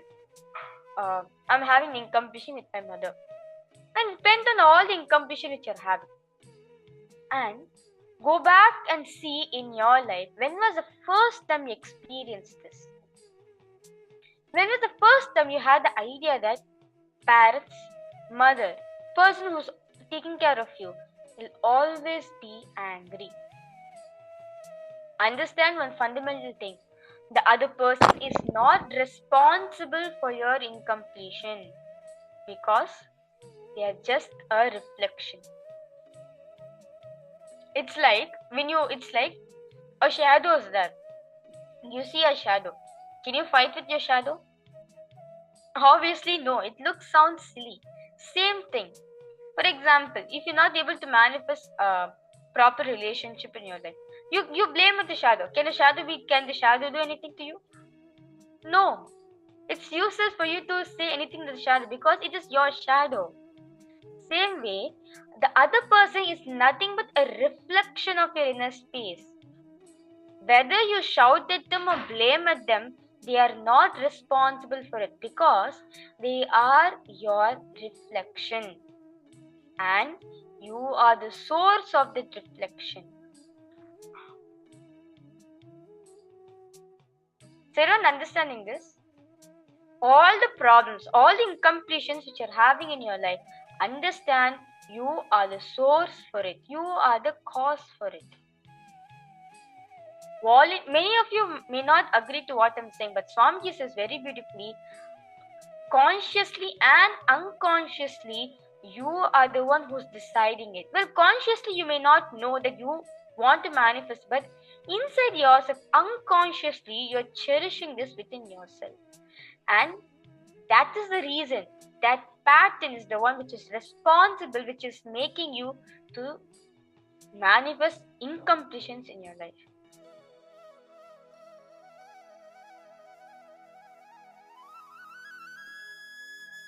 Is all participants understanding?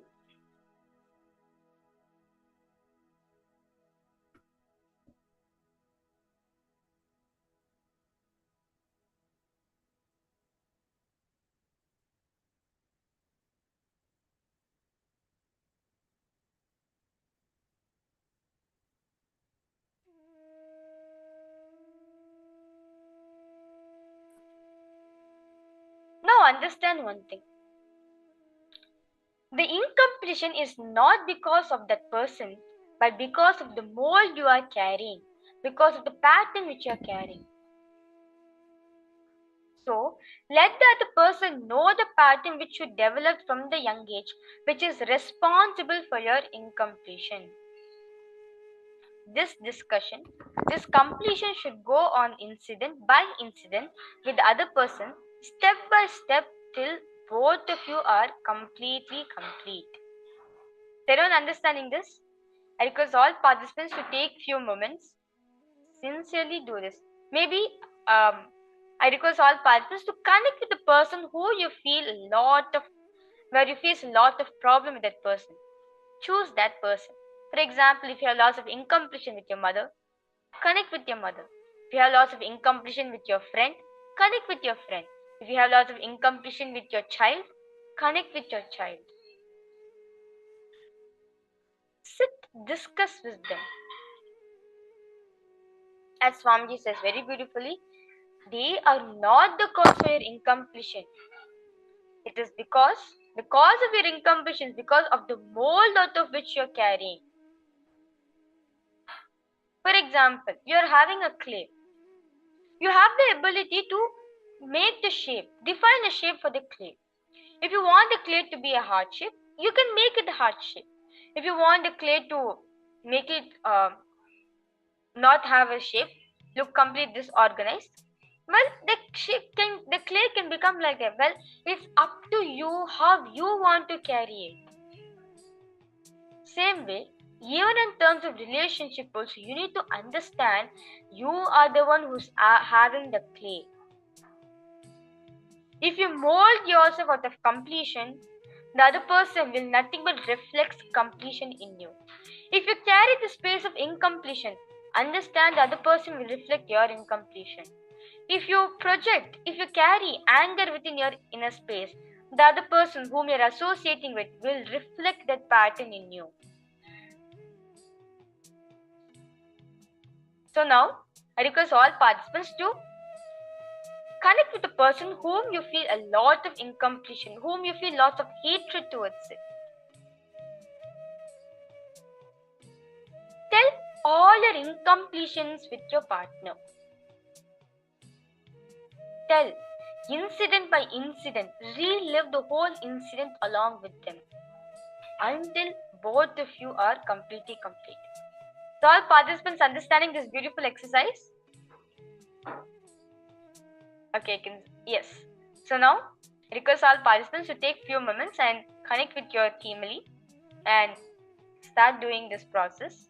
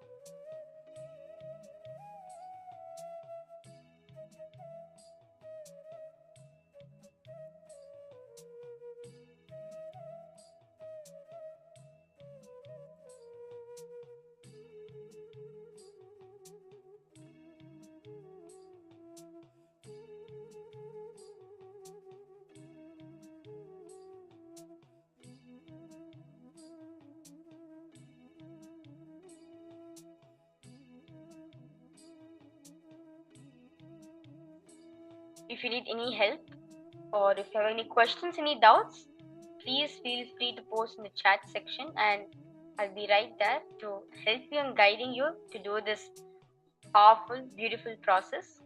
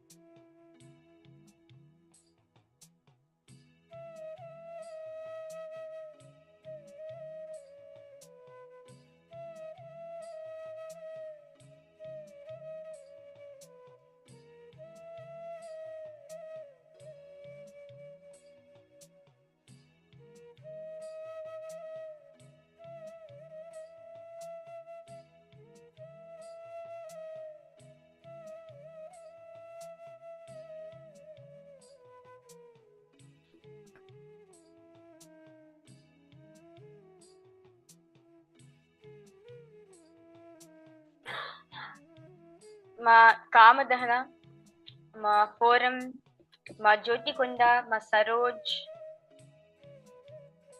Ma Yogarata. I request all of you to post any doubts, any questions you have. You understand, all of us want to manifest a successful relationship in our life. We want to have a blissful, healthy relationship in our life. So what's the secret code for it? Well, understand one thing. You are the reason. You are the source for everything. When you understand that the person is just your reflection, you will see that the person will start changing the way you want him to behave. That is the secret key that Swami is giving for each and every one of you. Request all participants during your talk to your team lead. If you have any doubts, any questions you have, please feel free to post in the chat section. Ma Shukrendriyananda, Ma Raishu. Request all of you to post any doubts, any clarifications you have. Ma Ananda Aghorini. Okay, so request all of you to post any doubts, and you can also post what is your experience when you started doing the completion with your other person.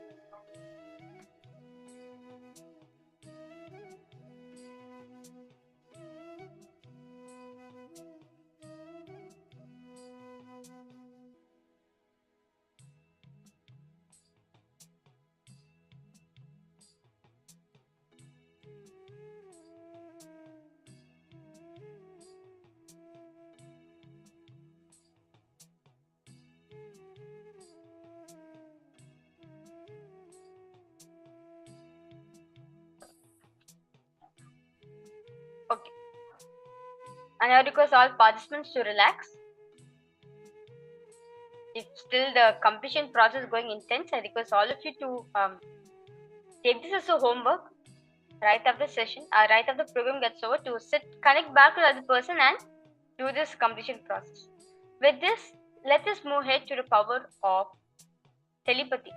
As today, all of you during the day, wonderfully, beautifully, all of you are manifesting the power of telepathy. Will we also be continuing to manifest the power of telepathy? Understand one thing.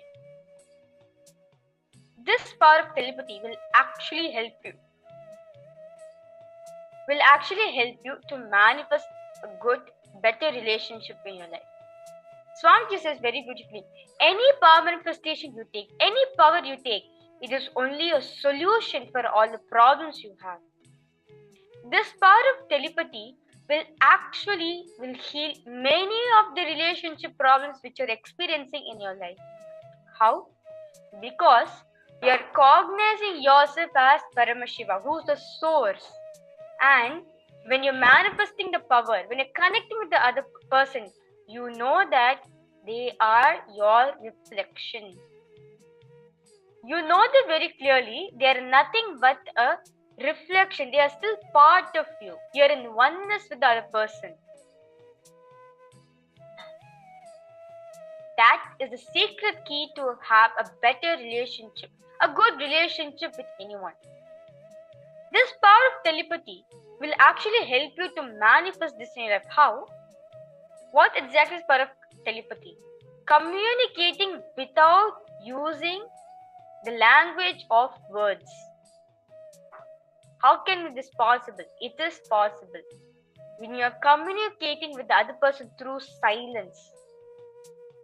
You can communicate many times. Most of us actually do this just through intuition or through gestures. We communicate with the other person. Same way, this power of telepathy is nothing but where you communicate from third eye to third eye. It's actually a very nice and interesting power for all of you to you can actually manifest this power even in your relationships also. You can just play with them with your team right after the completion process. Maybe spend like 10 minutes. You can play with them. You will actually see they'll bring tremendous completion in your life. So now I request all participants to sit with your head, neck and spine in a straight line. In this round, you'll be manifesting how to communicate. I'll be communicating all of you a simple action for all of you to do.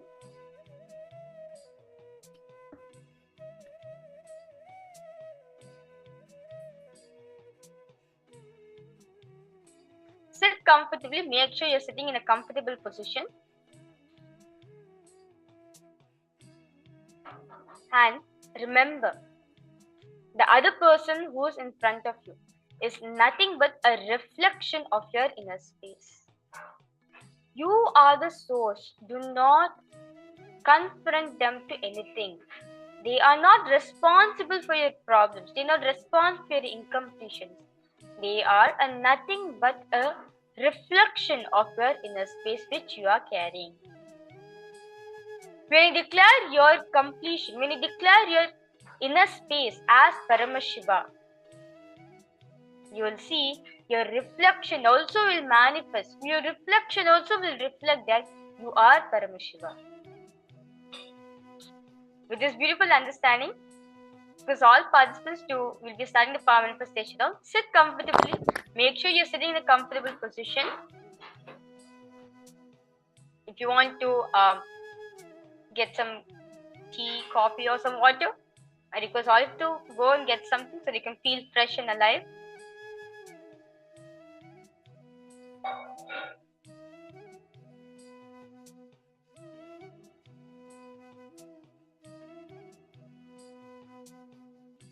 Okay. So now, I request all of you to remember Swamiji in your third eye. Declare, my inner space is Swamiji's inner space. My inner space is only Swamiji, Paramashiva. Naturally, when I carry this cognition, when I carry my inner space as Paramashiva, you will naturally reflect Paramashiva in others also.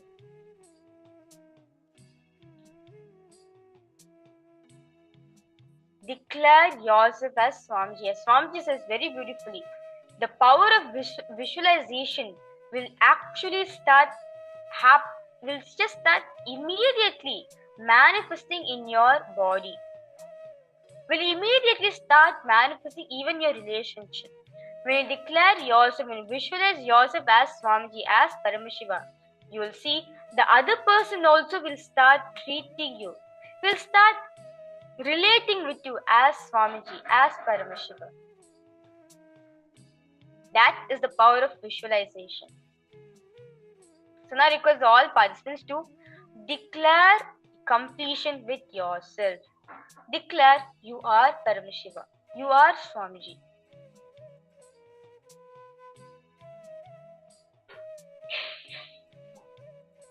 Now, you can start chanting the Mahavakya.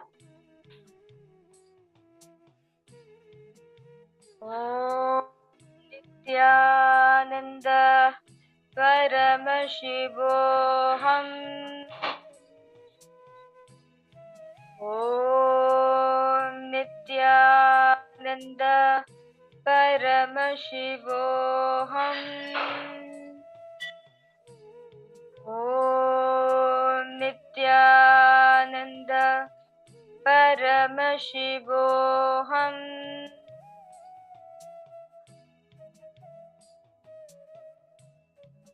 Now, ask Swamiji to reveal you. What is the action? What is the simple action which your Acharya is communicating through her third eye? You will see Swamiji will reveal to you, and you will simply will be doing that action. I request all of you to continue chanting the Mahavakya.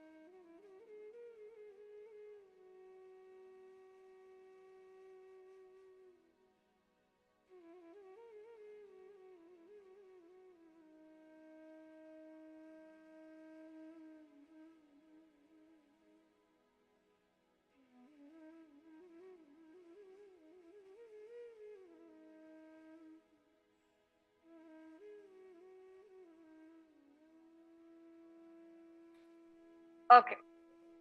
Now, I request all participants to relax. Slowly open your eyes and type down whatever Swamiji showed you. Be as detailed as possible.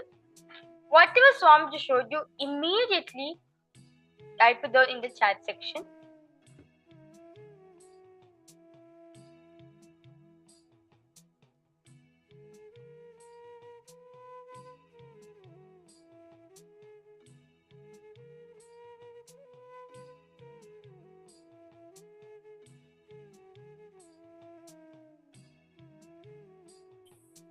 Ma Ruishu, Ma Shukrendriyananda, Ma Forum, Ma Saroj, Ma Jyotikunda, Ma Ananda Ghorini, Ma Yogarata, Ma Naresha. Request all of you to post whatever Swamiji showed you. Ma Lalita, Ma Parameshwari Rajeshwari. I request all of you to post whatever Swamiji showed you. Be as detailed as possible. When you be as detailed as possible, you'll see Swamiji will just simply flow through you. Ma Kama Dahana Priya. Yes. Because all of you to post what the Swamiji showed you.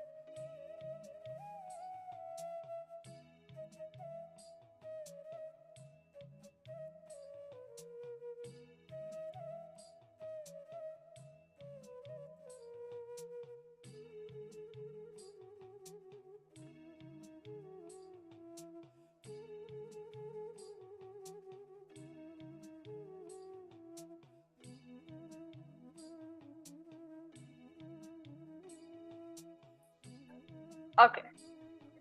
So now let me reveal my answer. The action which I was commanding, which I was communicating for all of you to do is make your hair loose. So if you have seen hair loosening, especially like basically make your hair loose to your right side, to be exact.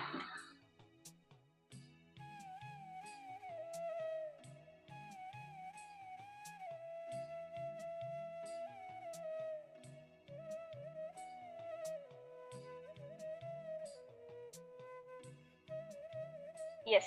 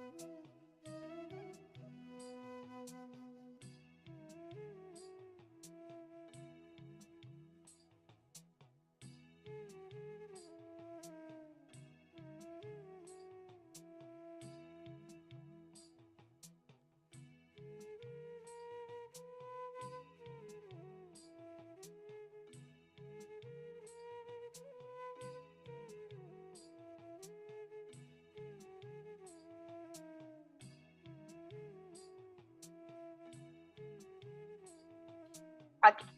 Yes. So now all the participants, all of you have understood the secret key to experience oneness in your relationship. All you need to know is that understand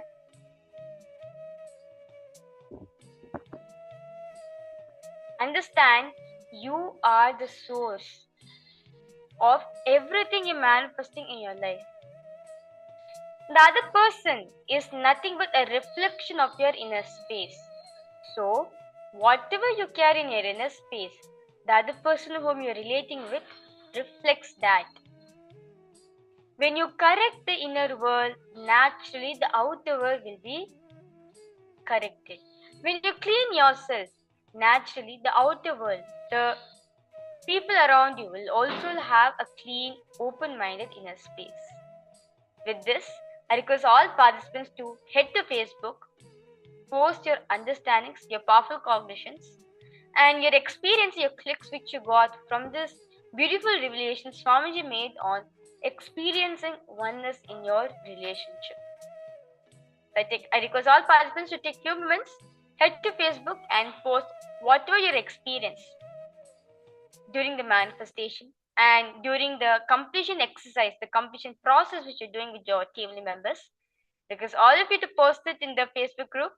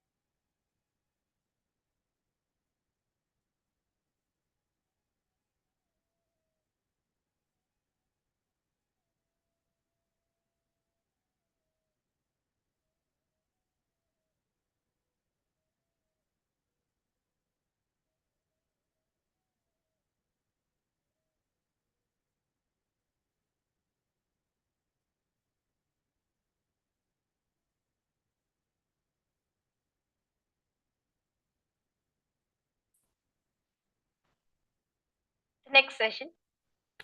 So now all of us understood the secret key to manifest a good and healthy relation, how to experience oneness in our relationship. The next session is one of the most important and exciting and inspiring session, which is about a gift which Swamiji has given out to the whole world. The science of conscious birthing. How you can give birth to enlightened children, to give birth to incarnations. As Swamiji says very beautifully, the science of conscious birthing is possible, and I'm here to prove to all of you that it is possible. Beings from KAILASA, beings from the vertical time zones can come into this planet Earth and experience this planet Earth just through this conscious birthing. So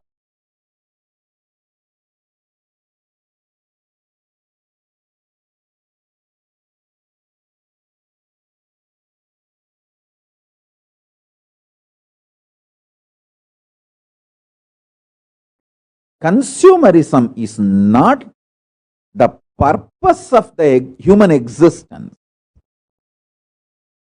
Conscious possibility is the purpose of human existence.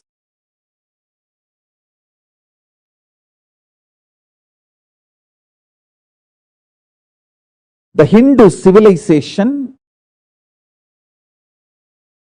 again and again and again dedicated itself, rededicated itself in the field of conscious possibilities. It put all its energies, time, treasure, talent in this field. Hindu civilization has done extensive research in this field.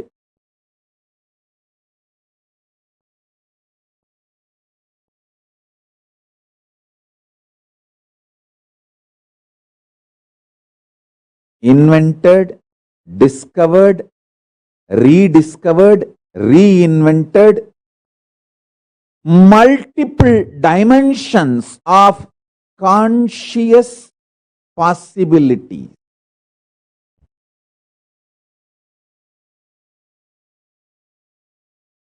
Your very core DNA can be given a breakthrough to the next level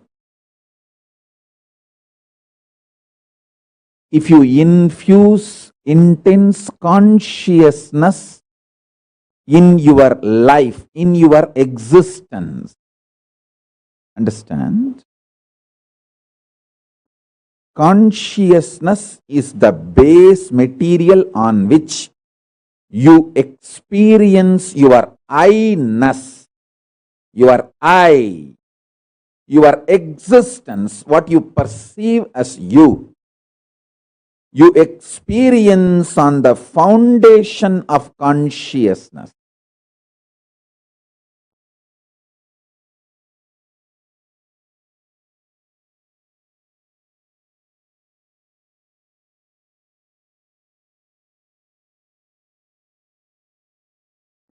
Life is not just probabilities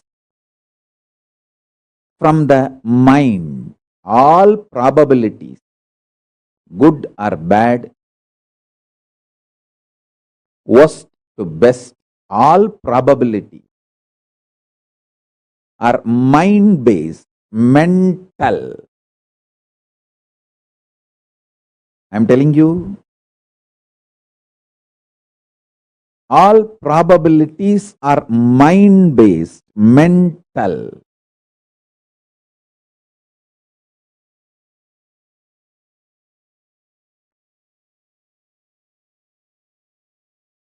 People who live and end up with this mind-based probabilities live as mediocre, middle class and die.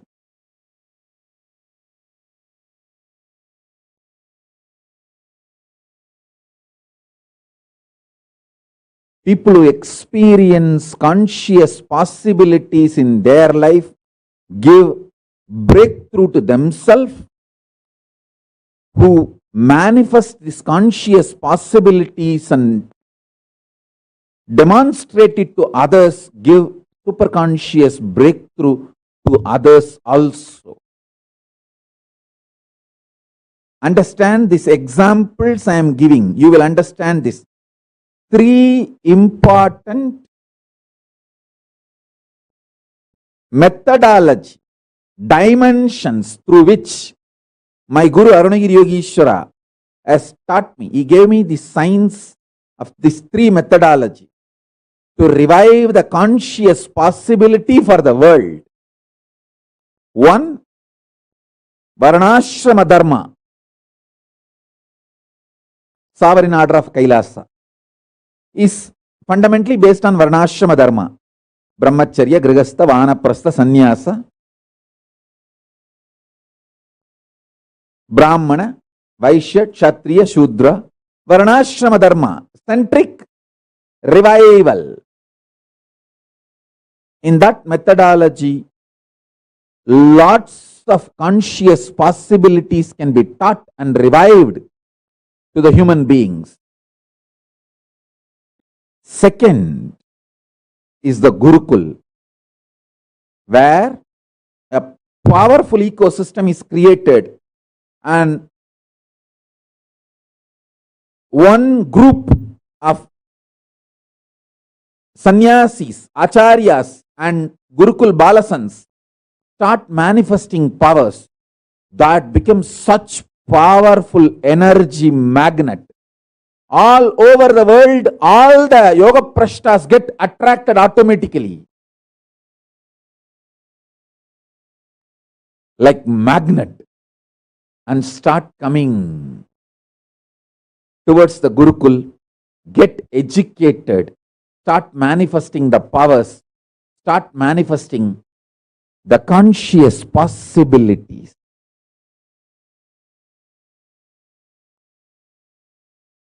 And the third is directly bringing superconscious beings from Kailasa, making them embody, creating an atmosphere, right garbha, womb, right happening, embodying those great superconscious beings from Kailasa directly, keeping a powerful ecosystem and ambience for that incarnations to flower. Understand? This science was alive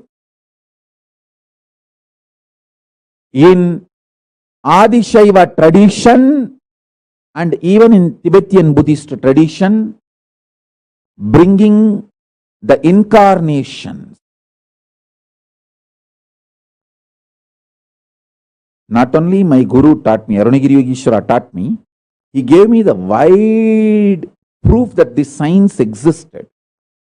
Only very recently, people forgot this science existed. Now with my Guru's grace, I am reviving it.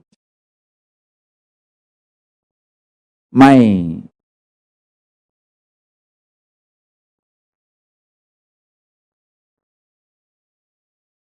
Guru Isaki Swami, he revealed this secret science to me once by explaining. In the Guru Parampara of Fundamental Adinam, they use the same title, Jnana Prakasa Desika Paramacharya Swamigal. I asked him why everyone uses the same title. He said, just few beings who reached the Sayujya Mukti with Paramashiva again and again assume the body and maintain the Guru Parampara unbroken. That is why all of them are given the same name, Jnana Prakasa Desika Paramacharya Swamigal. Same way with Madurai. Few beings. That is why there are some names will repeatedly come in the 293. I am 6th Nithyananda. In that list, if you see, I am the 6th Nithyananda. There are some 20 names repeatedly will appear. Because our ancestors know the science of reincarnation, bringing those great, highly evolved beings to planet Earth, making them embody and manifest the conscious possibilities. Reincarnation is neither concept nor theory or philosophy. It is a science. Greater science of Hinduism.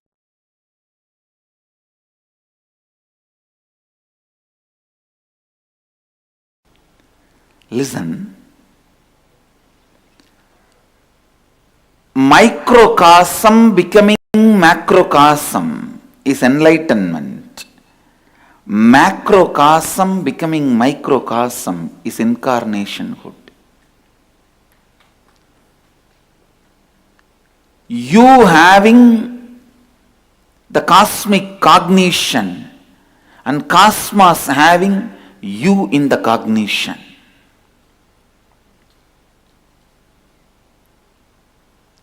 You dissolving into these great truths and these great truths dissolving into you. Both of them are totally different. Listen, catch it. Catch it. Listen. With Upanishads, not only those great truths will provoke you to dissolve yourself into those truths, even they will dissolve into you. Listen, even they will dissolve into you. Provoking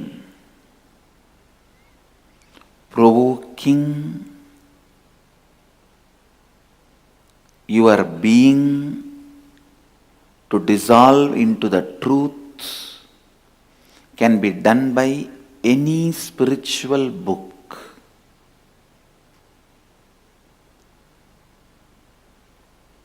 Even if you read some stotras of saints, your whole being will be provoked to dissolve into the truth. That is what the great bhaktas did. The saints of Vedic tradition preaching devotion, the intensity of the passion and emotion is used beautifully to merge with the cosmos. Meera, Jnana Sambandar, Ramadasa, the great devotees, Chaitanya Mahaprabhu, here in Karnataka, Akkamma Devi, in Andhra, Annamacharya, Tamil Nadu, Jnana Sambandar, Manikavasagar. I can go on listing. They all used the passion and emotion, intensity of the passion and emotion to dissolve into the cosmos.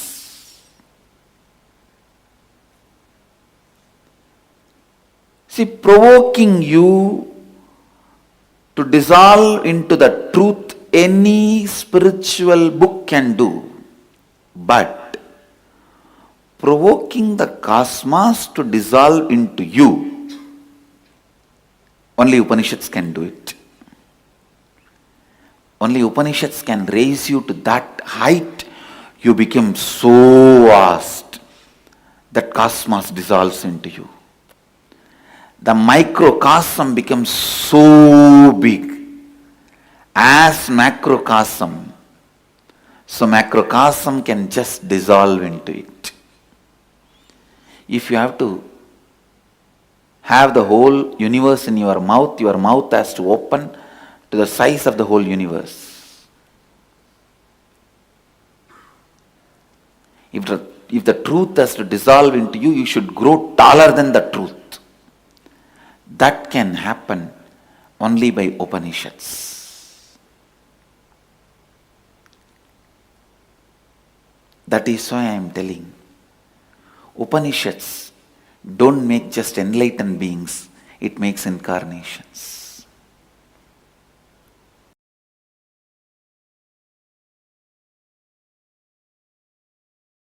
I am here to make you all experience, make us all radiate Paramashiva, the absolute and ultimate conscious possibility. Understand? My words are neither poetry nor prose, or logical, or magical, or theory, or philosophy. It is straight from the heart of the Paramashiva to the heart of my disciples. It's from heart to heart. Paramashiva's heart to your heart. Listen.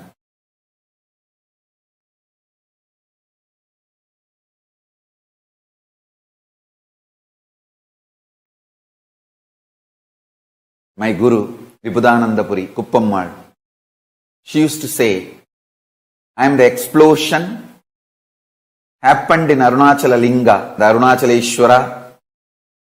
And she used to say, she brought that explosion through Mahakala Bhairava. In Arunachaleshwara temple, there is a beautiful Mahakala Bhairava with 8 hands on the banks of Brahmadirtham, the temple tank. And she said, she brought through that Mahakala Bhairava's deity and kept it in Brahmatirtham to cool off, to settle, then brought it to my mother's womb. And she says, my mother's womb and my father's body both were prepared at the same time. Then through father's body, the male component was brought into my mother's womb and I was given form and manifested.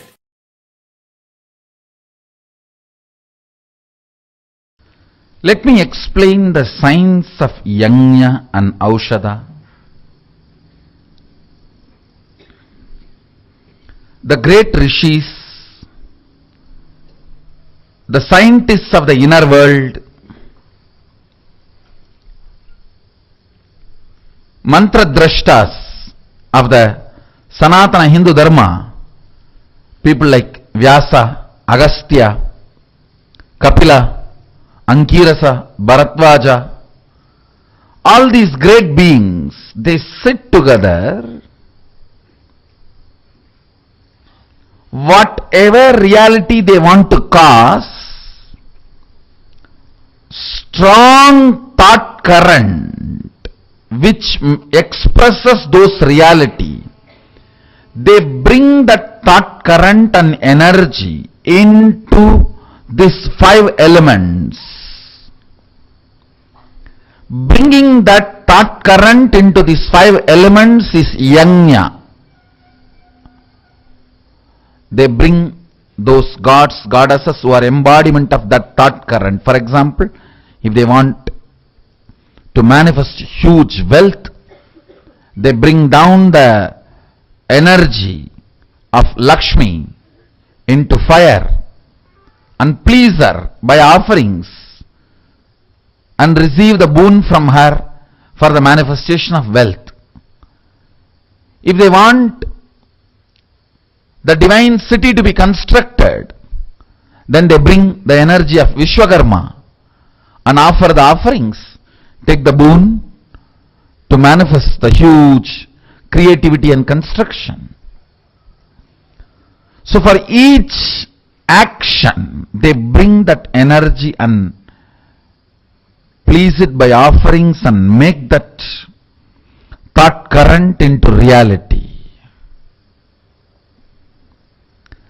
And the thought current which they manifest, when it become reality, means when that blessings, that boon is given, that energy is consolidated into an aushadha, a herbal product, and shared.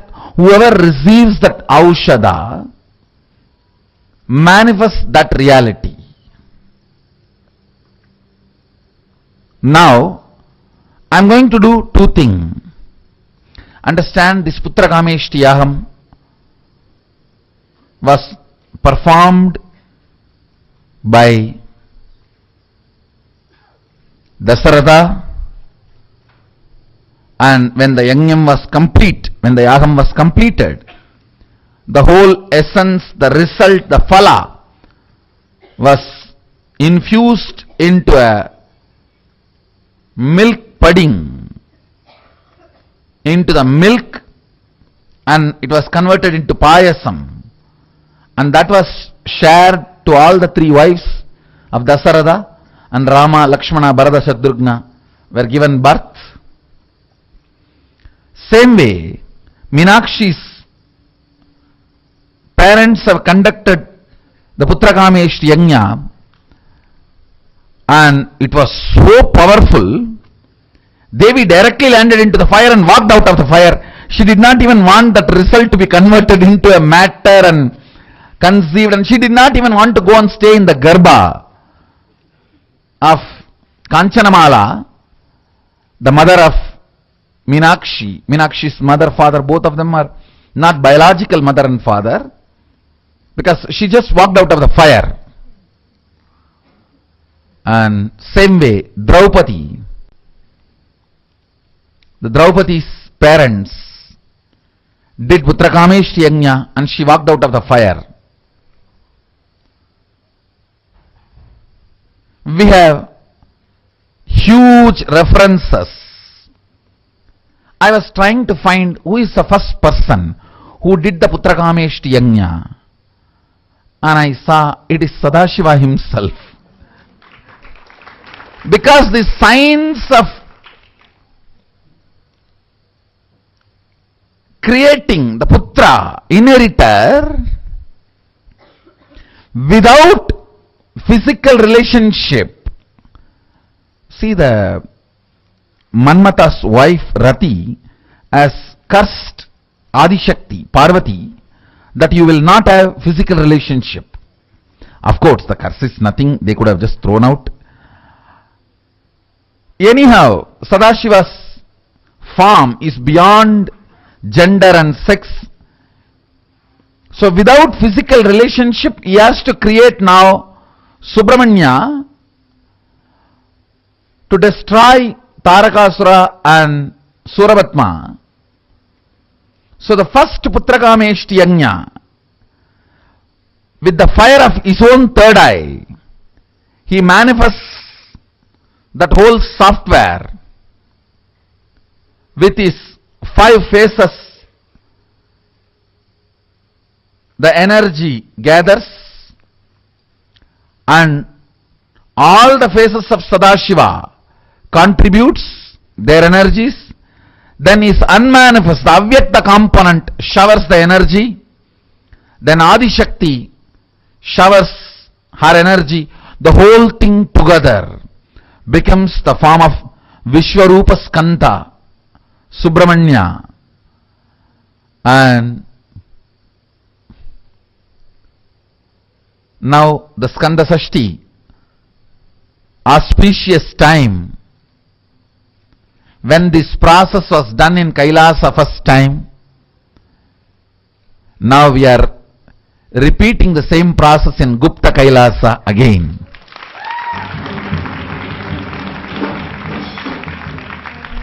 Now I am going to bring that same software through the third eye fire, manifest it, and once that energy is pleased and blessings are invoked, bring all that blessings into Aushada and share it with you all. So now the process is 2 level. 1, release of that energy itself is going to be too powerful. Second, mapping it on the Aushada and sending it to all of you. Understand, all, anyone who has the intention to have a child, your physical qualification, disqualification is immaterial. Doctors, medical science has no place here. Understand, in Hindu tradition, birth has nothing to do with sex. Birth and sex is separated in Hindu tradition. Best births are always Putrakameshti Yajna and Aushada based. It was never normal physical sexual relationship based.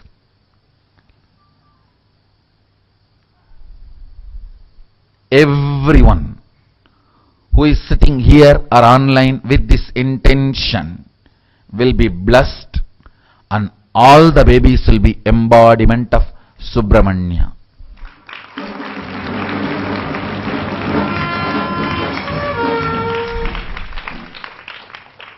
It may look very funny in the modern day if somebody says sex and giving birth to a child is separate, they both are not connected in Vedic tradition.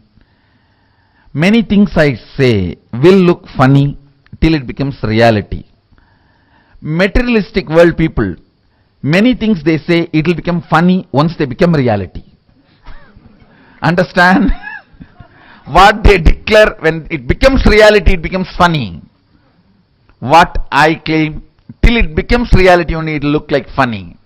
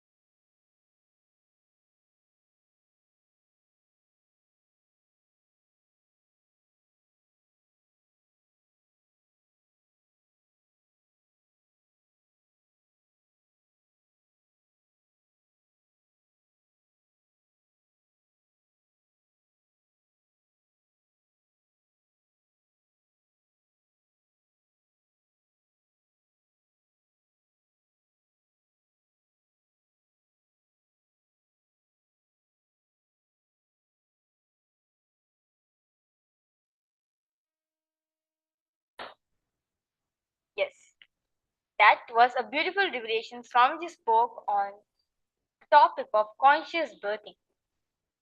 Understand one thing, conscious birthing is possible. And each and every one of us has the ability to manifest this in our life. As Swamiji revealed very beautifully that the science and power of conscious birthing is sourced from Paramashiva as detailed in the Hindu scripture. The Trinetra Kalpana, the Netra Tantram, chapter 1, verse 43, where Paramashiva beautifully says about the science of conscious birthing.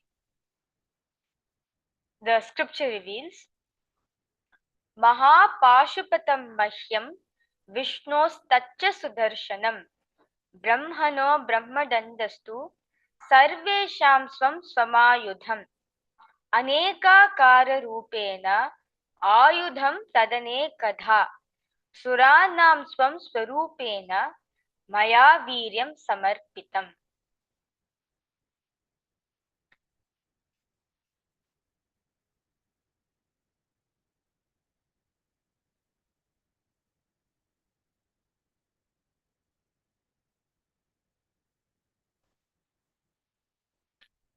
Paramashiva has very detailed, as Swamiji says very beautifully, Hinduism has detailedly recorded every single thing in the Vedas and Agamas, even for to as simple as a participant, not just in a participant, sorry, to as simple as you waking up in the morning to as complicated as you achieving enlightenment.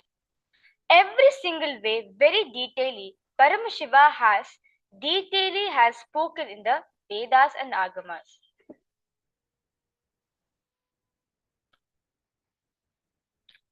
The translation goes, the magnificence of this great Pashupata, which is the weapon of Paramashiva, which is referring to his third eye. It is that it's like Vishnu Sudarshana, the disc, the divine disc which Mahavishnu has, or Brahma's Danda, the staff which Brahma has. And it's the very essence of all the weapons, essence of all the ayudas in this world. Appearing in infinite forms and shapes, this weapon spreads in infinite ways. My own Viryam, the lifeful energy of my third eye, creates and delivers my own self as form of suras, which is divine beings, which is the science of conscious birthing.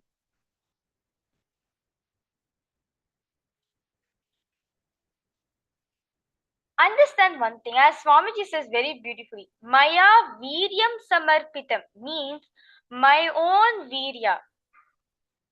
As very beautifully Parameshwar says in the Sri Netra Tantram, Aneka Kala Rupena Ayudam Tadanekada Suranam Swam Swarupena Maya Viryam Samarpitam. This third eye is nothing but the center, the womb of Paramashiva, of Paramashiva's Viryam, which gives conscious birthing to all the Devas. Now, understand one thing. Conscious birthing is the Hindu science of reincarnation, bringing highly evolved beings to planet Earth, making them embody and manifest the conscious possibilities in each and every one of us. The first, the Putra Kameshri Yaga, the fire ritual through which conscious birthing of babies happens without any physical relationship. It was done by Paramashiva with the fire of his own third eye, which came from his 5 faces. Understand how Subramanya, Lord Muruga, Skanda, was born. Nothing but shows the signs of conscious birthing. How? Without any physical relationship, Paramashiva manifested Subramanya from his third eye. The Viryam, the life-filled energy which came from all the 5 faces of Paramashiva, not just the 5 faces alone, even the 6th face, the Adhomukha, the unmanifest face also. From all these 6 faces, the Viryam which came out, which gave birth to Bhagavan Subramanya. So understand the Putra Kameshya Yaga, the fire ritual which we do, which through which the conscious birthing of babies happens, does not require any physical relationship for this. All just need is just to be done with the third eye of Paramashiva. That's it. The energy gathers in all the spaces of Paramashiva, contribute their energies. Then his unmanifest, the Vyakta component, showers the energy. Then the Adi Shakti, his the beloved consort, Paramashiva Shakti, showers her energy. And the whole thing put together becomes the form of Vishwarupa Skanda, which is Subramanya, who is the second son of Paramashiva. So anyone understanding this science of conscious birthing is one of the most unique contributions Swamiji has given out to the world. How, without any need of physical relationship, you can give birth to incarnations. The science of conscious birthing is nothing but to prove the science of reincarnation is possible. As Swamiji has delivered the science of conscious birthing to humanity at large scale. Through this science, couples gives birth to enlightened babies who radiate extraordinary bliss and divine characteristics. They are born with their fingers in the yogic chin mudra and other poses, as you can see in the photograph which has been projected for all of you over here. Well, in such a young age, the baby is able to hold the chin mudra, which shows the sign that they are an extraordinary beings which has come down to planet Earth. So, in today's initiation, all of you will be witnessing, all of you will be experiencing, will be initiated into conscious birthing. In today's Diksha, in today's initiation, everyone who's sitting with this intention will be blessed. And all the babies will be the embodiment of Subramanya. So I now request all participants to take few moments, speak to your loved ones, and make a conscious decision, intention, thinking through the whole responsibility and taking into consideration all that is for the best happening in your life.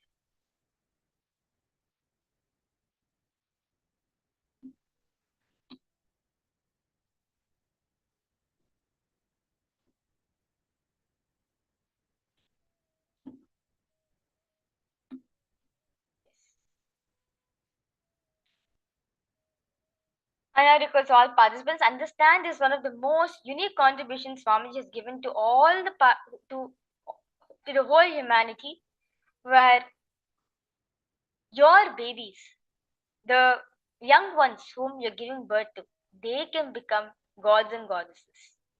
They can experience where they radiate this signs of superconscious, where they radiate extreme bliss, extraordinary bliss, causeless bliss, where they manifest from the very life-filled energy of Paramashiva. Well, what else more we want other than giving birth to having Paramashiva's own Viryam itself? That's the most ultimate thing all of us can ever experience in our life. So now I request all participants to take few moments and speak to your loved ones, to your loved and dear ones. Make a conscious decision that you want to manifest this. You want to experience conscious birthing in your life. Make a conscious decision and intention, thinking through the whole responsibilities between each other and taking into consideration all that is best for this happening in your life. I request all participants to take few moments and go ahead and speak to your loved ones about this.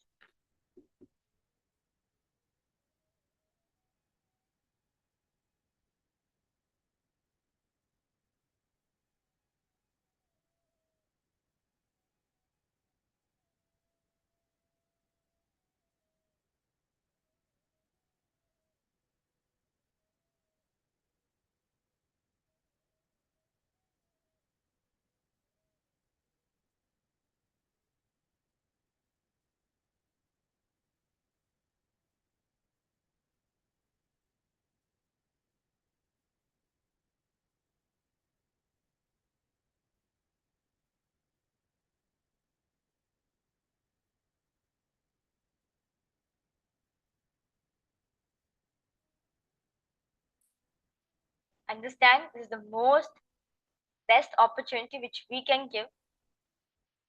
We can give a breakthrough towards ourselves by giving birth to Subramanya himself. Like how Subramanya was born from Paramashiva's own Viryam. And from that, as Swamiji says very beautifully, Subramanya carries the bioenergy of Paramashiva, biomemory of Paramashiva Shakti, and the muscle memory of Mother Ganga. So, if you want to have your children to have the bioenergy of Paramashiva Shakti and Paramashiva, to have the bioenergy of Paramashiva, the Viryam of Paramashiva, the life-filled energy of Paramashiva, you can sit for today's initiation. Today, Swamiji will be blessing all of you to have this initiation of conscious birthing.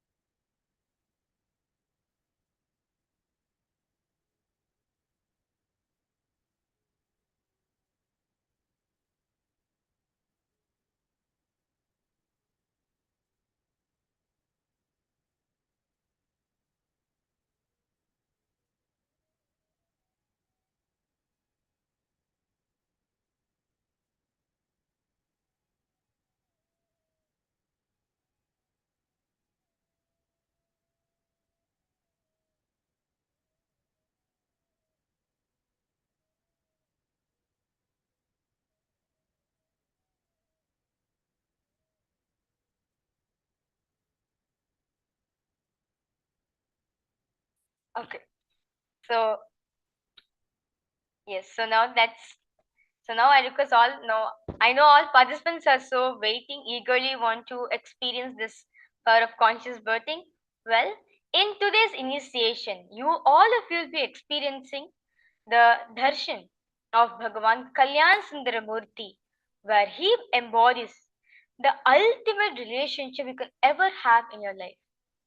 As we know, the ultimate relationship in the whole humanity, in the whole world, the whole multiverse is nothing but the relationship between Paramashiva and Paramashiva Shakti. And for you to experience the same ultimate relationship between ourselves, today, all of you will be having the ultimate darshan of Bhagavan Kalyan Sundaramurti, who represents who represents this in our life. Through his blessings, we will be initiating ourselves to all of you who wants to manifest conscious birthing, who wants to give enlightenment babies, because all of you to sit with your cameras on during the darshan time, and Swamiji will be initiating all of you. With this introduction about conscious birthing, we'll be moving ahead to the power of telepathy. As today, throughout the whole day, all of you, all the participants were manifesting various different levels of telepathy. And in this round also, we'll be continuing to manifest the power of telepathy.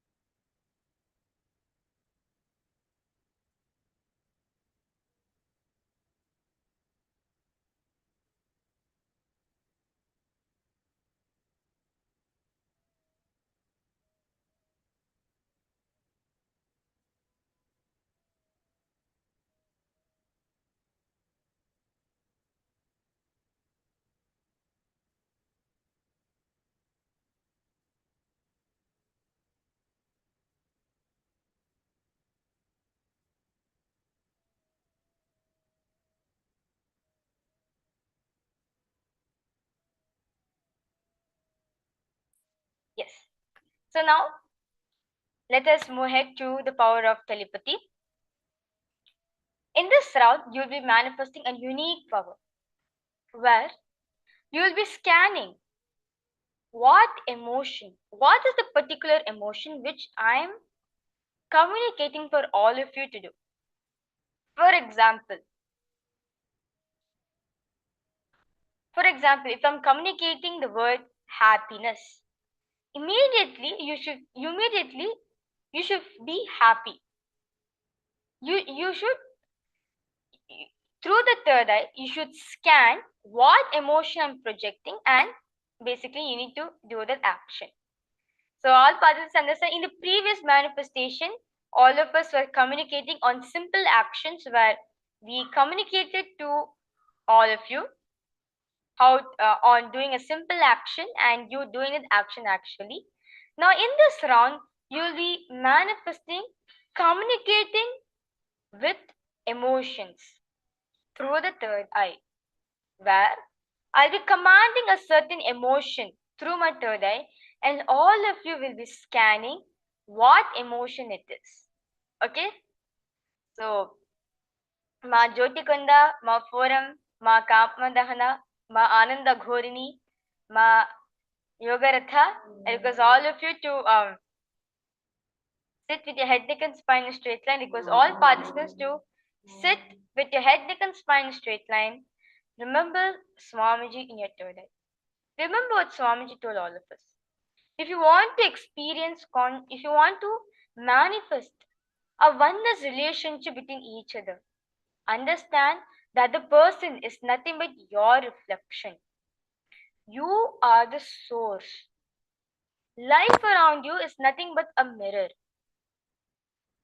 The person whom you're spending time with, the person whom you're approaching, they are nothing but your reflection. And you have the power to handle any situation, any circumstances which comes between you and the other person, because you know that they are your reflection. So because all participants, just remind yourself of the powerful cognition which we got from the session. Now, remember Swamiji in a third eye.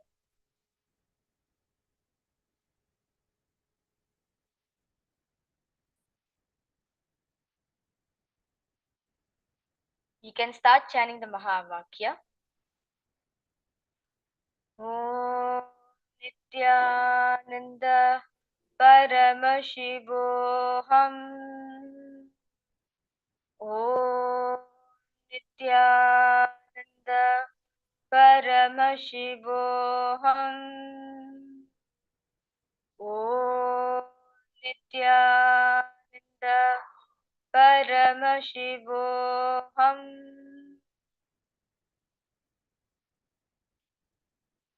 Now, in the same space of oneness, I will be communicating a certain emotion for all of you. Now, all of you, same space, connect to Swamiji, ask Swamiji, ask him, what is the emotion is my Acharya communicating? What is it? What exactly the emotion is my Acharya is communicating through her third eye? You can continue chanting the Mahavakya.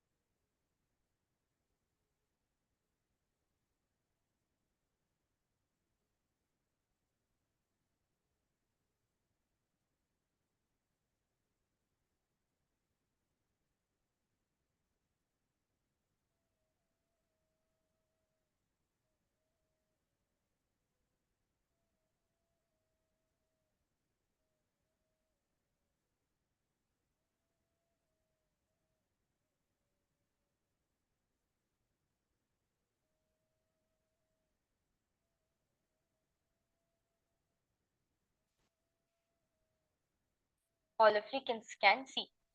If you have any self-doubt in doing the power manifestation, understand one thing. You are Paramashiva.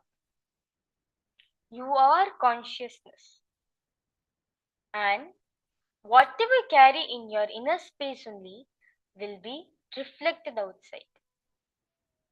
So, have the space of possibility that it is possible. I can manifest it. Naturally, that is only is going to manifest for all of us. If self-doubt is arising in each and every one of you, just tell yourself, I am Paramashiva. It is possible for me to manifest this. As Swamiji says very beautifully, Mama Sankalpam, Shiva Sankalpamastu. My will is also Shiva's will.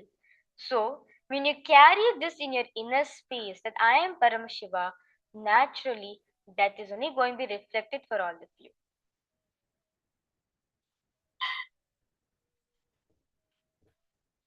You can continue chanting the Mahavakya. Scan what is the emotion am I communicating in your third eye? What is the emotion my Acharya, the Acharya, is communicating to all of us through her third eye?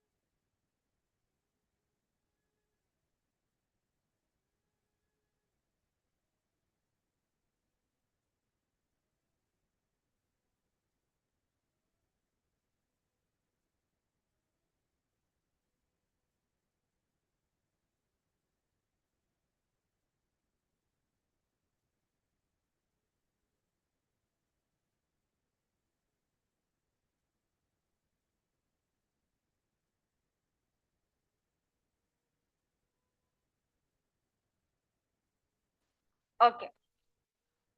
I now request all participants to relax. Post whatever Swamiji has showed you. Whether Swamiji showed an image of it, post exactly as detailed as possible. Or whether Swamiji showed you the word, or whether Swamiji showed you the feeling, or whether Swamiji made you hear the word, whatever emotion Swamiji is showing you. I request all participants to post in the chat section. Okay, I can see my Shukrendriyananda has posted bliss. Okay. Ma Raishu, Ma Forum, Ma Saroj, Ma Jyotikonda, Ma Yogarata, Ma Naresh. I request all of you to post whatever Swami just showed to all of you. Whatever emotion Swamiji is showing, just immediately type it down in the chat.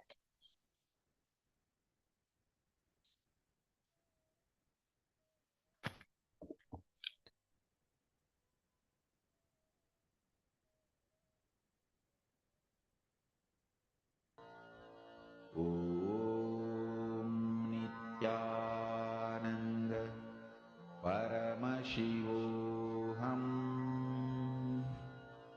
Om Nityananda Paramashivoham Om Nityananda Paramashivoham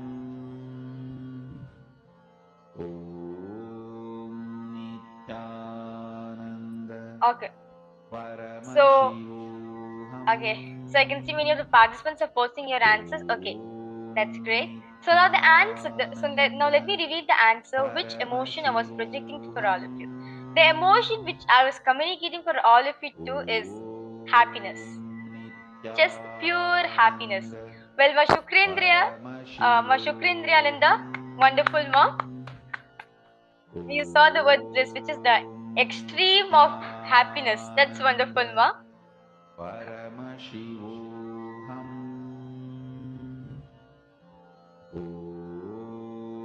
Yes. So now, I request all participants to head to Facebook and post your powerful cognitions, your clicks, your experiences which you got during this session on conscious birthing. And I request all of you to head to Facebook and post whatever experiences, powerful cognitions, clicks, understanding which you got from the session. Please take few minutes, head to Facebook and post your experiences. Paramashivoham Om Nityananda Paramashivoham Om Nityananda Paramashivoham Om Nityananda Paramashivoham Om Nityananda Paramashivoham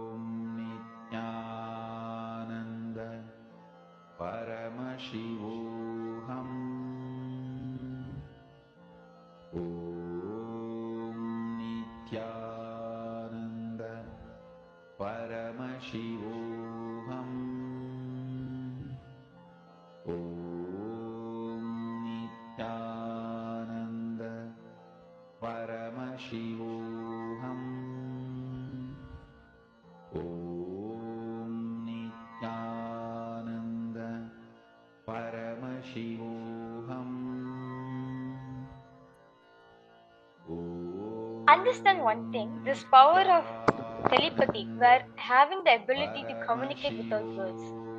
Many people, even in the world also, they like to express themselves, many times they do not use the language of words. And if you're a power manifester, having this power is one of the most greatest thing you can do to help them, where through this power of telepathy you can communicate to them, speak to them, enrich them about what is it they are suffering in their life, what is the problem they are facing in this life, and just through this power you can do tremendous miracles, tremendous breakthrough to the other person whom you are experiencing this power with. So because all participants to, as today all of you will be will be getting the gift of the ultimate relationship within ourselves with whoever people we want to connect with. As throughout the whole day's program, we've been learning about types of relationship, that how we can complete and make a oneness relationship between ourselves and the people around us, the people whom we are associating with, and also the science of conscious birthing. This power of telepathy will actually help in healing many of the relationships which you are having with yourself and with others, where through silence, through the third eye, you're able to communicate to other person, you're able to reach out to other person and complete the being. Because understand one thing, the person whom you're associating with, the other person also is your reflection. When they are having a problem, when they are suffering, understand they are a part in us, which they are nothing but a part which is reflecting that in them. So when you naturally attend to it, when you manifest power on them, understand you are completing that part within yourself. And more you complete yourself, more and more you're going to become Paramashiva.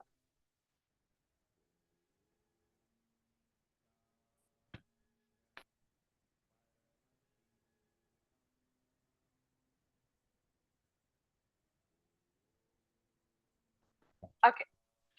So the next is one of the most interesting and exciting sessions for all of us, where we'll be having a Q&A session on Q&A session with Swamiji on this topic of relationship.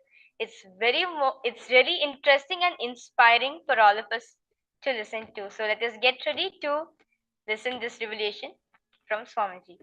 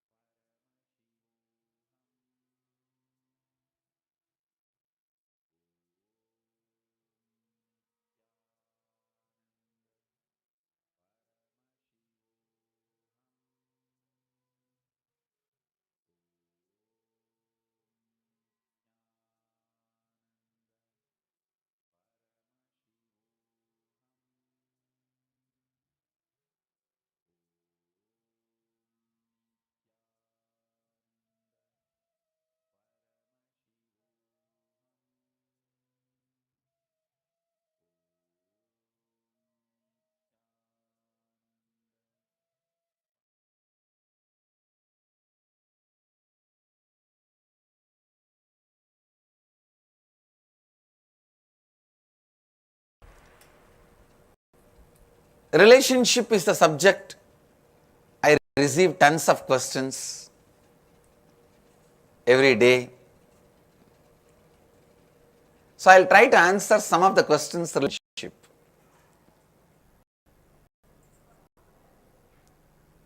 People ask, how can I heal my broken relationship with my wife, husband, sibling, son, daughter?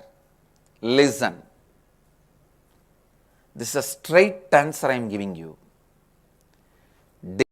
Decide, however difficult it may look in the initial level, decide to have completion with yourself and completion with all relationships in your life.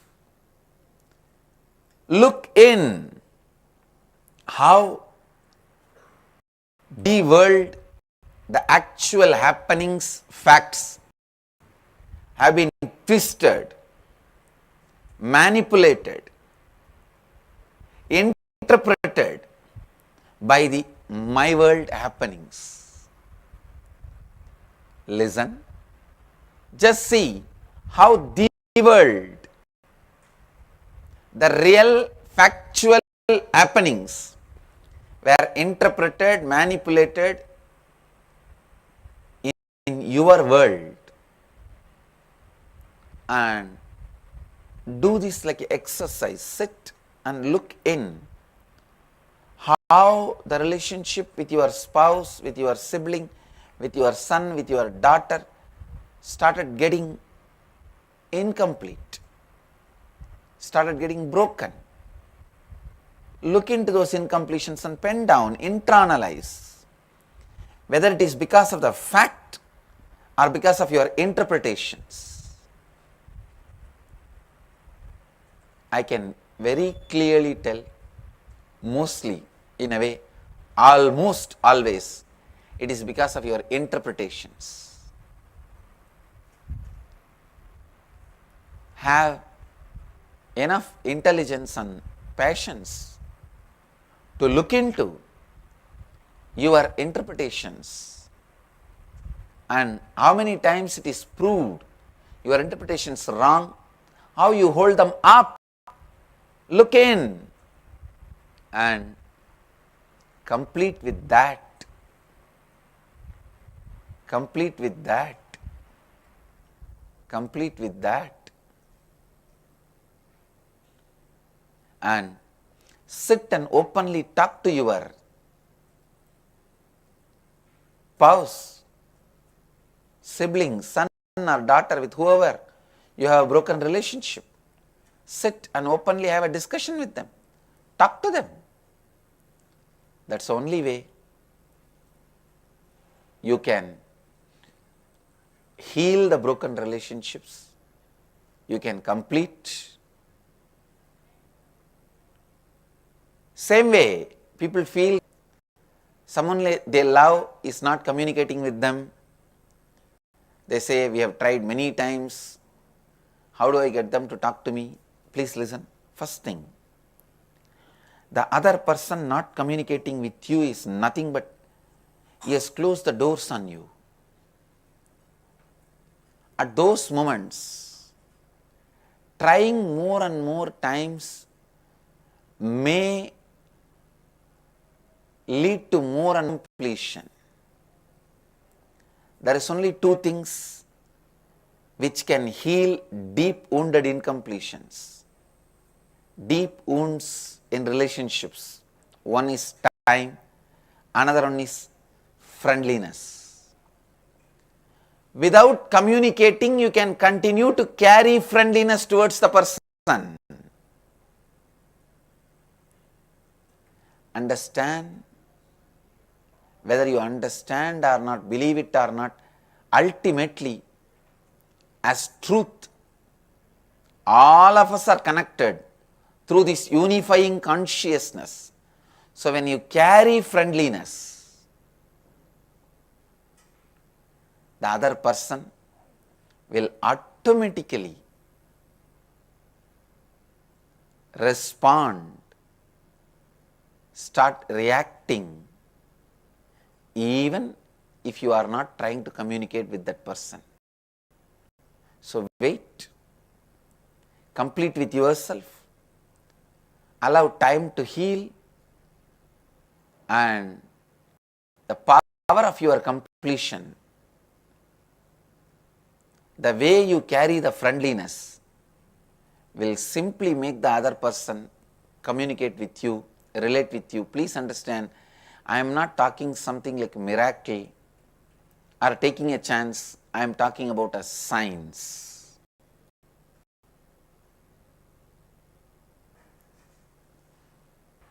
Same way people ask me, how do I know if a person is right for me as a partner?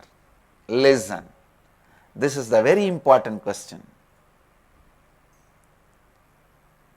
How you carry that person in your inner space when you remember that person all by yourself?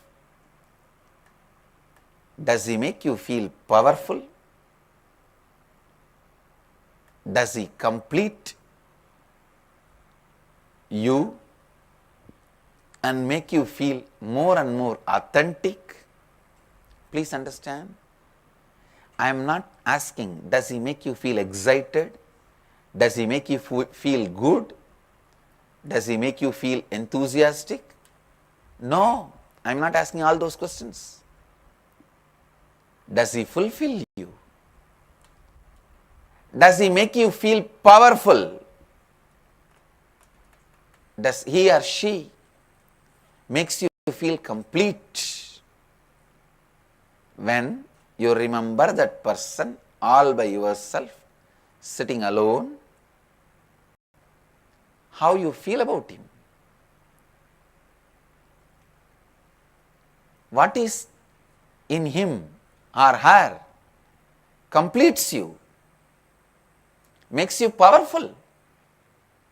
What is that in him or in her makes you experience the oneness?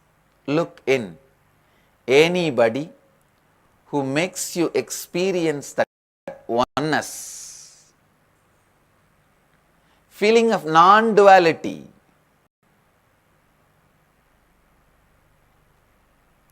anybody who makes you feel powerful, completes you, helps you go beyond all your incompletions, powerlessness, really makes you experience powerfulness, is the right person for you.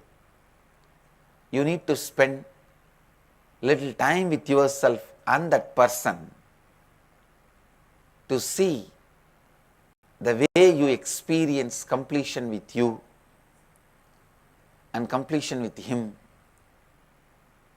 If that person is able to bring completion in your life, you are able to bring completion in his life or her life, are both of you able to see each other's possibility, then the person is right for you.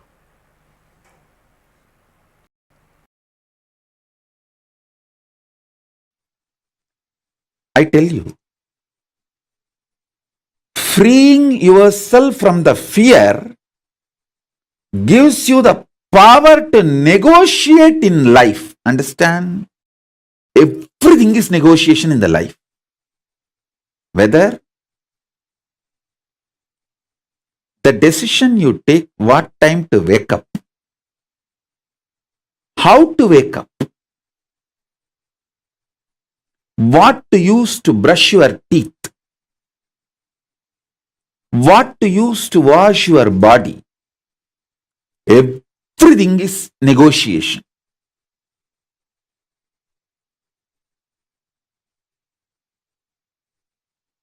Whether you talk to yourself and convince yourself for some activity, or convince your spouse for something, convince your team,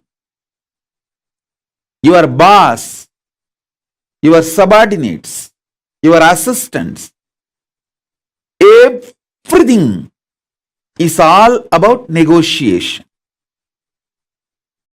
It's all negotiation. All relationships are negotiation.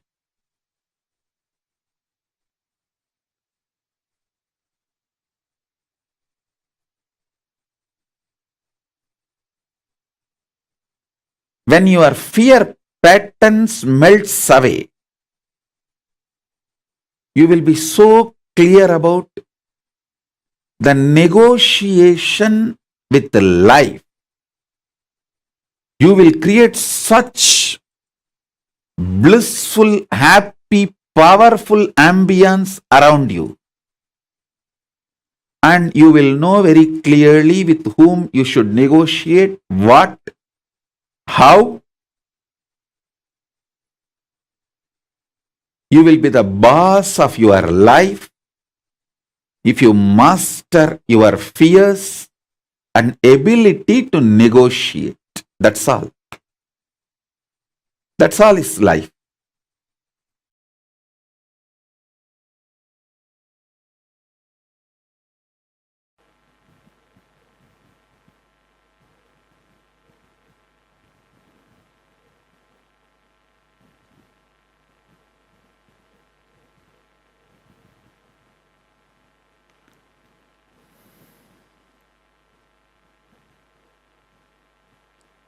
First,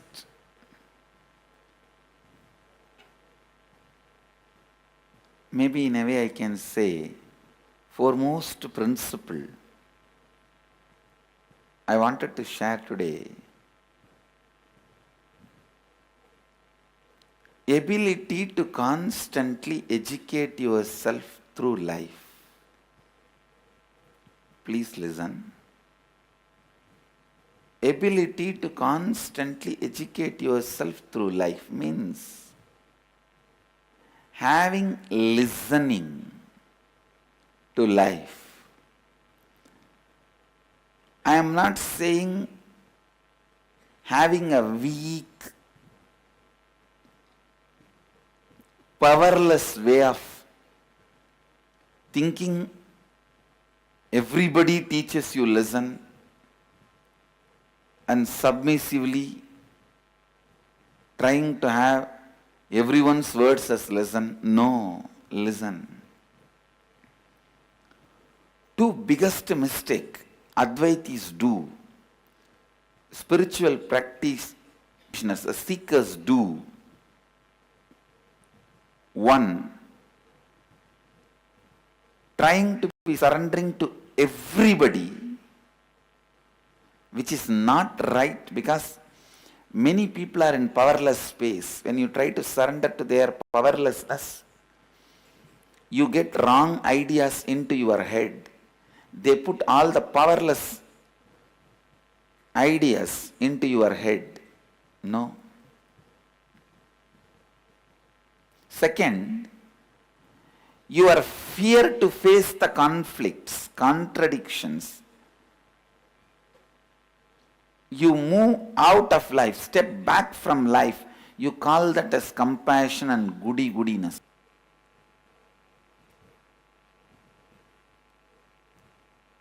Fear of facing the conflicts and fear of facing the possibilities is one and the same. Fear of facing the conflicts and fear of facing the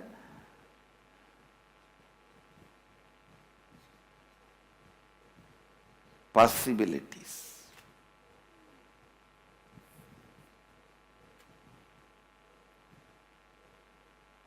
See, if you are intelligent, making wealth, making political success or social success, you should be intelligent enough to tap into your own powers. After all, tapping your conscious energy is a power. Even people who tap into their consciousness have one or two extraordinary powers. They feel it is very difficult, so others cannot do, and try to deny the possibility for others. I tell you, the man who tells you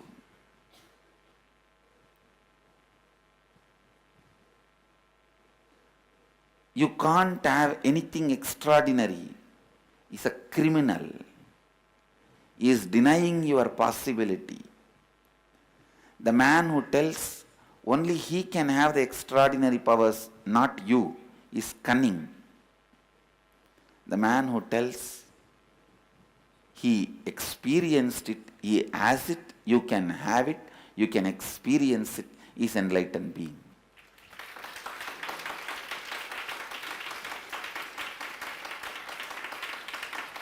The man who tells he has extraordinary powers and he has seen extraordinary possibilities, and you can see it and you can experience it, is an enlightened being. The man who gives that extraordinary possibilities for every human being is an incarnation. Understand,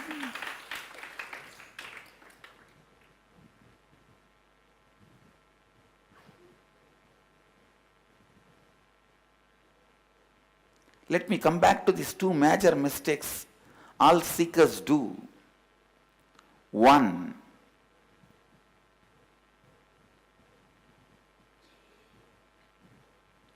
because of fear of facing the conflicts, due to the fear of facing the life, due to fear of facing contradictions, withdrawing in the name of compassion, withdrawal being named as compassion. No.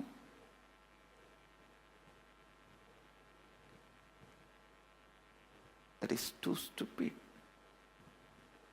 Withdrawal should not be named as compassion. Withdrawing should not be named as compassion.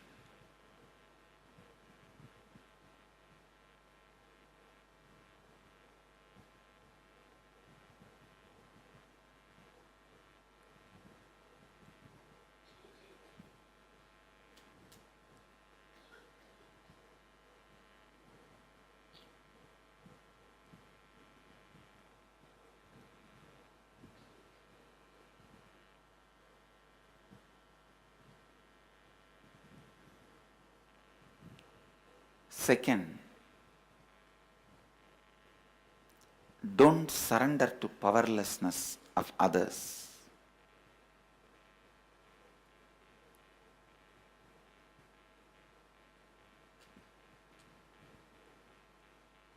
There's a beautiful story.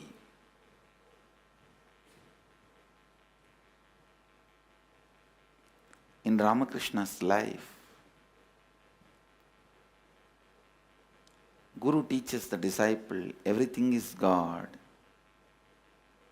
but before completes the lesson gives a break. The lesson is not yet complete. It is being taught. This disciple who learnt everything is God in halfway walks in the street and he sees a mad elephant. And a Mahut is trying to control the elephant.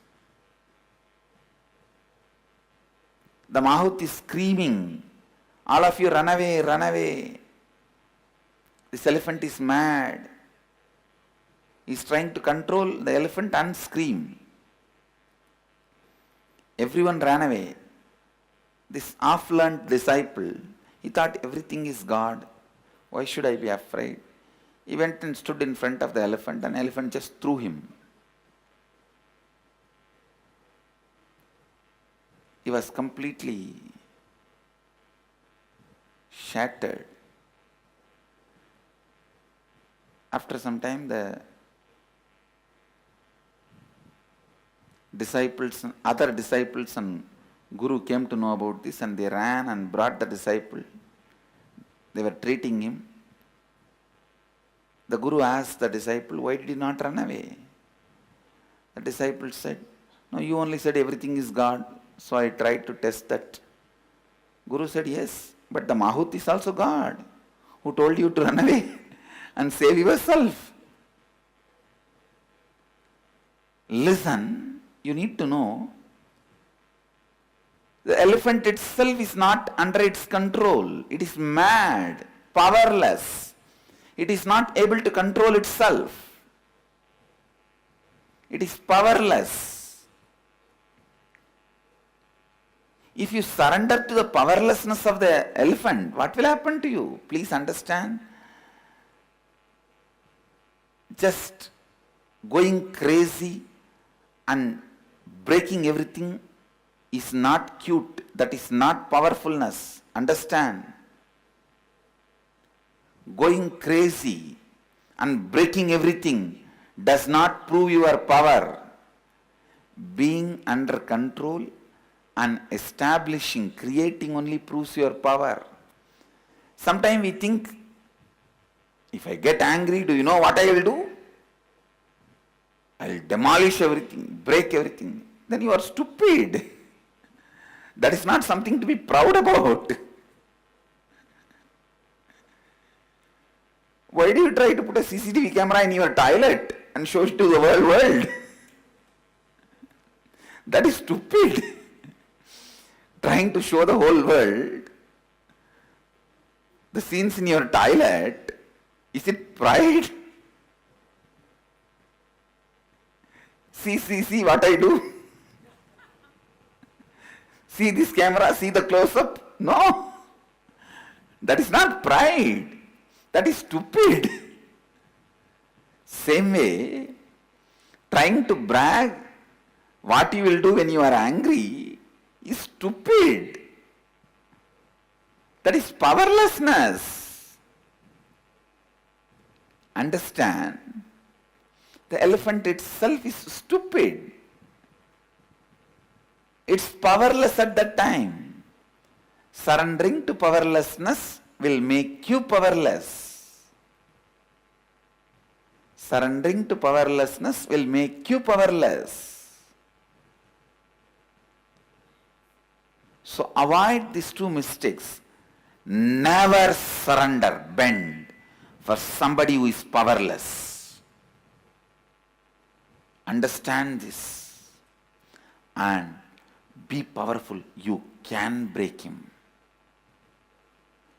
However powerful position he may be sitting, if he is powerless, however powerless situation you may be put in, if you are powerful, you can break him.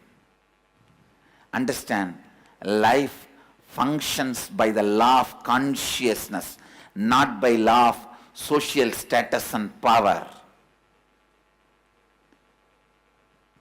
However powerful place somebody may be placed, if he is powerless, simply he can be broken.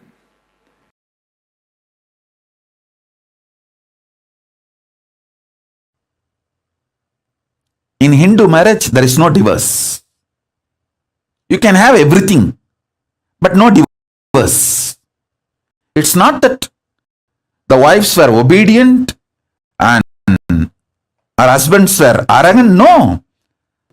Enough stories where women claim their rights and independence, freedom, power. Hinduism is the most feministic religion, I tell you. In Hinduism, not just religion, even the Hindu economy, Hindu social system, everything is feminist. The women-centered, everything is feminist. When time comes, I'll try to reveal more details about it. How the woman is the foundation of Hindu civilization. They formed the basis of Hindu civilization.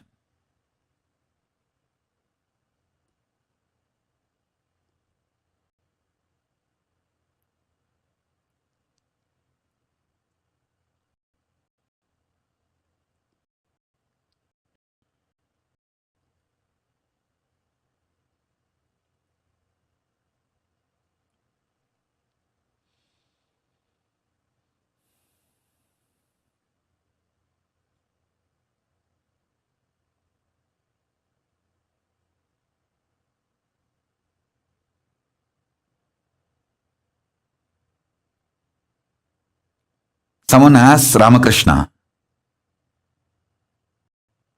when he was in deathbed, literally everyone to leave the body soon.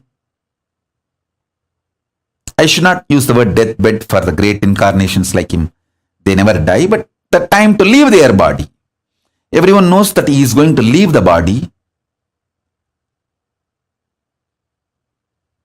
Close, sincere devotees of him, they come and ask him, Bhagavan, how can you leave the body so soon? Still, you have not trained enough people to continue your mission. Only few boys are trained and they are too young. He smiles and says, one woman is enough to carry my mission. She is already trained. Sharada Devi. She is trained enough.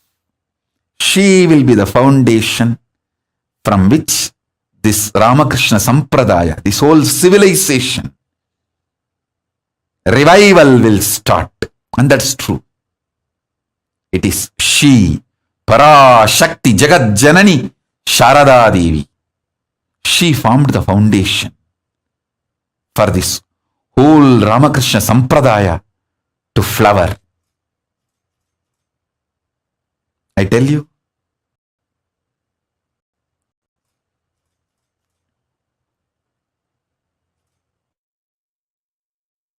in Hindu civilization, spirituality, religion,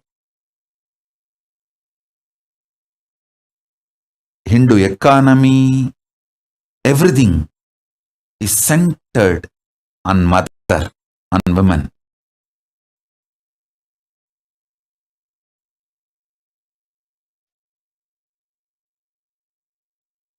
Everything is okay as long as you are clear. Marriage cannot be broken. The relationship cannot be broken. When you are clear about that, all ups and downs becomes navarasa, taste of life.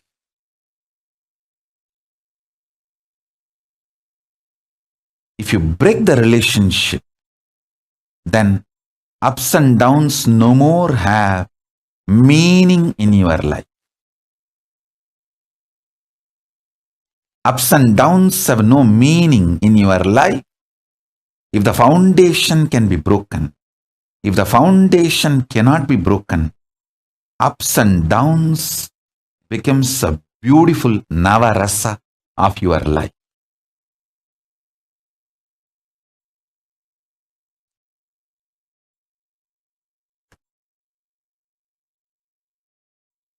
If you are able to see me, hear me, please wave your hands.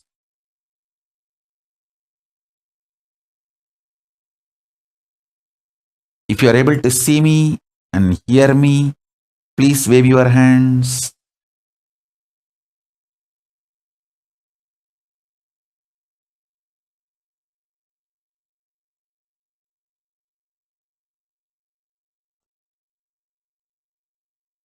If you are able to see me and hear me, please, yes, great. Yes. Understand?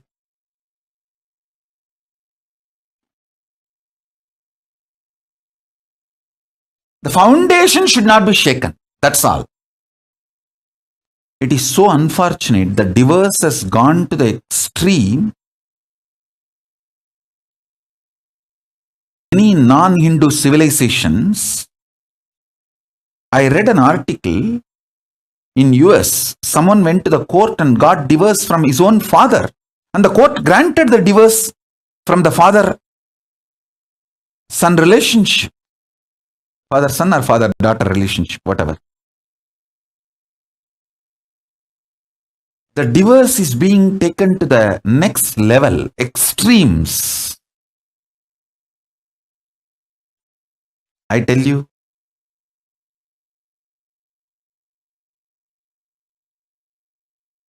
Whether it's a relationship with father or mother or wife or husband, son, brother, daughter, any relationship. If the integrity forms the foundation and the direction is to go from integrity, individual integrity to collective integrity, you manifest what you want in your life.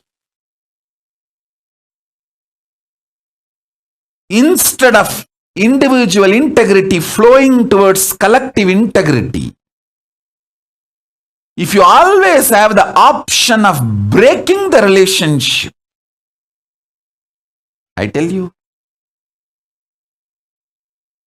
that's a most stupid way to exist.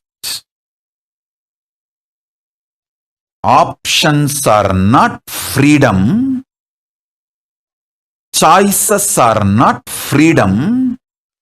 Flowering your peak possibility is freedom. Manifesting your highest existence is freedom.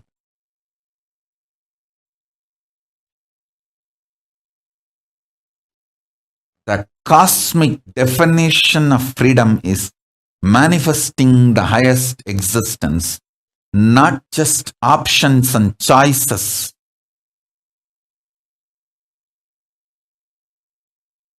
Then you even have an option to pick up a knife and stab anyone in front of you and stab yourself. Is that a freedom? No. No.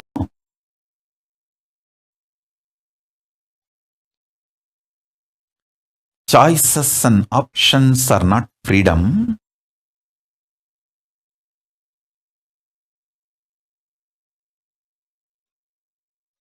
Manifesting your highest possibility is the freedom.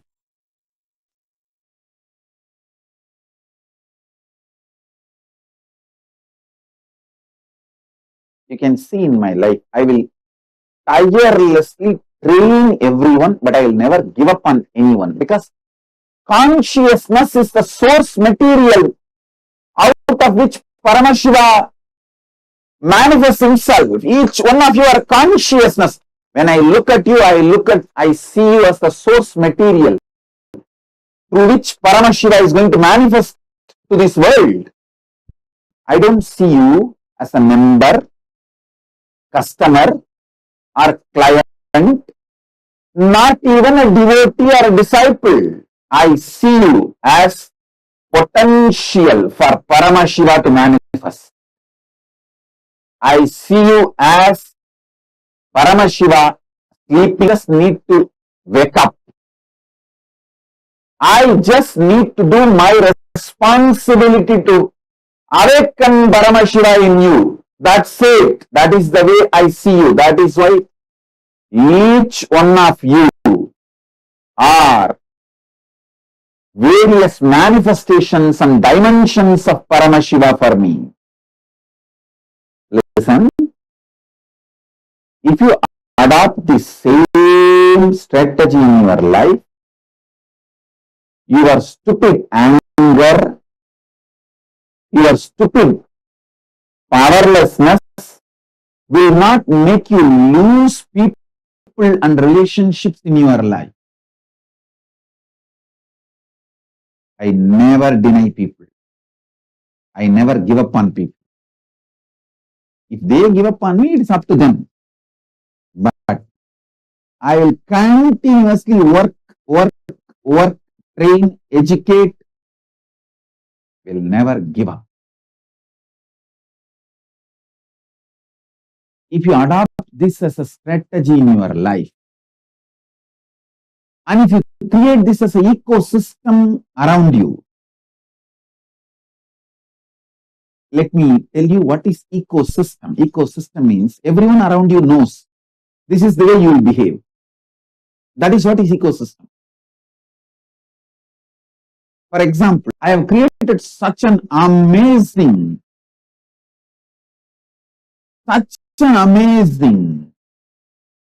enlightenment ecosystem even if you ask a Gurukul kid or the dog in running around in Bididi campus or cow in Bididi campus, just ask them solution for any problem. Simply they know how I will respond, how I will solve any problem. They just know the fundamental truths of enlightenment science, and problems can be solved only based on this enlightenment science, fundamental truths, integrity, authenticity, responsibility, enriching, causing. That's all is the solution. Whether we adopt or not, how to adopt, what is the easiest, best way to adopt, all that will be discussed further. But everyone knows this is the basic truth. When you listen to the sound of Kailasa, the power manifests in you is all the powers related to sound and verbalization. You can read your mind and others' mind. Whatever goes on anywhere, verbally, you can see.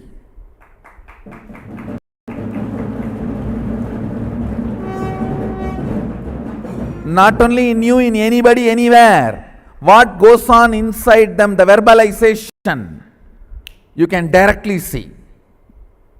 I tell you, fundamentally, reading your own mind, ability to read your mind and read all your blind spots, that empowers you to read others. Understand? Reading your own mind is manifesting powerful cognitions. Reading others' mind is manifesting powers. That's all. If you are successful and percentage, keep the hands and just look. And one more thing, when you read others' mind, it is not that you are exploiting, cheating or doing anything wrong. You will make, actually by reading their mind and informing them, you will make them understand many of the blind spots which they are not able to discover on their own. It is one of the very big spiritual support you are doing. A very big spiritual support you are rendering. See, many times we are not ferocious with ourselves. We just try to be in the slumber of blind spots. Cozy, cute, ooh. When others read that spot and expose that to you, you wake up and you can become ferocious with yourself. It's wonderful. Such large number is able to. Now let's experience Kailash breadth, depth, time, space.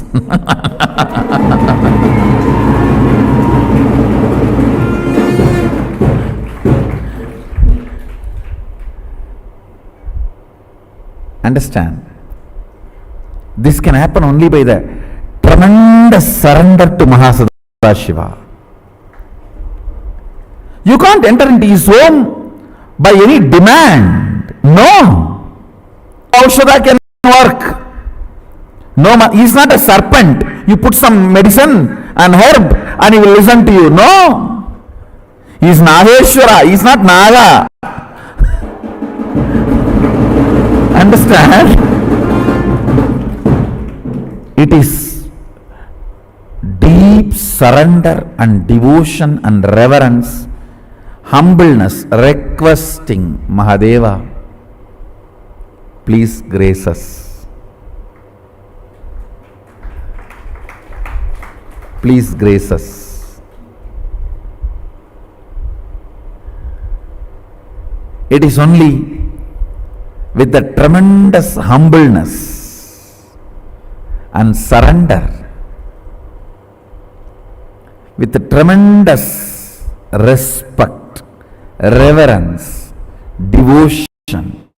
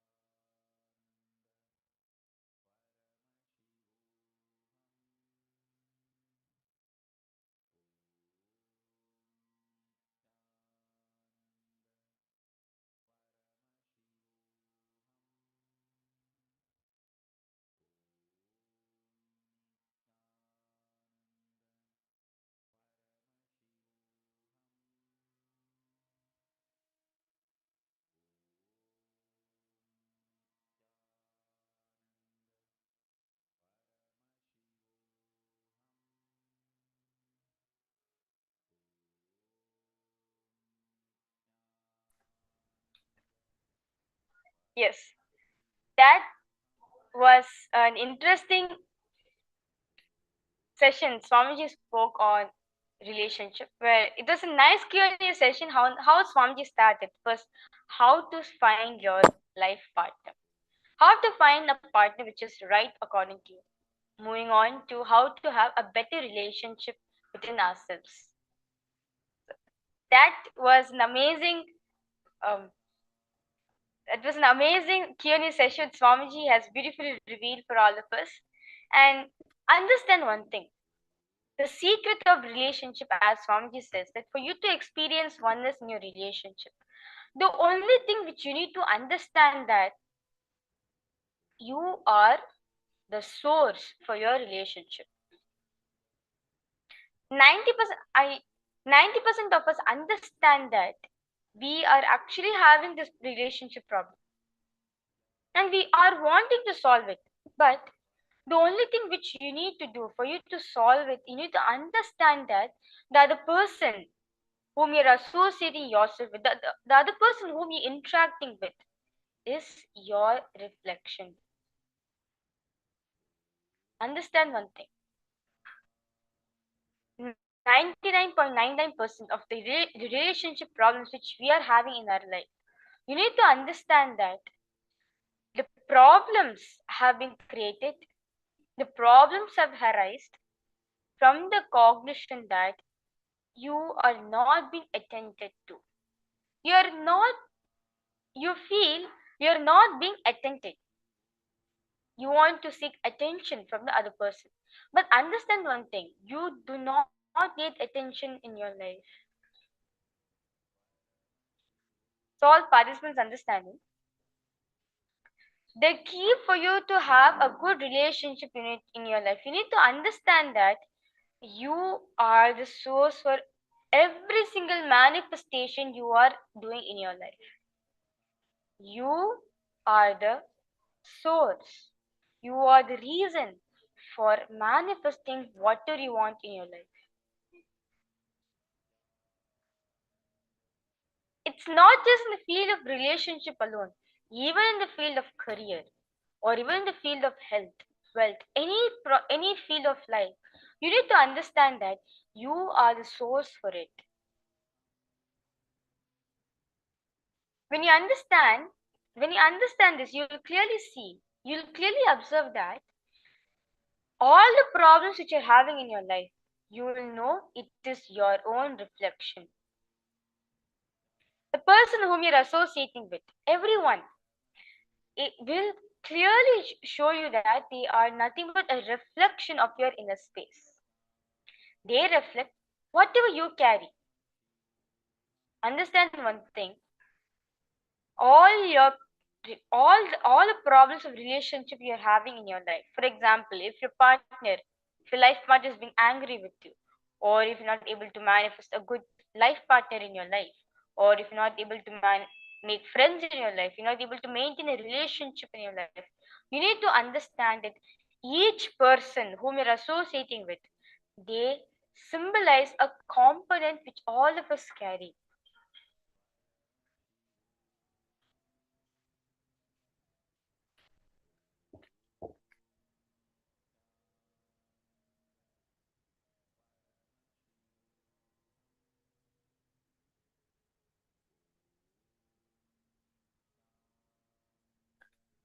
So,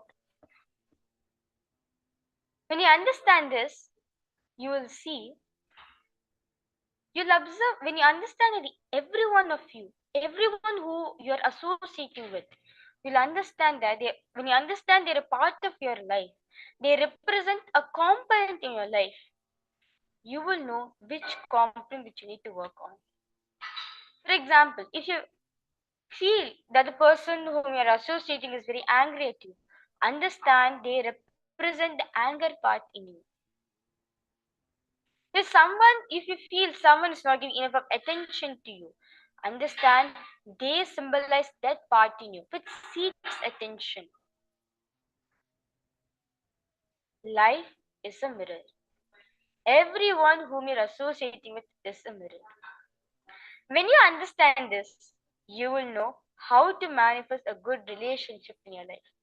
You will know how to manifest the best oneness based relationship with life.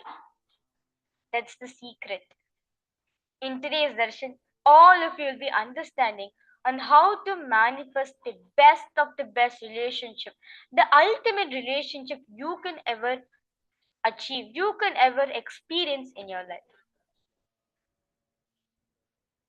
I request all participants to post your understanding on this. With this, let us move ahead to the power manifestation.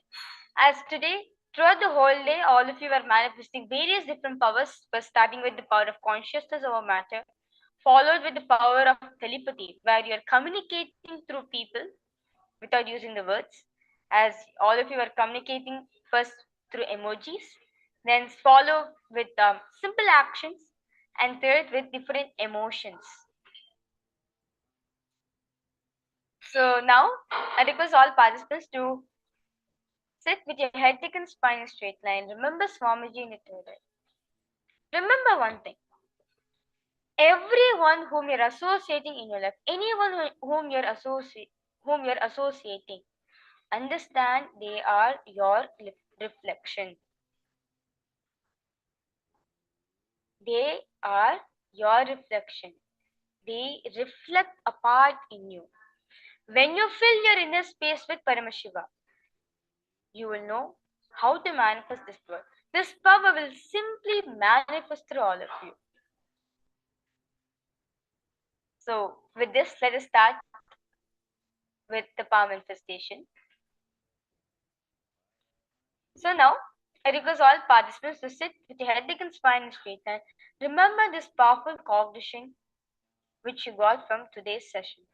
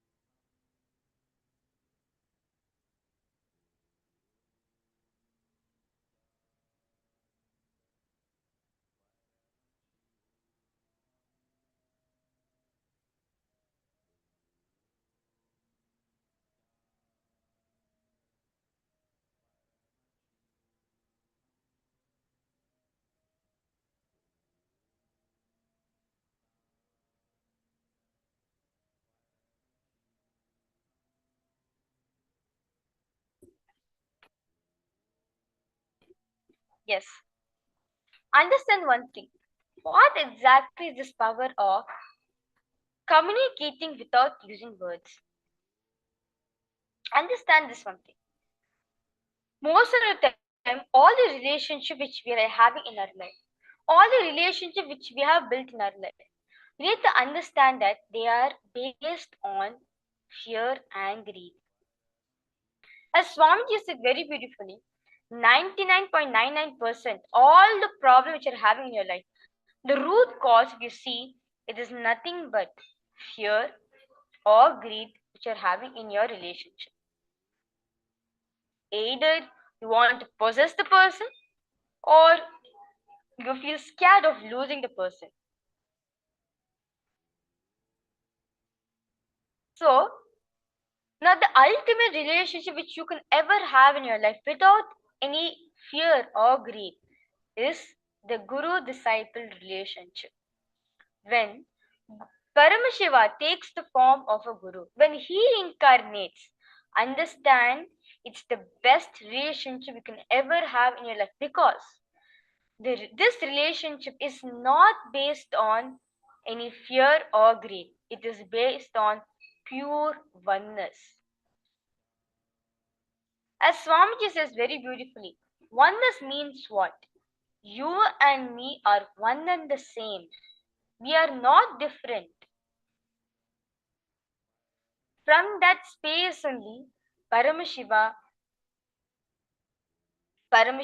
gave all the Vedas and Agamas to the whole humanity. In today's darshan, today all of you will be having a darshan of Bhagavan Kalyan Sundaramurti, who represents the ultimate relationship, the oneness-based relationship which you can have in your life. You'll see by the end of this program, a person whom you have not communicated for 10 years, who you have not communicated at all, where you are facing problem in communicating with the other person, will eventually start speaking with you, because you know any relationship which you're having, it's going to be based on oneness. It's not going to be based on either fear or greed. It's going to be based on pure oneness. When you establish a relationship with pure oneness, you will see that relationship will empower you, will make you feel powerful, and not just that alone. It will be permanent. It will always be a solution-based relationship. So, with this understanding, we'll be moving ahead to the power of telepathy, where we'll be communicating without words. So, as the previous manifestation in previous round, all the participants, you were manifesting, you were scanning a particular emotion which I was communicating to all of you. So, we'll be manifesting the same power again. And I request all of you to sit with your head, neck, and spine in a straight line. Remember Swamiji in your third eye. Declare, you and Swamiji are one and the same.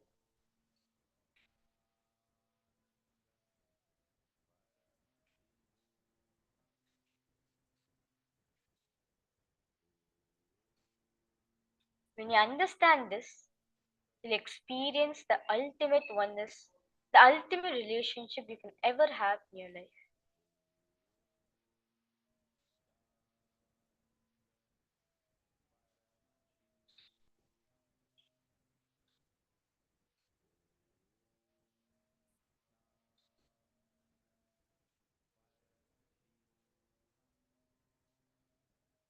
You can start chanting the Mahavakya. Om Nityananda Paramashivoham. Om Nityananda Paramashivoham. Om Nityananda Paramashivoham.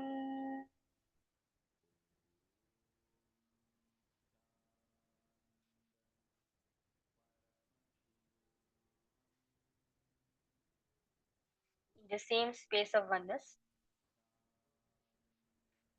ask Swamiji, talk to him to reveal you what is the emotion which your Acharya is communicating to all of you.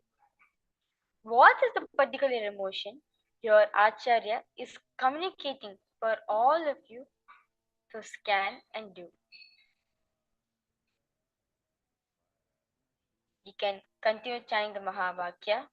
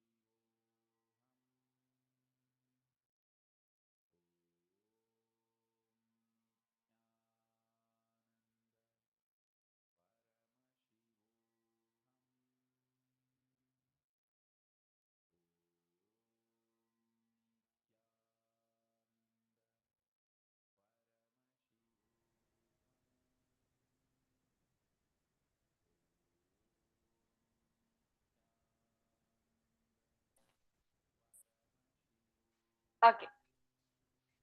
I now request all participants to relax and post whatever Swamiji has shown you. Whether you felt the emotion in you or whether you saw an image of the particular emotion. I request all of you to post in the chat. Ma Naresha, Ma Kamadahana, Ma Shukrendriyananda, Ma Ruishu. I request all of you start posting whatever Swamiji showed you.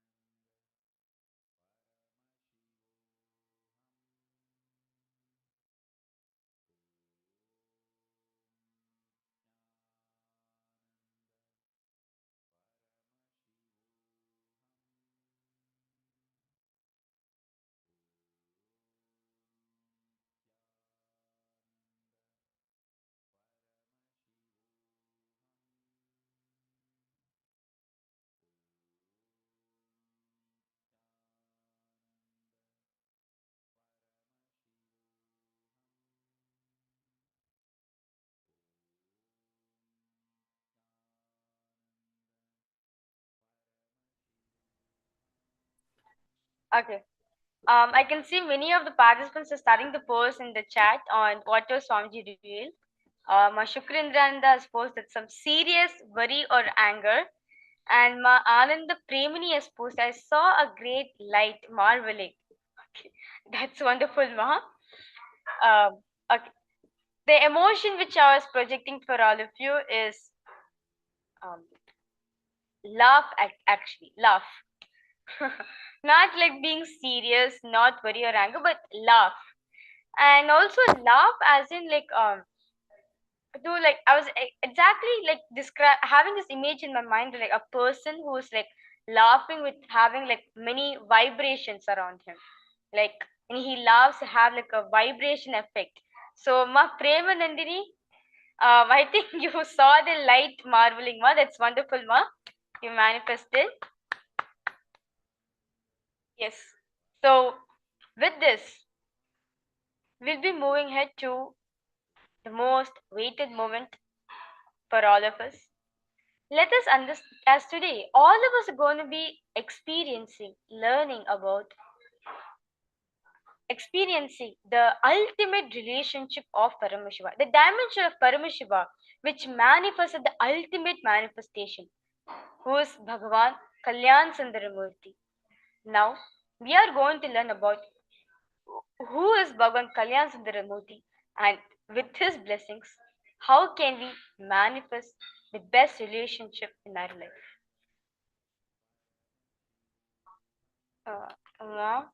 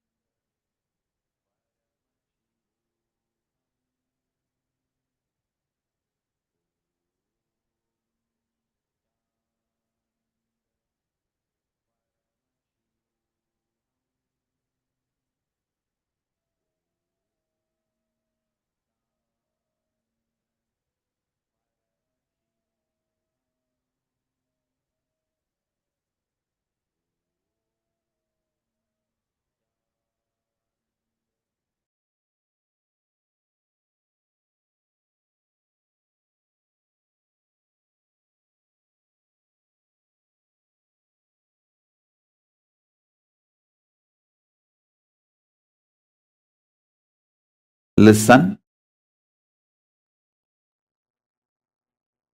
The truth of love, the ultimate secret of love, Paramashiva's love, I'll reveal. Listen. Once I went to Paramashiva, Arunagiri Yogeshwara himself.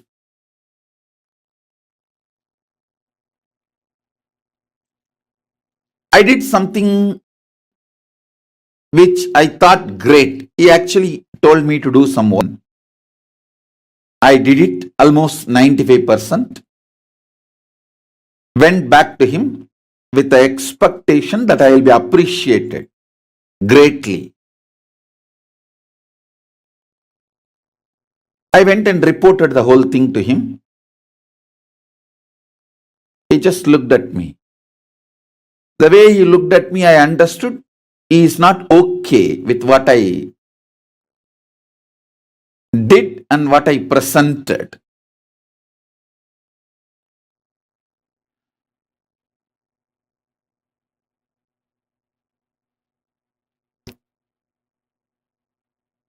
He exactly asked the part of the work I did not do.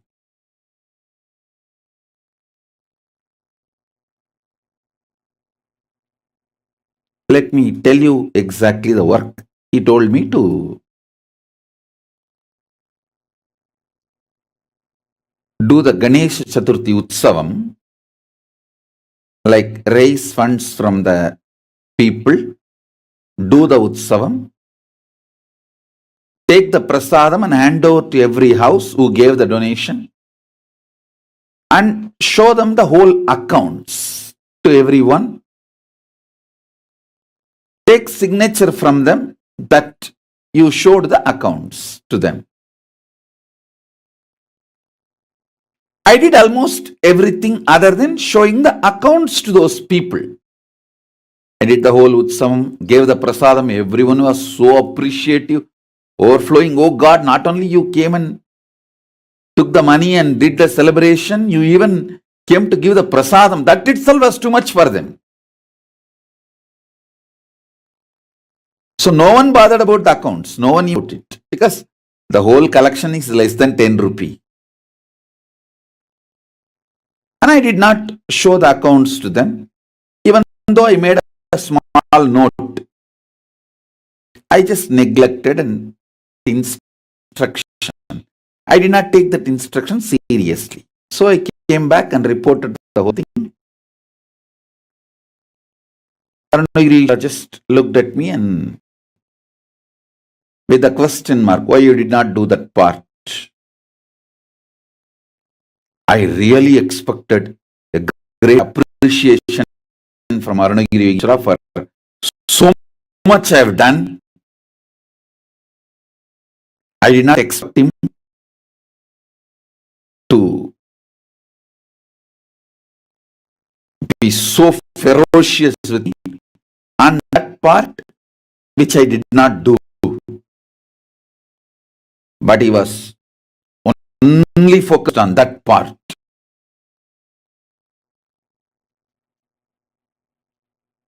He said very clearly,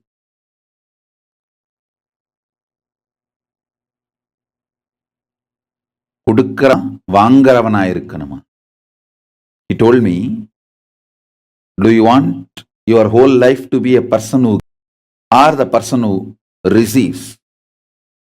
I said, I should be a person who gives. Then understand. He beautifully explained.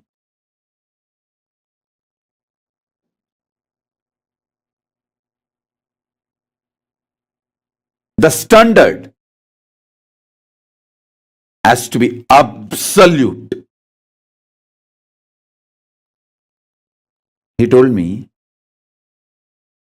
if you expect I should appreciate you for the 95% of the work you have done, you will get attention. You will seek only that kind of people around you who gives attention. You will create a slum around you. You will create a slum around you. I still remember. He told me, if you expect me to appreciate you for the work you did, and if I fulfill that, you will enjoy attention. You will attract people who will give you attention, but not love.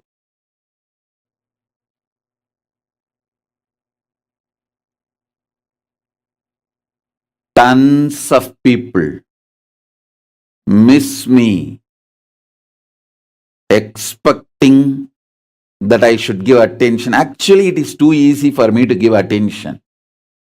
But it is cheating your soul, your Paramashivatva.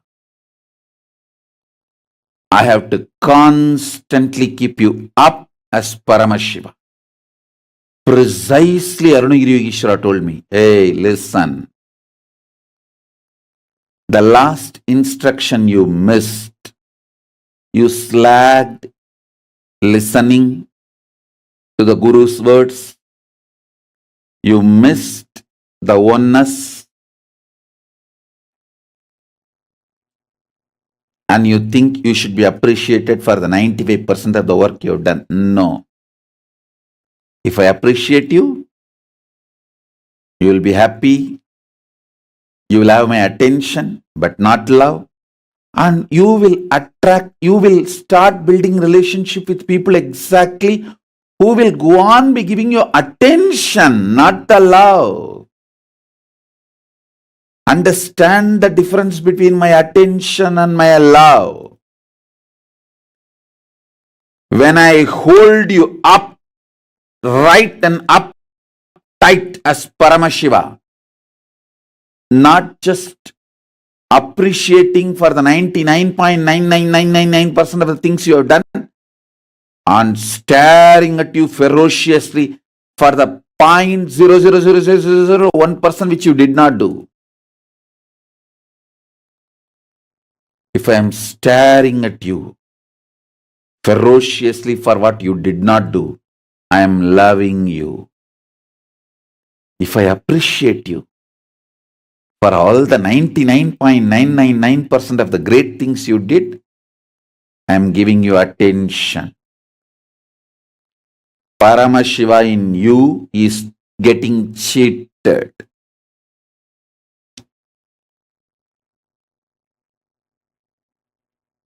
I won't. I will not cheat the Paramashiva in you. Even when I give you appreciation, sometimes when you come, you are waiting to get hurt.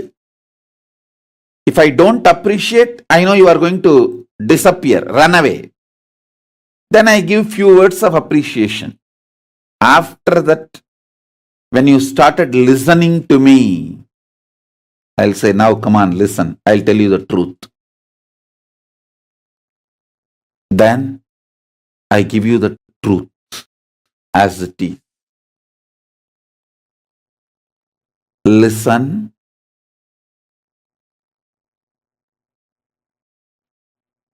This incident of Arunagiri Yogeshwara, not okay with me not showing the accounts to the people. After he gave the instruction, he gave the instructions clearly, this should be done. I did not obey that last instruction.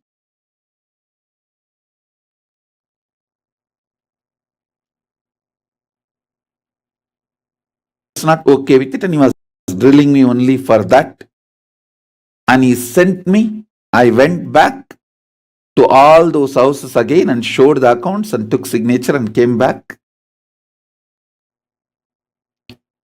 Love is your birthright. You are Paramashiva is your birthright. You should always be kept in that highest space. That is your birthright. Me expecting you to be in the highest space of Paramashiva is the love I give you, the true love, and that true love is your birthright.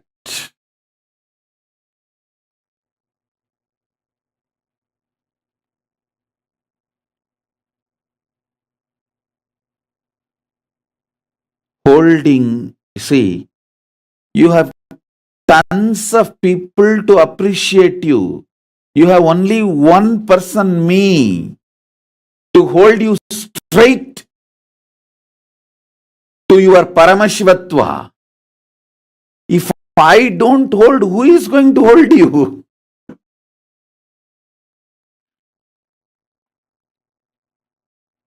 Understand? As long as you receive love from me, means straight talk, direct words. Be very clear, you are loved, protected, you will become Paramashiva. There is nothing can stop you, because I am like a dynamic diamond. When a dynamic diamond like me comes around you, anything other than the diamond component in you will be cleared.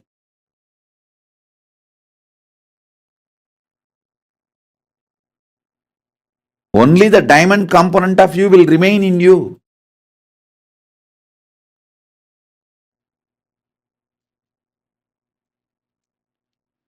You are Paramashiva,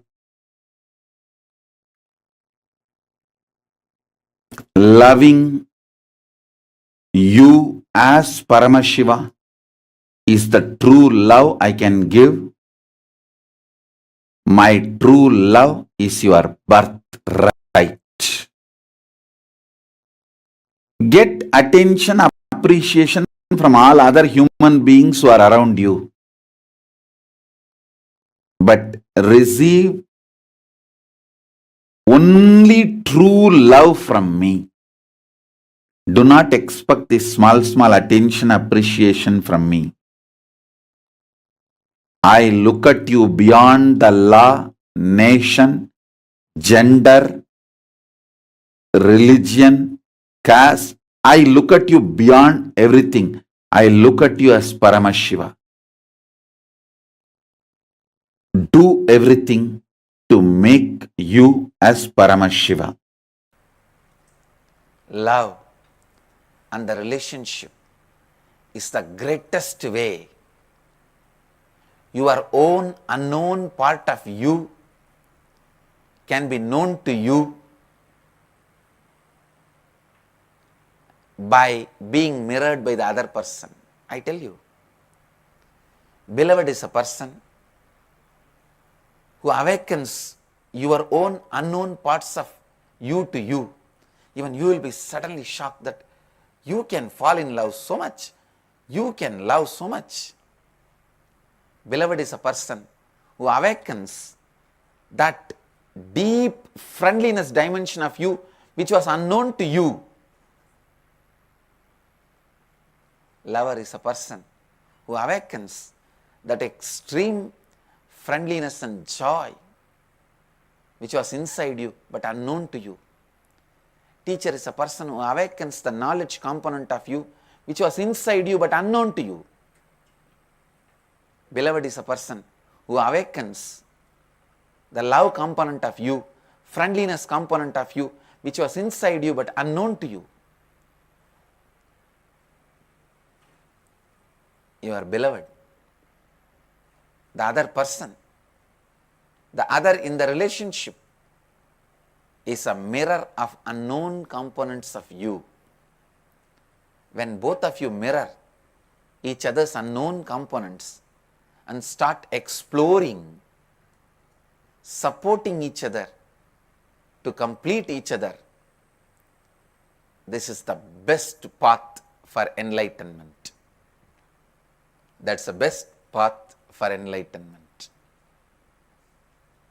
I want to tell you, no one can be achieving enlightenment alone. No one can achieve enlightenment in loneliness.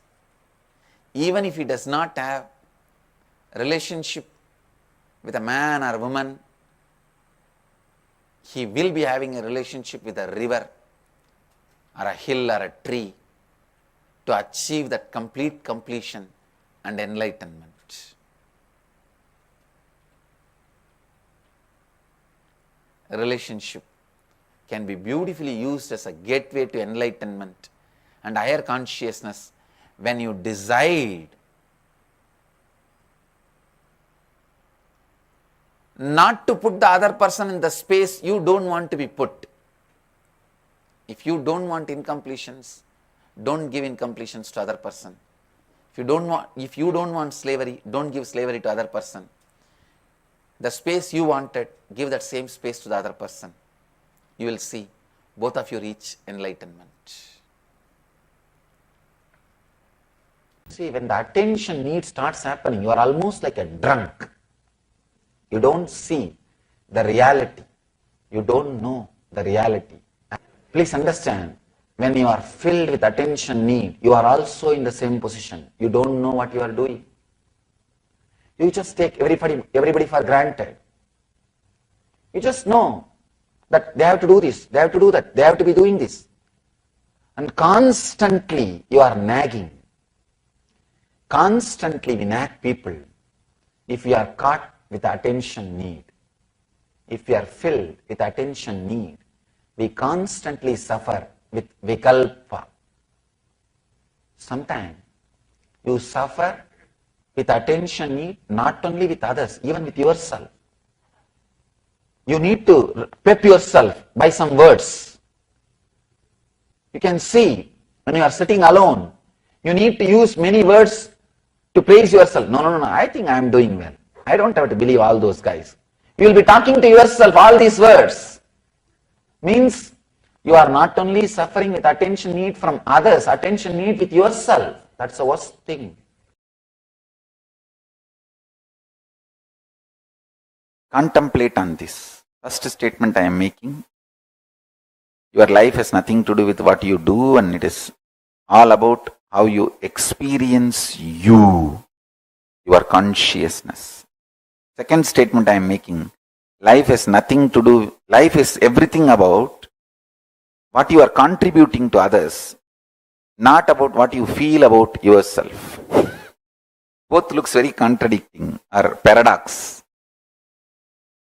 If you understand in both words, in both statements, I mean different truths. different level truths. First statement, when I say you, I mean different. Second statement, when I say you, I mean different. First statement, when I say about you, I am talking about consciousness. Second statement, when I am saying about you, it's about that selfish, too much of me. That powerlessness, weak selfishness.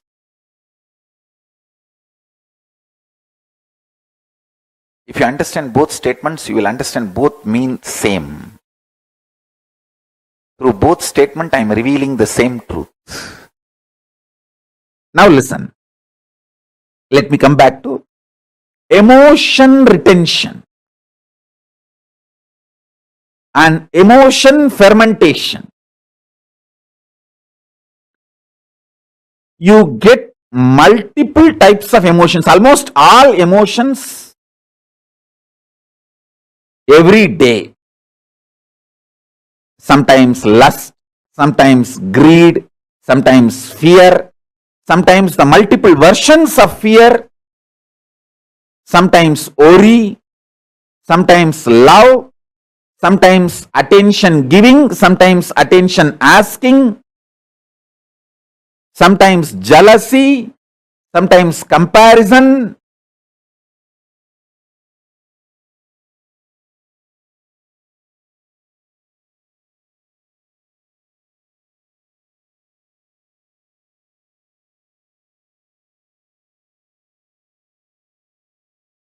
Various emotions, sometimes the willpower, sometimes arrogance, sometimes frustration, different emotions I can describe. All kinds of emotions you get.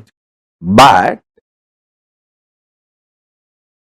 logically, through your conscious decision, the thought currents or emotions which you cherish stays inside you and starts getting fermented. The good news is, no emotion gets fermented inside you. No fermentation of emotions happens inside you without your conscious support. You should understand that. I tell you, the good news is, emotions coming and going may not be in your control, but the fermentation of the emotions is under your control. Only when you consciously support some emotions, the fermentation of that emotion happens inside you. All I am trying to tell you is, stop consciously supporting the fermentation of life negativity. Don't allow the fermentation of the lust, fermentation of the fear, fermentation of the worry, fermentation of the attention need, fermentation of jealousy, fermentation of the arrogance, fermentation of ungratefulness, taking life for granted, frustration. Understand that. What you ferment inside you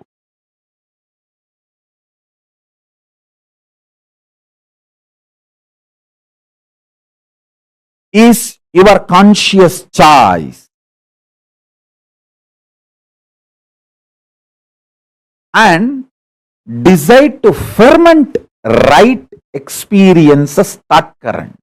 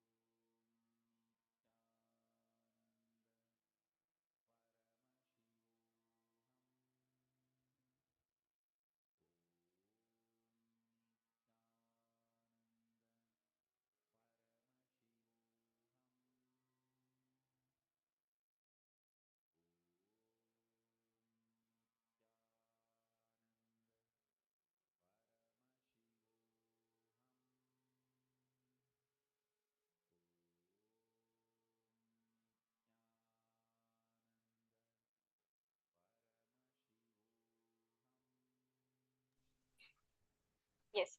Sorry for a technical glitch. Yes. That was an amazing relation. That was an amazing revelation Swamiji spoke on Kalyana Sundaramurti. Understand, Kalyana Sundaramurti speaks. He represents the ultimate relationship you can ever have in your life. A relationship which is based on oneness. As all of us understood that the person whom you are relating with, whom you're approaching, whom you're associating with, is nothing but a reflection of your inner space. When you have the right inner space, when you have a powerful inner space, when you make your inner space as Paramashiva's inner space, you will manifest the ultimate of the ultimate relationship ever you want in your life. The best relationship. Understand one thing. Now, in today's darshan, when Swamiji comes as Bhagavan Kalyan Sundaramurti, understand whatever is happening in Swamiji's brain, whatever energy, that huge amount of energy which is coming down in Swamiji's body, will be transmitted for all of us. As modern day science calls this as mirror neurons. What exactly is mirror neurons? For example, now I'm sitting in front of all of you.